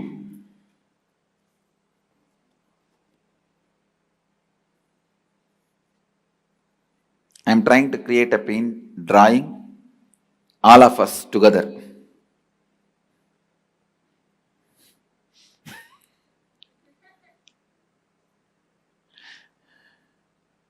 Listen, whatever you think about you inside you, whatever you believe strongly as you inside you, is inner image.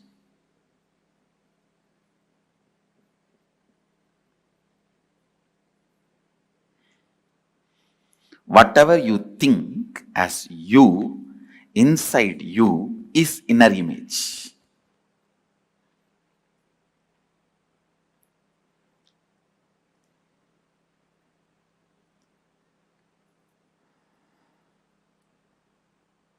If you see sometime, you will feel you will be always successful in everything. If you see sometime, you will feel you will always be failure in everything. Whatever you think as you in you is your inner image. How you show you to others,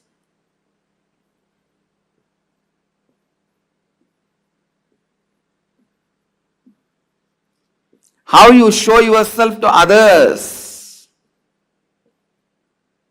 that is outer image.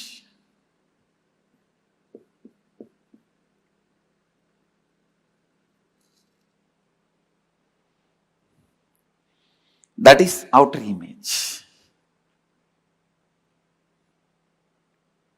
Understand? Whatever you show as you to others,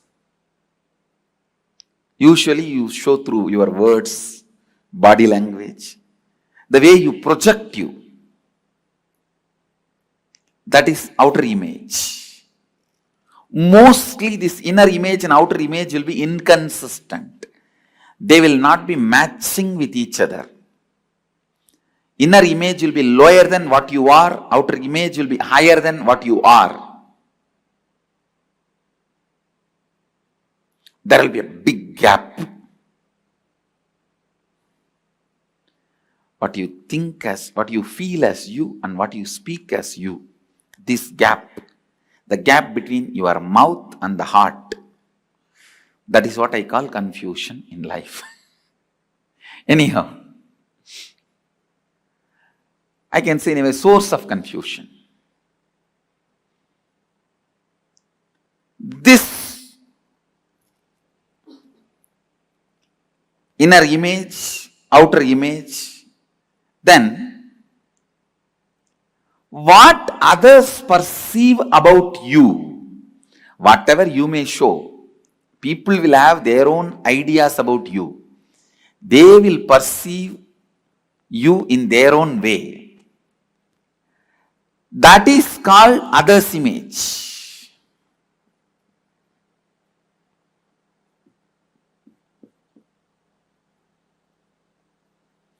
That is called others' image. Inner image, outer image, others' image.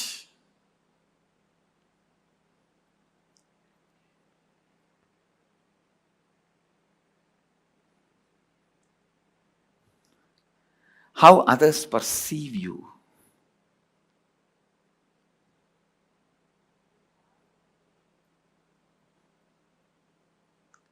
And please listen, when you want all the benefits from others and society, you are bound to take responsibility for how others perceive you. You can't say, how others perceive me, I am not responsible for that. No. You can't say that.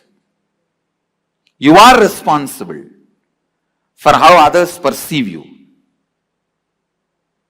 You are responsible for how others perceive you.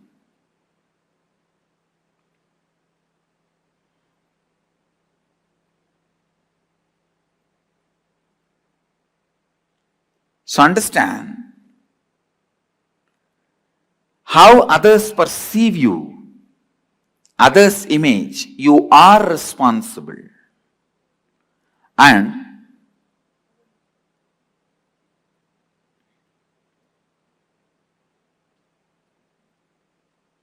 how you perceive the world and life, what you have in your head about life. You may think life is exploiting, all the 4-letter words you may have about life and others. That is called life image. Understand, if you have a wrong life image, even if you are living in a palace with all the pleasures of life, best things life and others can give you, you will still continue to be in a deeply deprived space and state, because able to have a right life image and trust others is one of the luxury you can have in life. Being careful is different. Constantly being frightened is different. Being careful is different. Constantly being frightened is different. I'll give you experiential explanation about these 4 words: inner image, outer image, others' image, and life image. From my own experience. Listen. When I look inside me, my inner image, I see a vast, powerful space of Purnatva, complete completion, or Sunyatva, emptiness, living emptiness. You can call that as a soul, God, energy, Mahadeva, whatever. A complete space. That's the exact inner image I am carrying. Outer image. Listen. Outer image. How I project myself. I am projecting myself as a being to transmit that experience to all of you. You can call us an enlightened master or a teacher or an incarnation, whatever way you want. You can give any title. I am a being to transmit that experience. That's my outer image. Declared outer image. Others' image. Listen, others' image. I may declare that I am here to transmit this enlightenment experience to you, but people expect that I should heal their physical pain, mental pain. I should bless them for wealth. I should bless them for a healing relationship. Peace, bliss, contentment, completion.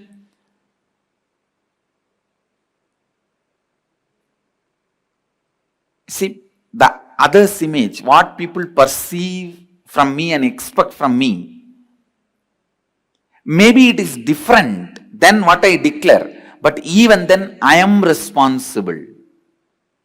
Because whatever they expect is within the purview of my declaration. Please understand. When I say I am here to transmit that experience to you, to give that experience to you, I have to give you at least 1000 volt spiritual energy. But to clear your cancer or headache, I need to give only 0.5 volt energy.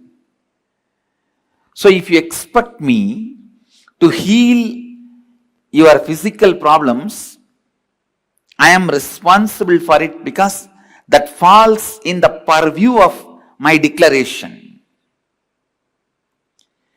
Anything which can be done by the transmission of energy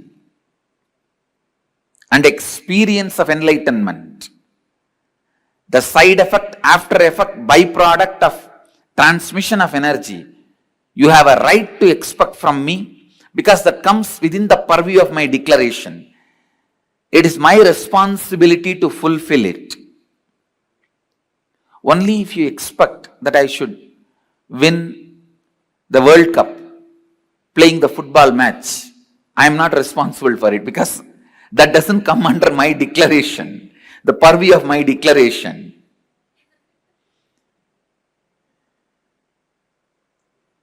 But anything you expect in the line of physical health, mental health, complete relationships, wealth, fulfillment, completion, enlightenment, I am responsible for it.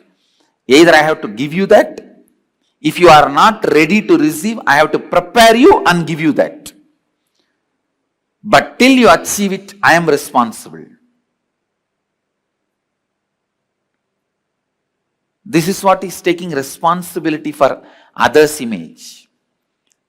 And the life image. The image I have about life and others. The whole world is here to celebrate this joy with me, to celebrate this bliss with me, to celebrate this completion with me. That's all.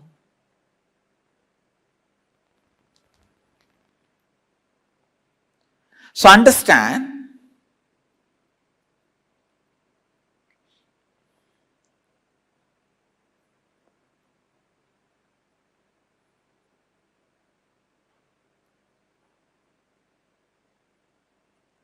now you also look in and find out the inner image you have, outer image you project, others' image you created, for which you are responsible, and life image you are having. about life and others, pen down exactly what you have.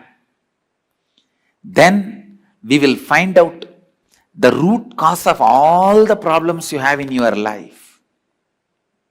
Then we will build the right inner image, outer image, life image, others image.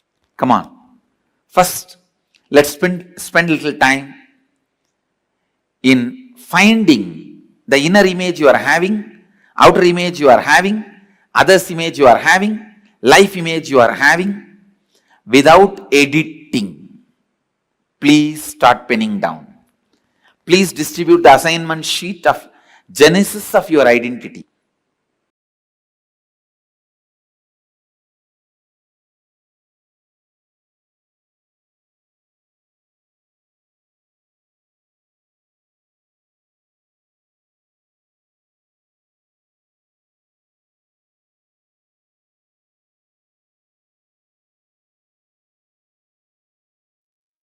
This is the assignment now all of us are going to be doing. Now we are going to be writing our inner image, outer image, others image, and life image. Hope all of us clearly understood about the layers that Swamiji clearly explained, detailed it out, and explained it to us. If any of you have any questions regarding this, I'm going to now show the size for us. And if you happen to have any questions regarding this, first listen to the whole explanation and then you can post it on the chat. Then we will take your questions and we will help you understand it better. This is one of my favorites because this will help you to win so many situations, because usually we all lose at losing ourselves, right? Like even a simple thing, your enemy is trying to trigger you and you lose your cool, you're losing yourself there. But Swamiji is telling us where exactly is that borderline, like how to identify what is it that you are giving as your declaration. What is your declaration over here about yourself? What is your inner image? What's your outer image? What's your other's image? What's your life image? Here we are going to spend some time and actually understand that, analyze and understand that. So let's all take some time and understand and do the exercise on genesis of identity.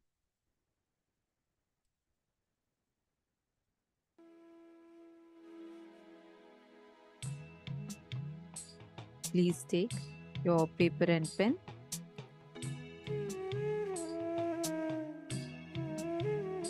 The genesis of identity, understanding what you perceive as your identity, what you feel as you, is too important. See, because only from what you feel as you start developing the second person, third person of your life. What you feel as you is your first person. What you perceive as others is your second person. What you perceive as your first person's perception of others and your second person's perception of the first person and the second person put together is the third person, the world. Understand? Whether you're not aligning, you're only maligning the reality. See, understand this. Wherever you're not aligning, you're only maligning your reality. Either you align or malign. There cannot be any neutral spot. Either you align or malign. There cannot be any other reality. Take a few minutes and describe all the words and statements you use to describe yourself, the quality that you believe are a part of your internal image. So one thing I wanted to clarify over here, you are doing this exercise for yourself. All right. I request you all not to post this anywhere. You don't need to post this exercise on social media or on the Zoom chat. Please do not post it anywhere else.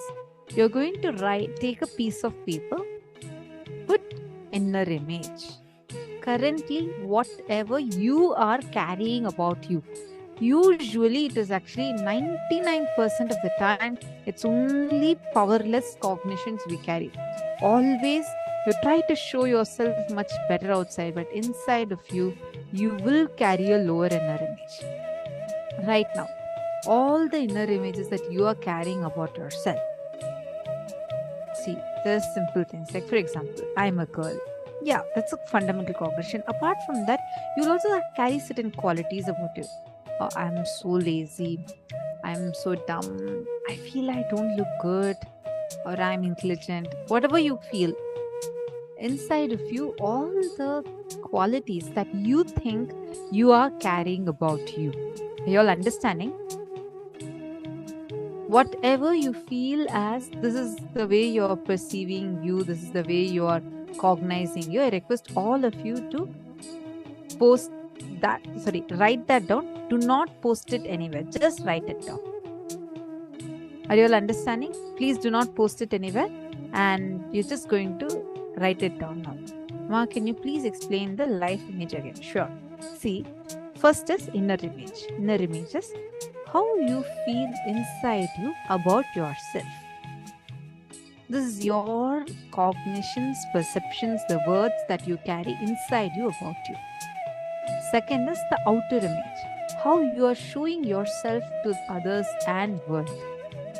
Next is others' image, how others are perceiving about you.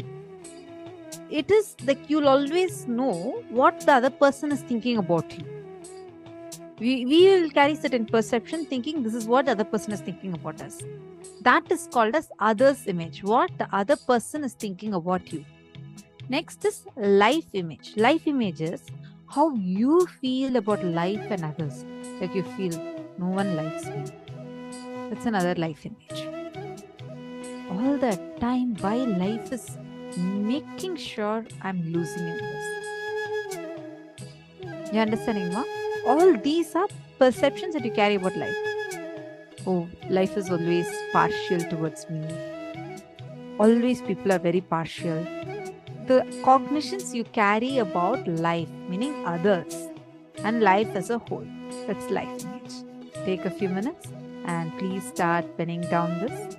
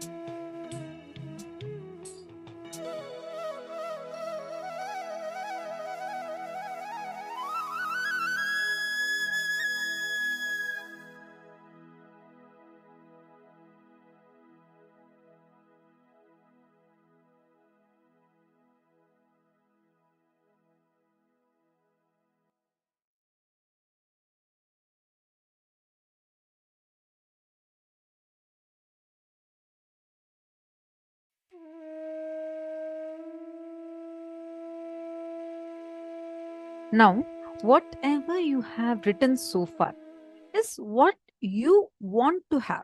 Sorry, what you are currently having. Am I right? Whatever things you have written so far is, okay, this is my current inner image. This is my current outer image. This is my current life image. You've written all that, what you are currently having. Now, you're going to write what is it that you want to have. Are all of us clear? You have written what you are currently having. Now you're going to write down what is it that you want to have, meaning all the best inner image, best others image. See, for example, currently you might be feeling that you're a very lazy person. Currently you might be feeling that you're very you get upset easily, you get angry easily. I'm just giving you a few examples of what all possible inner images we may have. Now, you will have a thing that this is what I want to have. Am I right? That what I want to have is the image that you are going to be writing now. Are all of us clear?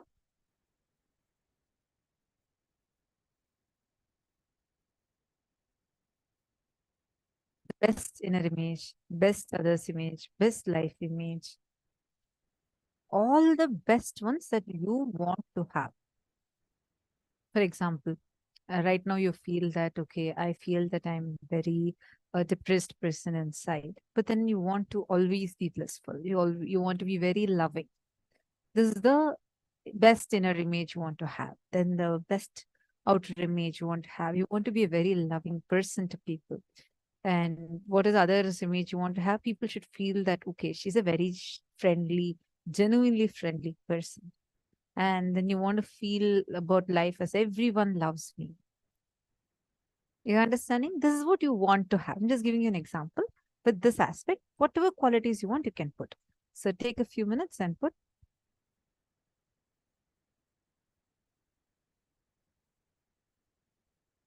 Please pen down elaborately, describe in detail. Don't just post once, but describe in detail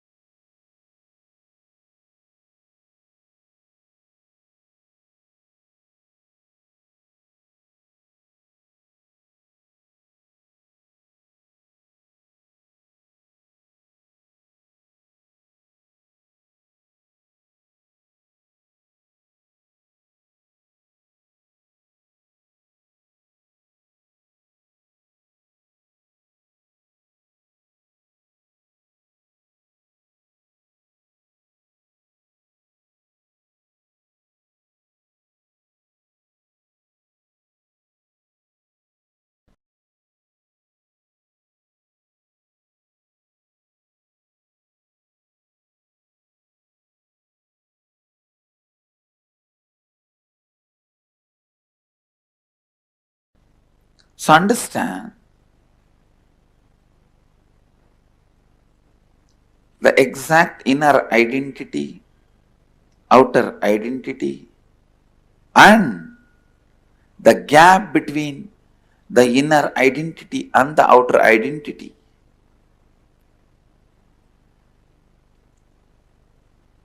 And what you want others to experience, feel about you, and what you feel about others. There is always a big gap between these two. You want everyone to feel about you as a loving, caring, trusting, blissful, joyful person. But you think about everybody as crooked, cunning, cheats, bunch of thieves.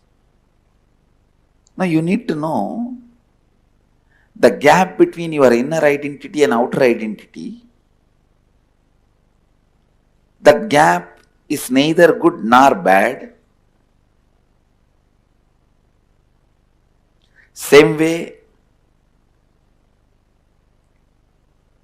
the gap between what you want others to feel about you and what you feel about others. This gap also is neither good nor bad. If both these gaps makes you powerless, both of them are bad.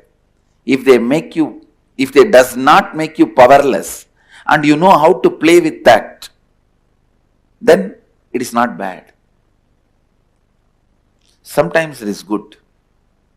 Some of the very powerful, the most powerful strategies which Krishna did to protect Dharma are done from that space where other person can't even understand with what kind of a logic you are functioning. Other person can't even understand, you can never understand with what kind of a dharma Krishna is functioning. You can never understand.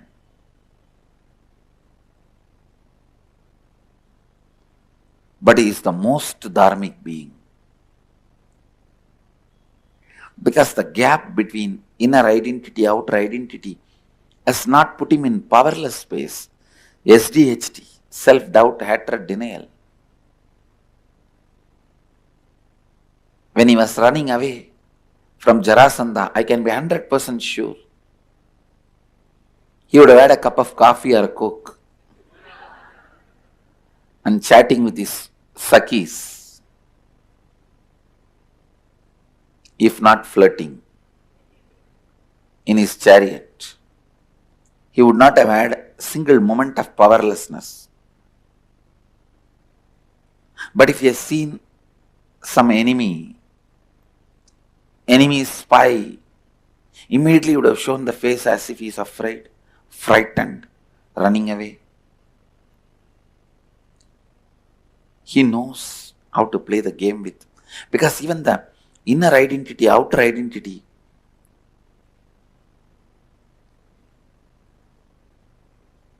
the life image and others' image, even that has become like a nail and hair for him with which he can do makeup, whatever he wants and play with it.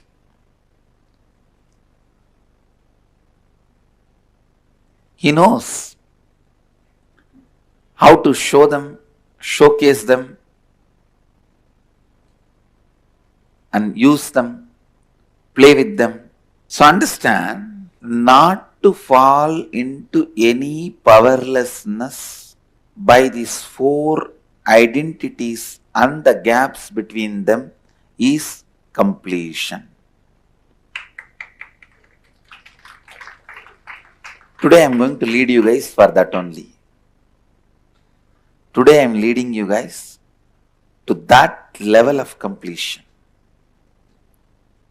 Study all the blind spots you carry between these four components of your identity: inner image, outer image, others image, life image, and complete all those incompletions, which puts you in powerlessness.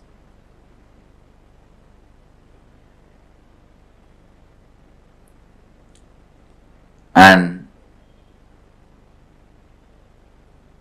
you will experience Satori, and the Satori will become stable in you as enlightenment.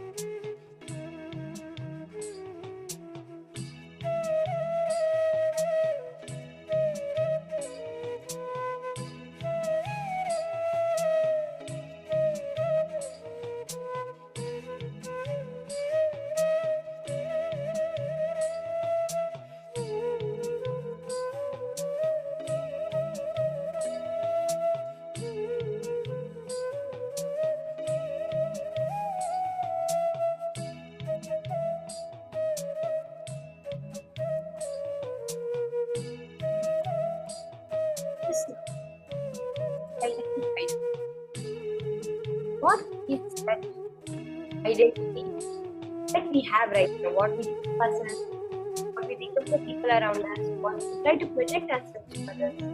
We just identify this. That identity which you have currently is the inauthentic identity. It is not the best identity. When I say that within me I feel powerless, but outside me I'm very powerful, it is not the best that you can be.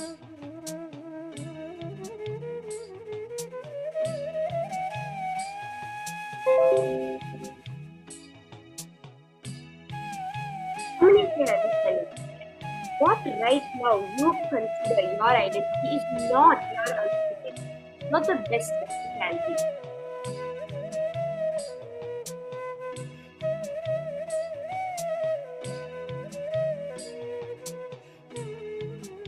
When we understand this, then we take the first step toward identifying what is that right identity for. We heard Swamiji describe how his identity, what he thinks of himself. Now, let's also now do the first step of understanding that what we right now consider as our identity, not our authentic identity. What we want to be, whether it is we want to be successful all the time, we want to be perceived as successful, and we want life to give us success. That what we want. We want to be Paramashiva within. We want to be Paramashiva the way we show ourselves outside. We want life to perceive us as Paramashiva and life to behave with us as Paramashiva. That is your authentic identity. How many of you are understanding this difference? What your authentic identity is and what your inauthentic identity is.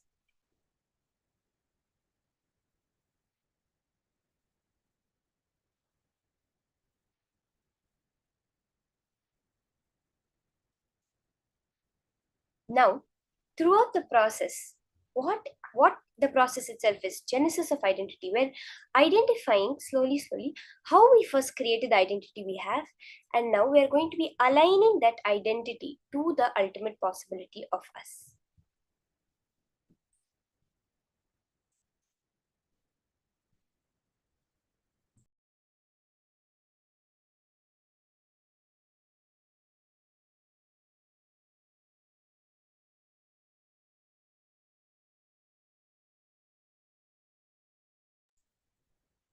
Now, we're going to be penning down.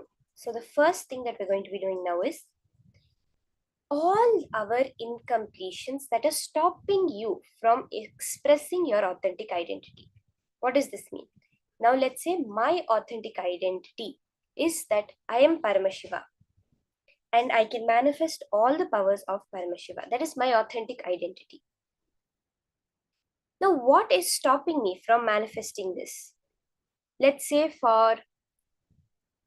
I feel that I get hungry all the time, like every few hours I have to eat. There's no way I can be without that. How can I be Paramashiva? Paramashiva is the Nirahara, the yogi. He doesn't need to eat anything. But I always have to eat at this particular time, or else I really cannot manage my day. Or else you have that, there are so many problems happening in my life. My boss is constantly talking to me like this, talking to me like that. How can I be Paramashiva? Nobody will dare to talk anything to Paramashiva. Like this, you have small incompletions within you that are stopping you from expressing that authentic identity, which you feel are, whether it's your own cognitions about yourself, whether it's what you perceive as others' cognitions about you, the way life shows you. Like this, we have many incompletions. Start and pin down all these incompletions that are stopping you. Then, for each incompletion, identify the first incident. As Swamiji had given the example, the incompletion is the fear of you going to the beach. Someone has a fear of going to the beach, and that incident is the murder in the beach that you saw when you were 7 years old. You have an incompletion that people don't respect you, and that incompletion started because of something your friend said to you in class when you were 6 years old.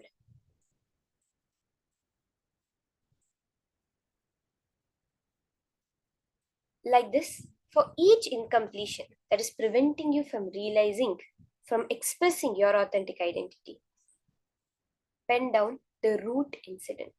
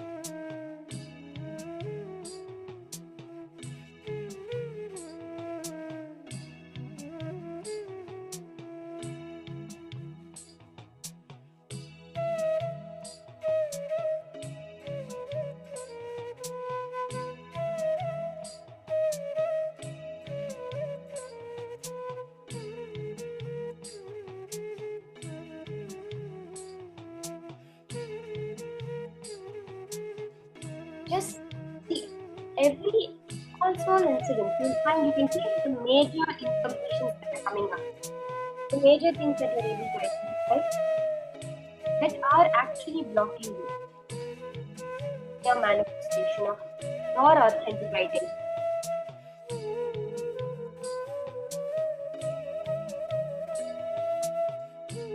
Write down that root incident. Let's say you have the feeling that I cannot be Paramashiva because I always mess things up. Anything I take in my hand, somehow or the other it fails or it gets messed up or there's huge problems around it. Go back, look the first time in your life that you would have messed up something. Let's say your friend gave you their something of theirs to take care of and you lost it. Some small incident like this which gave you that cognition that of that incompletion within you.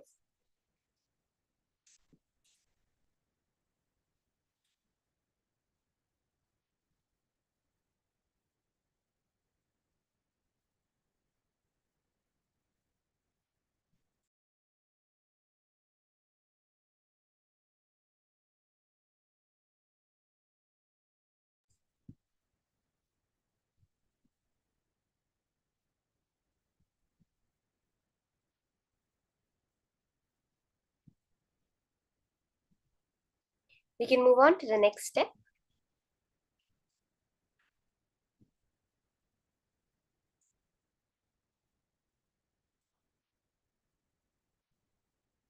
How many of us have finished this writing down our incompletions? You can post if you are done, just yes, that you're done with this round, this level, this step of the whole process.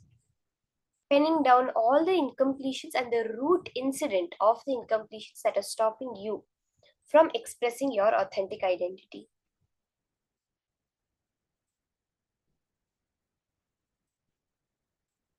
Okay, some people are asking for some more time.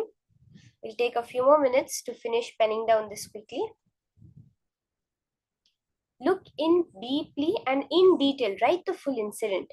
When you're writing the incident, write down the details that you remember, the colors, the sounds, the smells, not just as a third person the incident.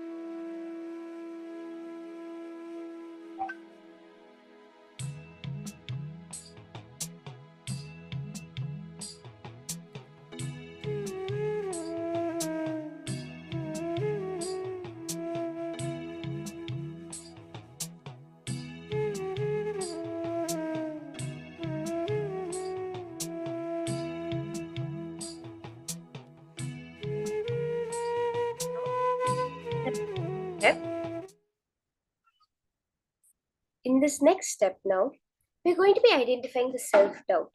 See, Swamiji very beautifully explained. The gap between your inner image and outer image is your self-doubt. Meaning what? You are trying to show yourself in some way, which you do not believe as yourself. You want to show yourself as very intelligent, but you do not believe you're intelligent. Inside you, you deeply feel that you are foolish. But to show to others, you show yourself as an intelligent person.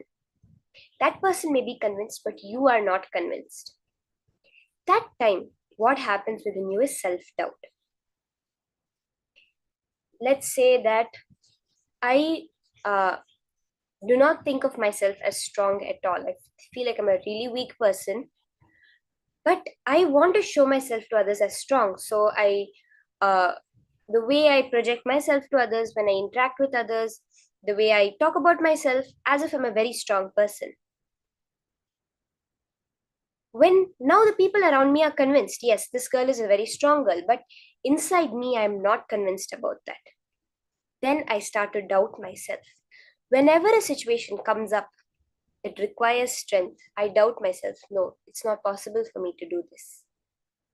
That self-doubt, pen down, all these doubts you have about you, yourself. Anywhere you doubt yourself. Am I worthy? Am I deserving of some things in life? Is it possible for me to achieve? Can I ever get respect? I'm not a person that can get respect. Can I ever get that? All these doubts that you have about yourself, pen it down and pen down the incident that this first doubt rose within you. Like I gave the example, I project myself as a very powerful person, but I feel very weak. And there came some situation where you were asked to do something that required you to be powerful because that's what people's cognition about you was there. But you were not able to do it.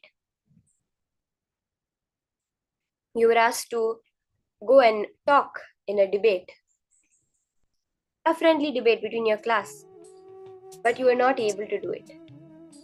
So you started doubting yourself. Pen these down.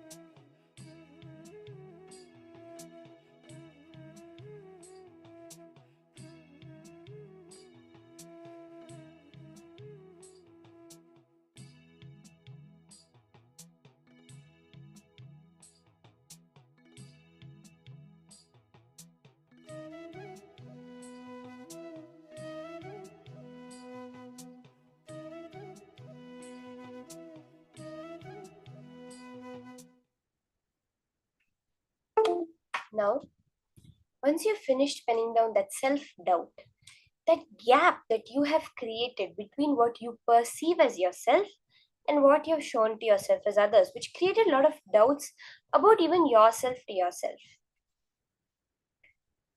The second level that Swamiji had explained was the self-hatred, where when what you show as yourself to others is not the same as what other people perceive as you. Why? Because even you perceiving about yourself is different. That hatred which forms the self-hatred. You want to show yourself as a very intelligent person, but the other person only can keep thinking of you as a very ugly person. Even this can be the gap that is there between. And you start hating yourself. See, this people around me cannot see me as however intelligent I try to tell them I am. They're not able to see me as intelligent. They're only able to see me as so ugly. And you start hating yourself. Look at myself. I'm so ugly all the time. I cannot be nice looking at all. I cannot impress others at all. That hatred which impacts you. Pen down these self-hatred patterns where you've started saying you hate yourself for the way you look, you hate yourself for the way you behave, for the way you talk, or even for some ideas that you have, you hate yourself. Pen down these hatreds and when it started within you.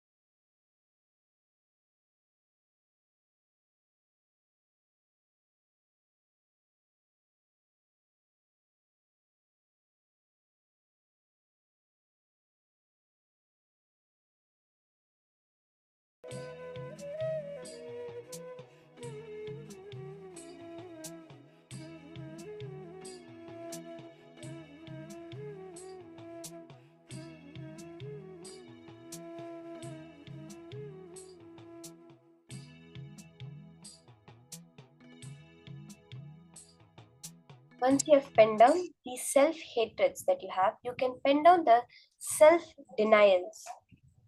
You can write down how you have started first doubting yourself, hating yourself, and then when what others feel about you. Now someone is cognizing you as a ugly person and you feel about life as unfair, or people in life are perceiving you as some way but you feel life as different.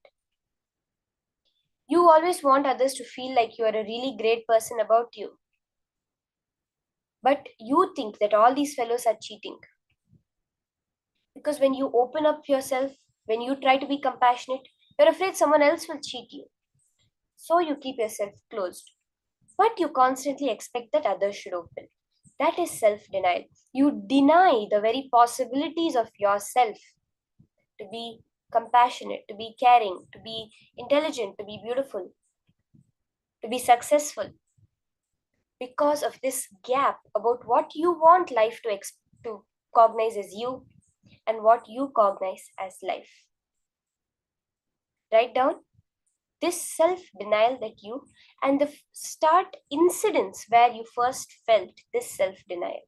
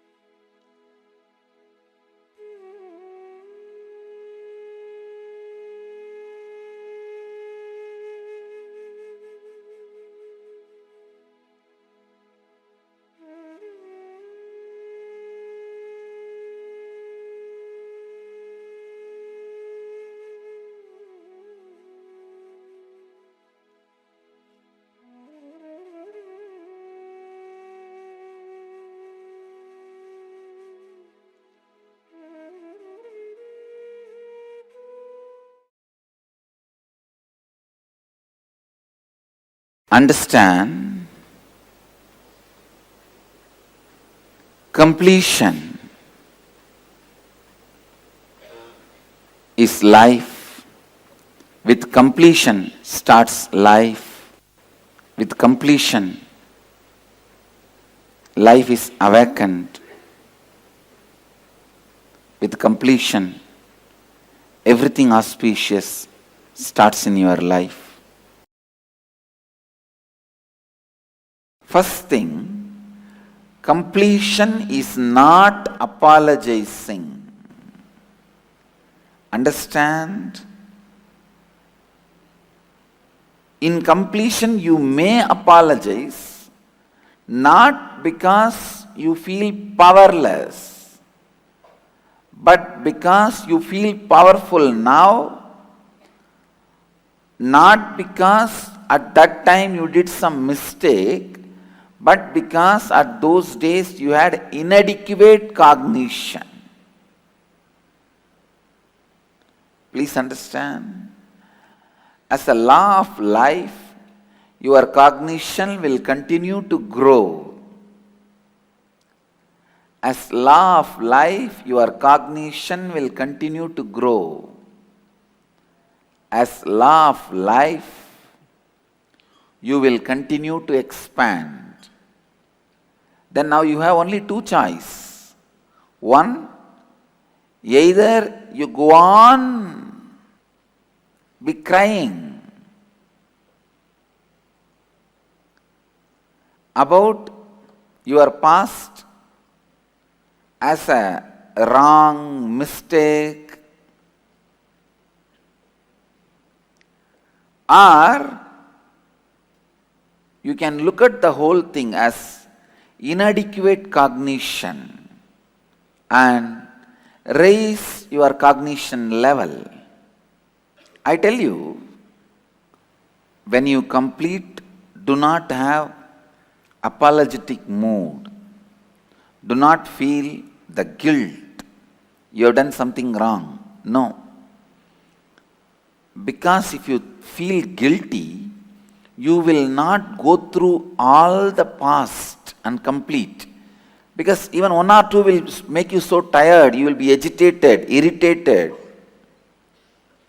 You will think, what is this? Why should I think? So you will develop a subtle hatred towards completion. You will never sit for completion sessions. How many of you feel, listen, bored or tired, don't want to sit for completion? Raise your hand. All of you need to know, you are only having a deep guilt about past. You should know you have not done something wrong in the past, but listen, you have not done anything wrong in the past, but it was just inadequate cognition. You expecting you should have the adequate cognition from the childhood is impractical expectation in this society. Then you should have become my Gurukul child. In the society, you can't expect to have a complete cognition. You can't expect society to allow you to continue to have a complete cognition. A child is allowed to have a complete cognition only in my Gurukul. If you just allow the complete cognition, full brain of a child to be functioning, helping the child, encouraging the child to learn. So first thing you need to understand is, completion is not feeling guilty about your past, remembering your past inadequate cognition and completing it so that decisions and patterns you developed during inadequate cognition does not need to continue to exist in your present inner space and affect your life now. If you are bored, unhappy, don't want to sit for completion, be very clear. You are not completing, you are just sitting with your past guilt and just brooding over. Completion is not apologizing. Same way when you are completing with others, don't be in the apologetic mood. You are not apologizing. Sometimes apologizing may happen. See, many times, only if you feel powerless, if you fall into the powerless mode, you apologize. Don't fall into powerless mode. Sit powerfully. Remember very clearly, when you had those powerless moments, some part of you have been stuck with others. Now you are reclaiming those parts. That's all. For example, if I had a fight with my elder brother when I was 6, and still that memory is there in me, that fear is there in me, that feeling is there in me, means still that 6-year-old child is influencing me. So all I am trying to do is I am liberating myself from that fear pattern which I created at the age of 6, which happened due to fighting with my brother. I am not now going and apologizing to my brother. Oh, sorry, that time I beat you. Now I apologize. No. You may apologize in some time, but completion itself is not just apologizing. It is like making the other person understand and making yourself understand that fighting in the young age created a strong, fearful, powerless pattern in you which is responsible for still you struggling, suffering with a wrong cognition, improper, inadequate cognition.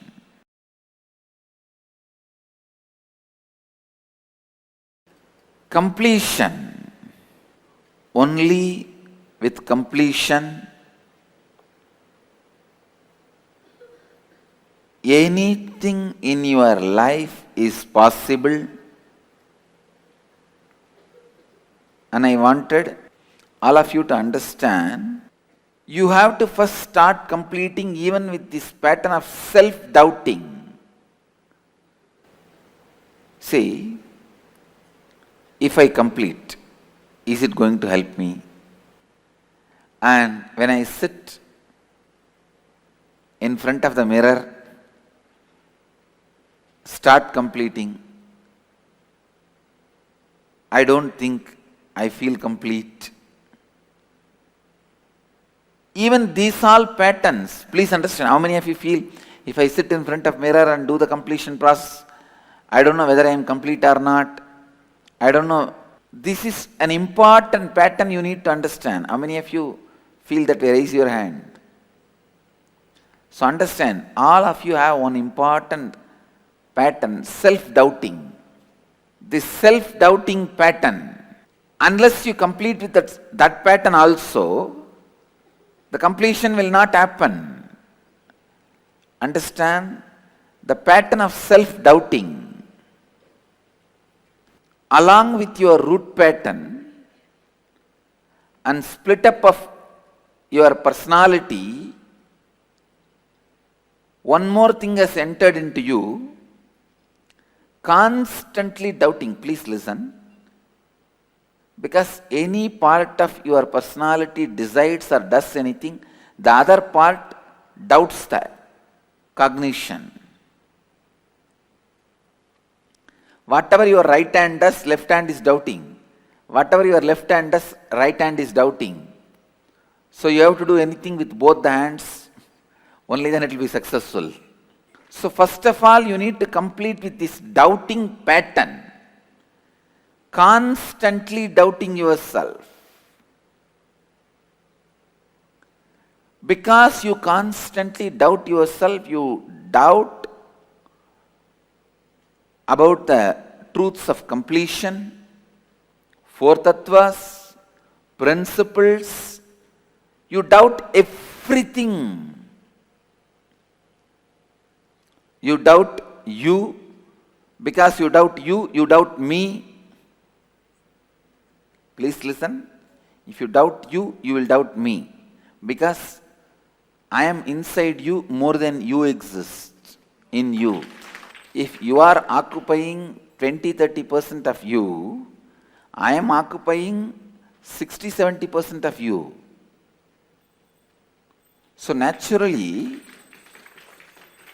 if you doubt you, you will doubt me. And if you have anger towards you, you will have anger towards me. Sometimes people think, oh, I don't have anger towards others, I have only anger towards me. But I tell you, when you dig, you will see very clearly, vengeance towards others, when you can't express it, it becomes anger towards you. Vengeance towards others when you can't express it, when you think, oh no, they are powerful, I have to be dependent on them, then it expresses on you. Today, I'll expand only on how to complete with your self-doubt. Understand? Today I'll expand just on this one subject. Self-doubt. Sit and look in. Look in to find first time when the self-doubting started in you. The moment you realize your inner image about you is different and the outer image you project to others is different, self-doubting will start on you. The moment you realize behind the screen you are like something, outside the screen you are like something, or in front of your wife you are something, you have a different way of behaving, outside when she is not there you have a different way of describing her. Your inner image about you, your outer image about you, the way you project you and the way you think about you, when these two are different, the way you think about you is mamakara, the way you project you is ahankara. When these two become different, especially when others are convinced about the image you project outside, you think, oh God, all these fellows are fooled. Even though I am hiding what is and projecting different, everyone is fooled. Then I think this is the way everyone is fooling others. Then you start doubting everything and you. Listen.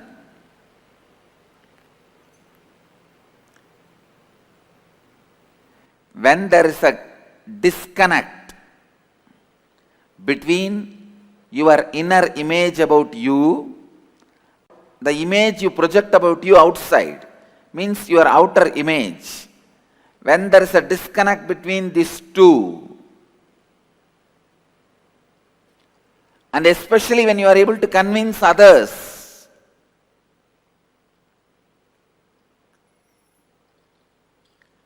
you are able to convince others about your outer image, the way you project yourself is the true image. When you are able to convince everyone, suddenly the self-doubt starts getting developed. What am I doing? What is this? The worst conscious killer disease is self-doubt. Especially self-doubt established as a pattern in you. You will see very clearly, you will work for something, and when it becomes a failure, You yourself will take revenge on you. You did all this, na? You need this. This is called Atma Droga. Understand? First Atma Sandeha means self-doubt. Then Atma Droha. This leads to Atma Hadya, self-destruction.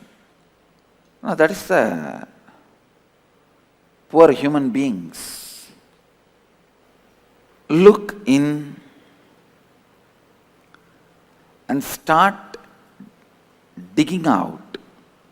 When first time you started having self-doubt, try to remember, recollect the earliest memory of your self-doubt. When you yourself did not trust the words you uttered. For example, even now when you declare with integrity, authenticity, responsibility, I declare, one part of you saying, you don't neither have integrity nor have responsibility or have authenticity. What are you declaring? Keep quiet, you are not going to be successful. These are all pseudo drama. What others, they may be telling because they may be having. Before you even complete one statement, your other part has finished satsang. But I tell you,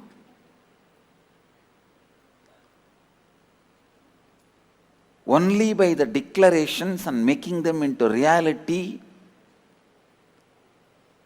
the spiritual strength, the Atma Bala is created. Sit with all these self-doubting patterns, pen them down, relive and relieve them, complete with them. Don't doubt whether you completed with your self-doubts. That will be one more doubt, at least complete with that. If you have self-doubt, complete with it. If you have one more doubt whether you completed with your self-doubt or not, complete with that also.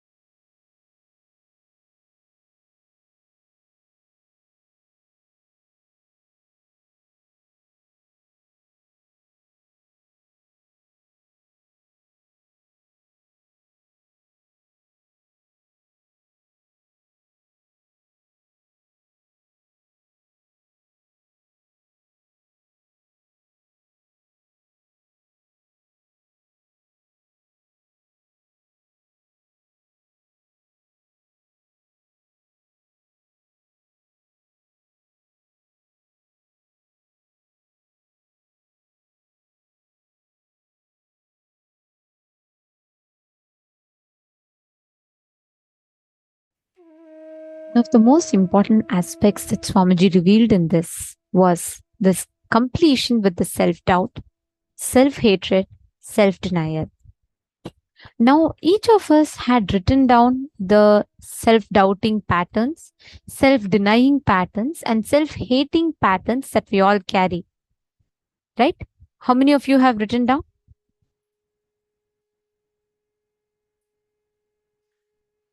Okay. Can I request every one of you to post what do you understand as self-doubt? What do you understand as self-denial? What do you understand as self-hatred? Can I request every one of you to take a few minutes and please type it out? You all can type it out and post. All the participants. Whatever your understanding is. And plus, if any of you have any questions, please feel free to ask us in the chat. You all can post what do you understand as self-doubt, self-hatred, and self-denial.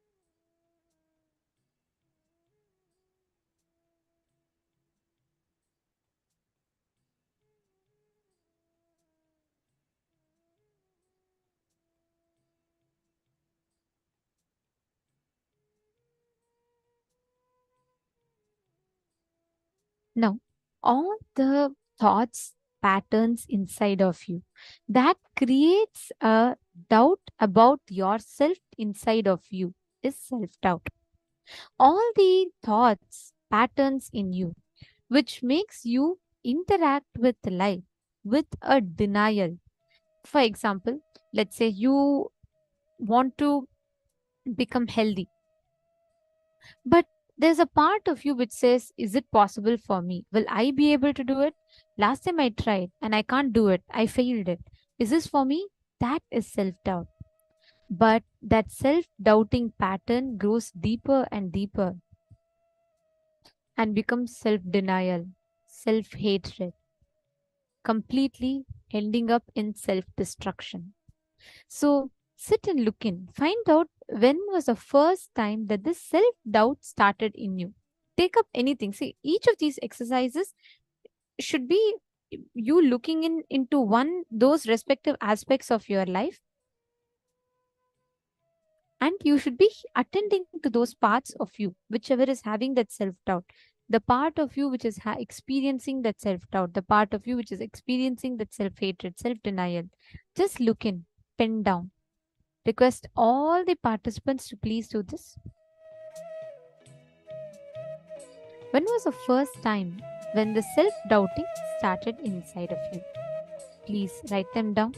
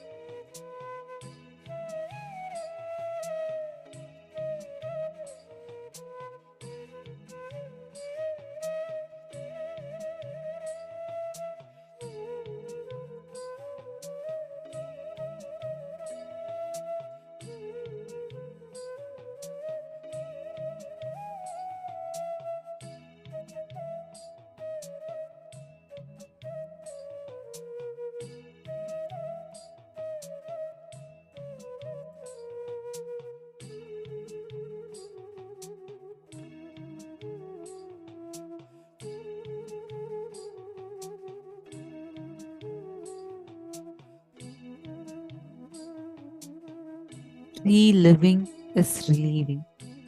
Pick up the incident you need to complete with.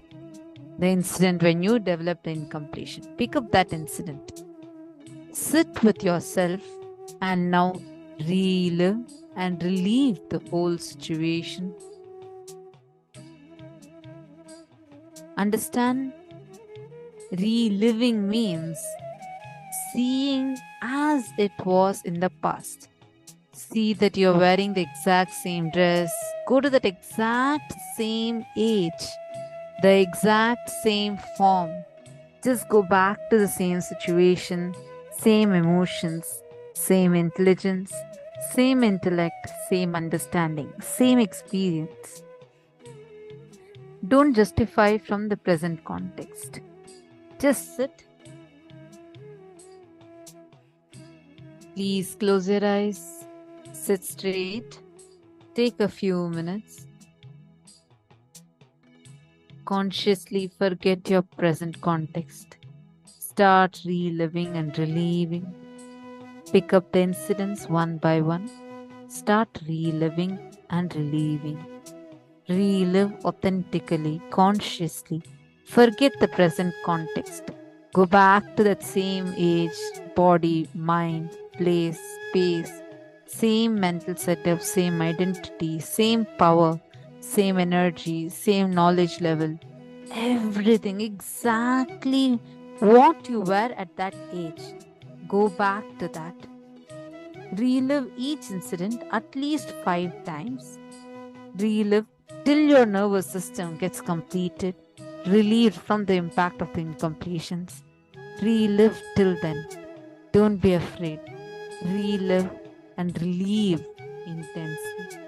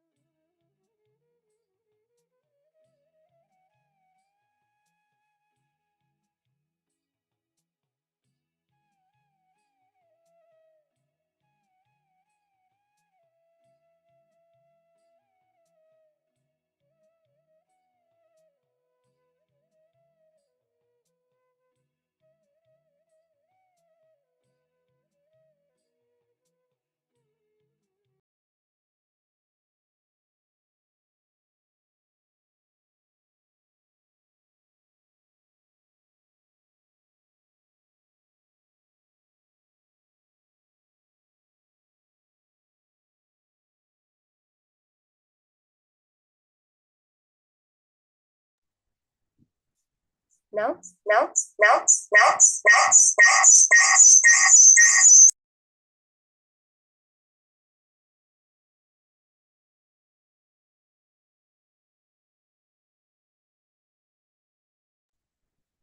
now let's enter into the power manifestation session. We'll be continuing with the power of clairvoyance that we had done before. Beautifully with the new understanding the space of completion.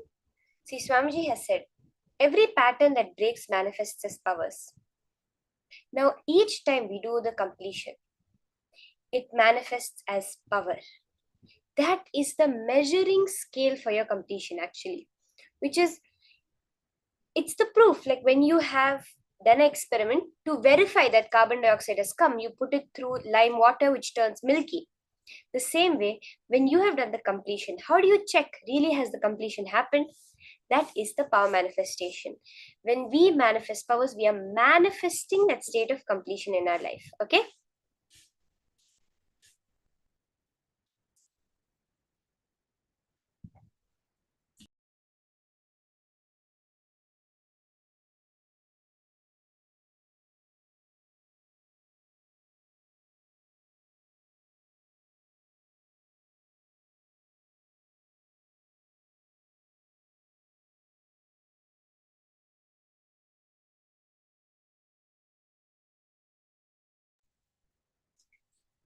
When we do, it is the living of the power manifestation.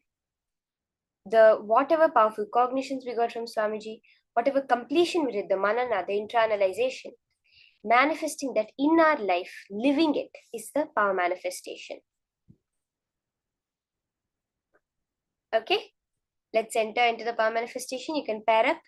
We'll be continuing the power of clairvoyance, scanning the image in your partner's mind. We'll be continuing with that same power. Connect to your partner.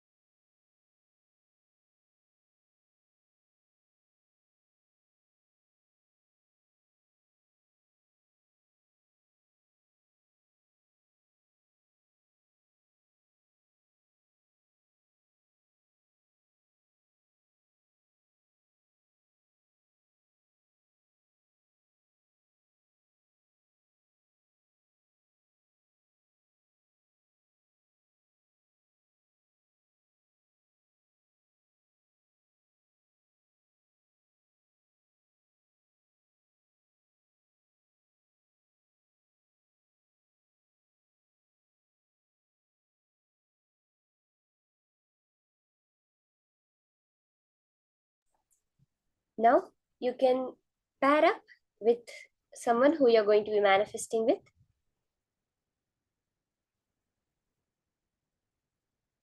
Ma Mary, Ma Xiao Chi, all of you can partner up with someone for the manifestation. You can even do it within the chat. And you're going to be continuing the power of clairvoyance. See, the more completion you get, the more you understand your mind. What's the secret of reading another person's mind that Swamiji reveals? Swamiji says that the secret towards understanding another person's mind is to understand your own mind. Now, the whole process that we did, the identifying our self-doubt, self-hatred, self-denial, our inner image, outer image, aligning it, is fully just basically understanding yourself. Till today, everything you've done, you've never really understood yourself. But now when you're taking the time to do that, you'll be able to even understand another person. Why? Because another person is nothing but a manifestation of your own self. The whole life is just a mirror, parts of you that appear outside. So now when we have understood our mind, our own self at the next level, you'll be able to automatically connect to another person and identify what they're thinking of. Now, when you're asking your partner to hold an image for you, be very, very clear. Ask them to see the image continuously so that their mind does not wander, they don't think of anything else, etc.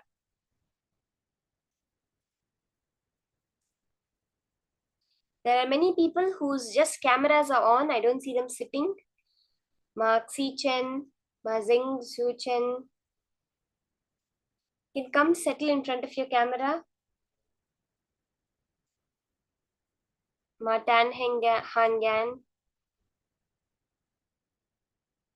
Ma Shan Shan. All of you can come settle in front of your camera.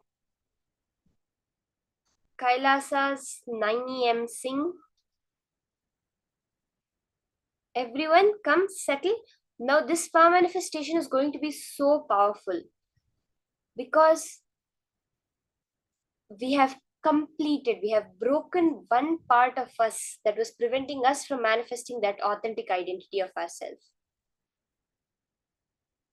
Yes, Ma Irene, thank you.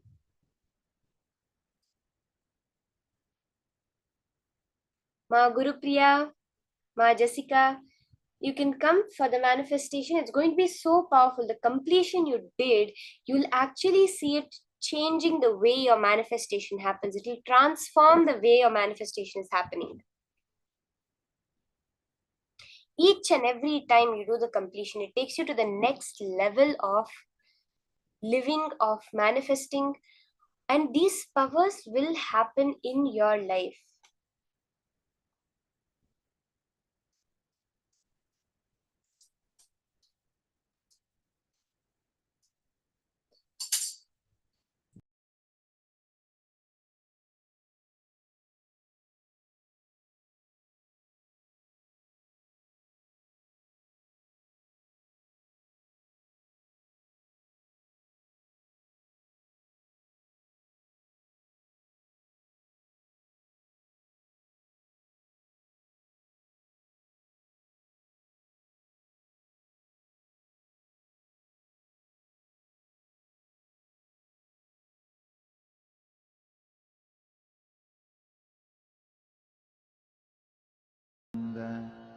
Paramashivoham.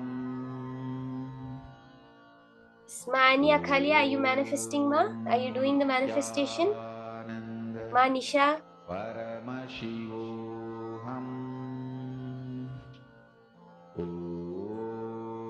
Can connect to your partner. Paramashivoham.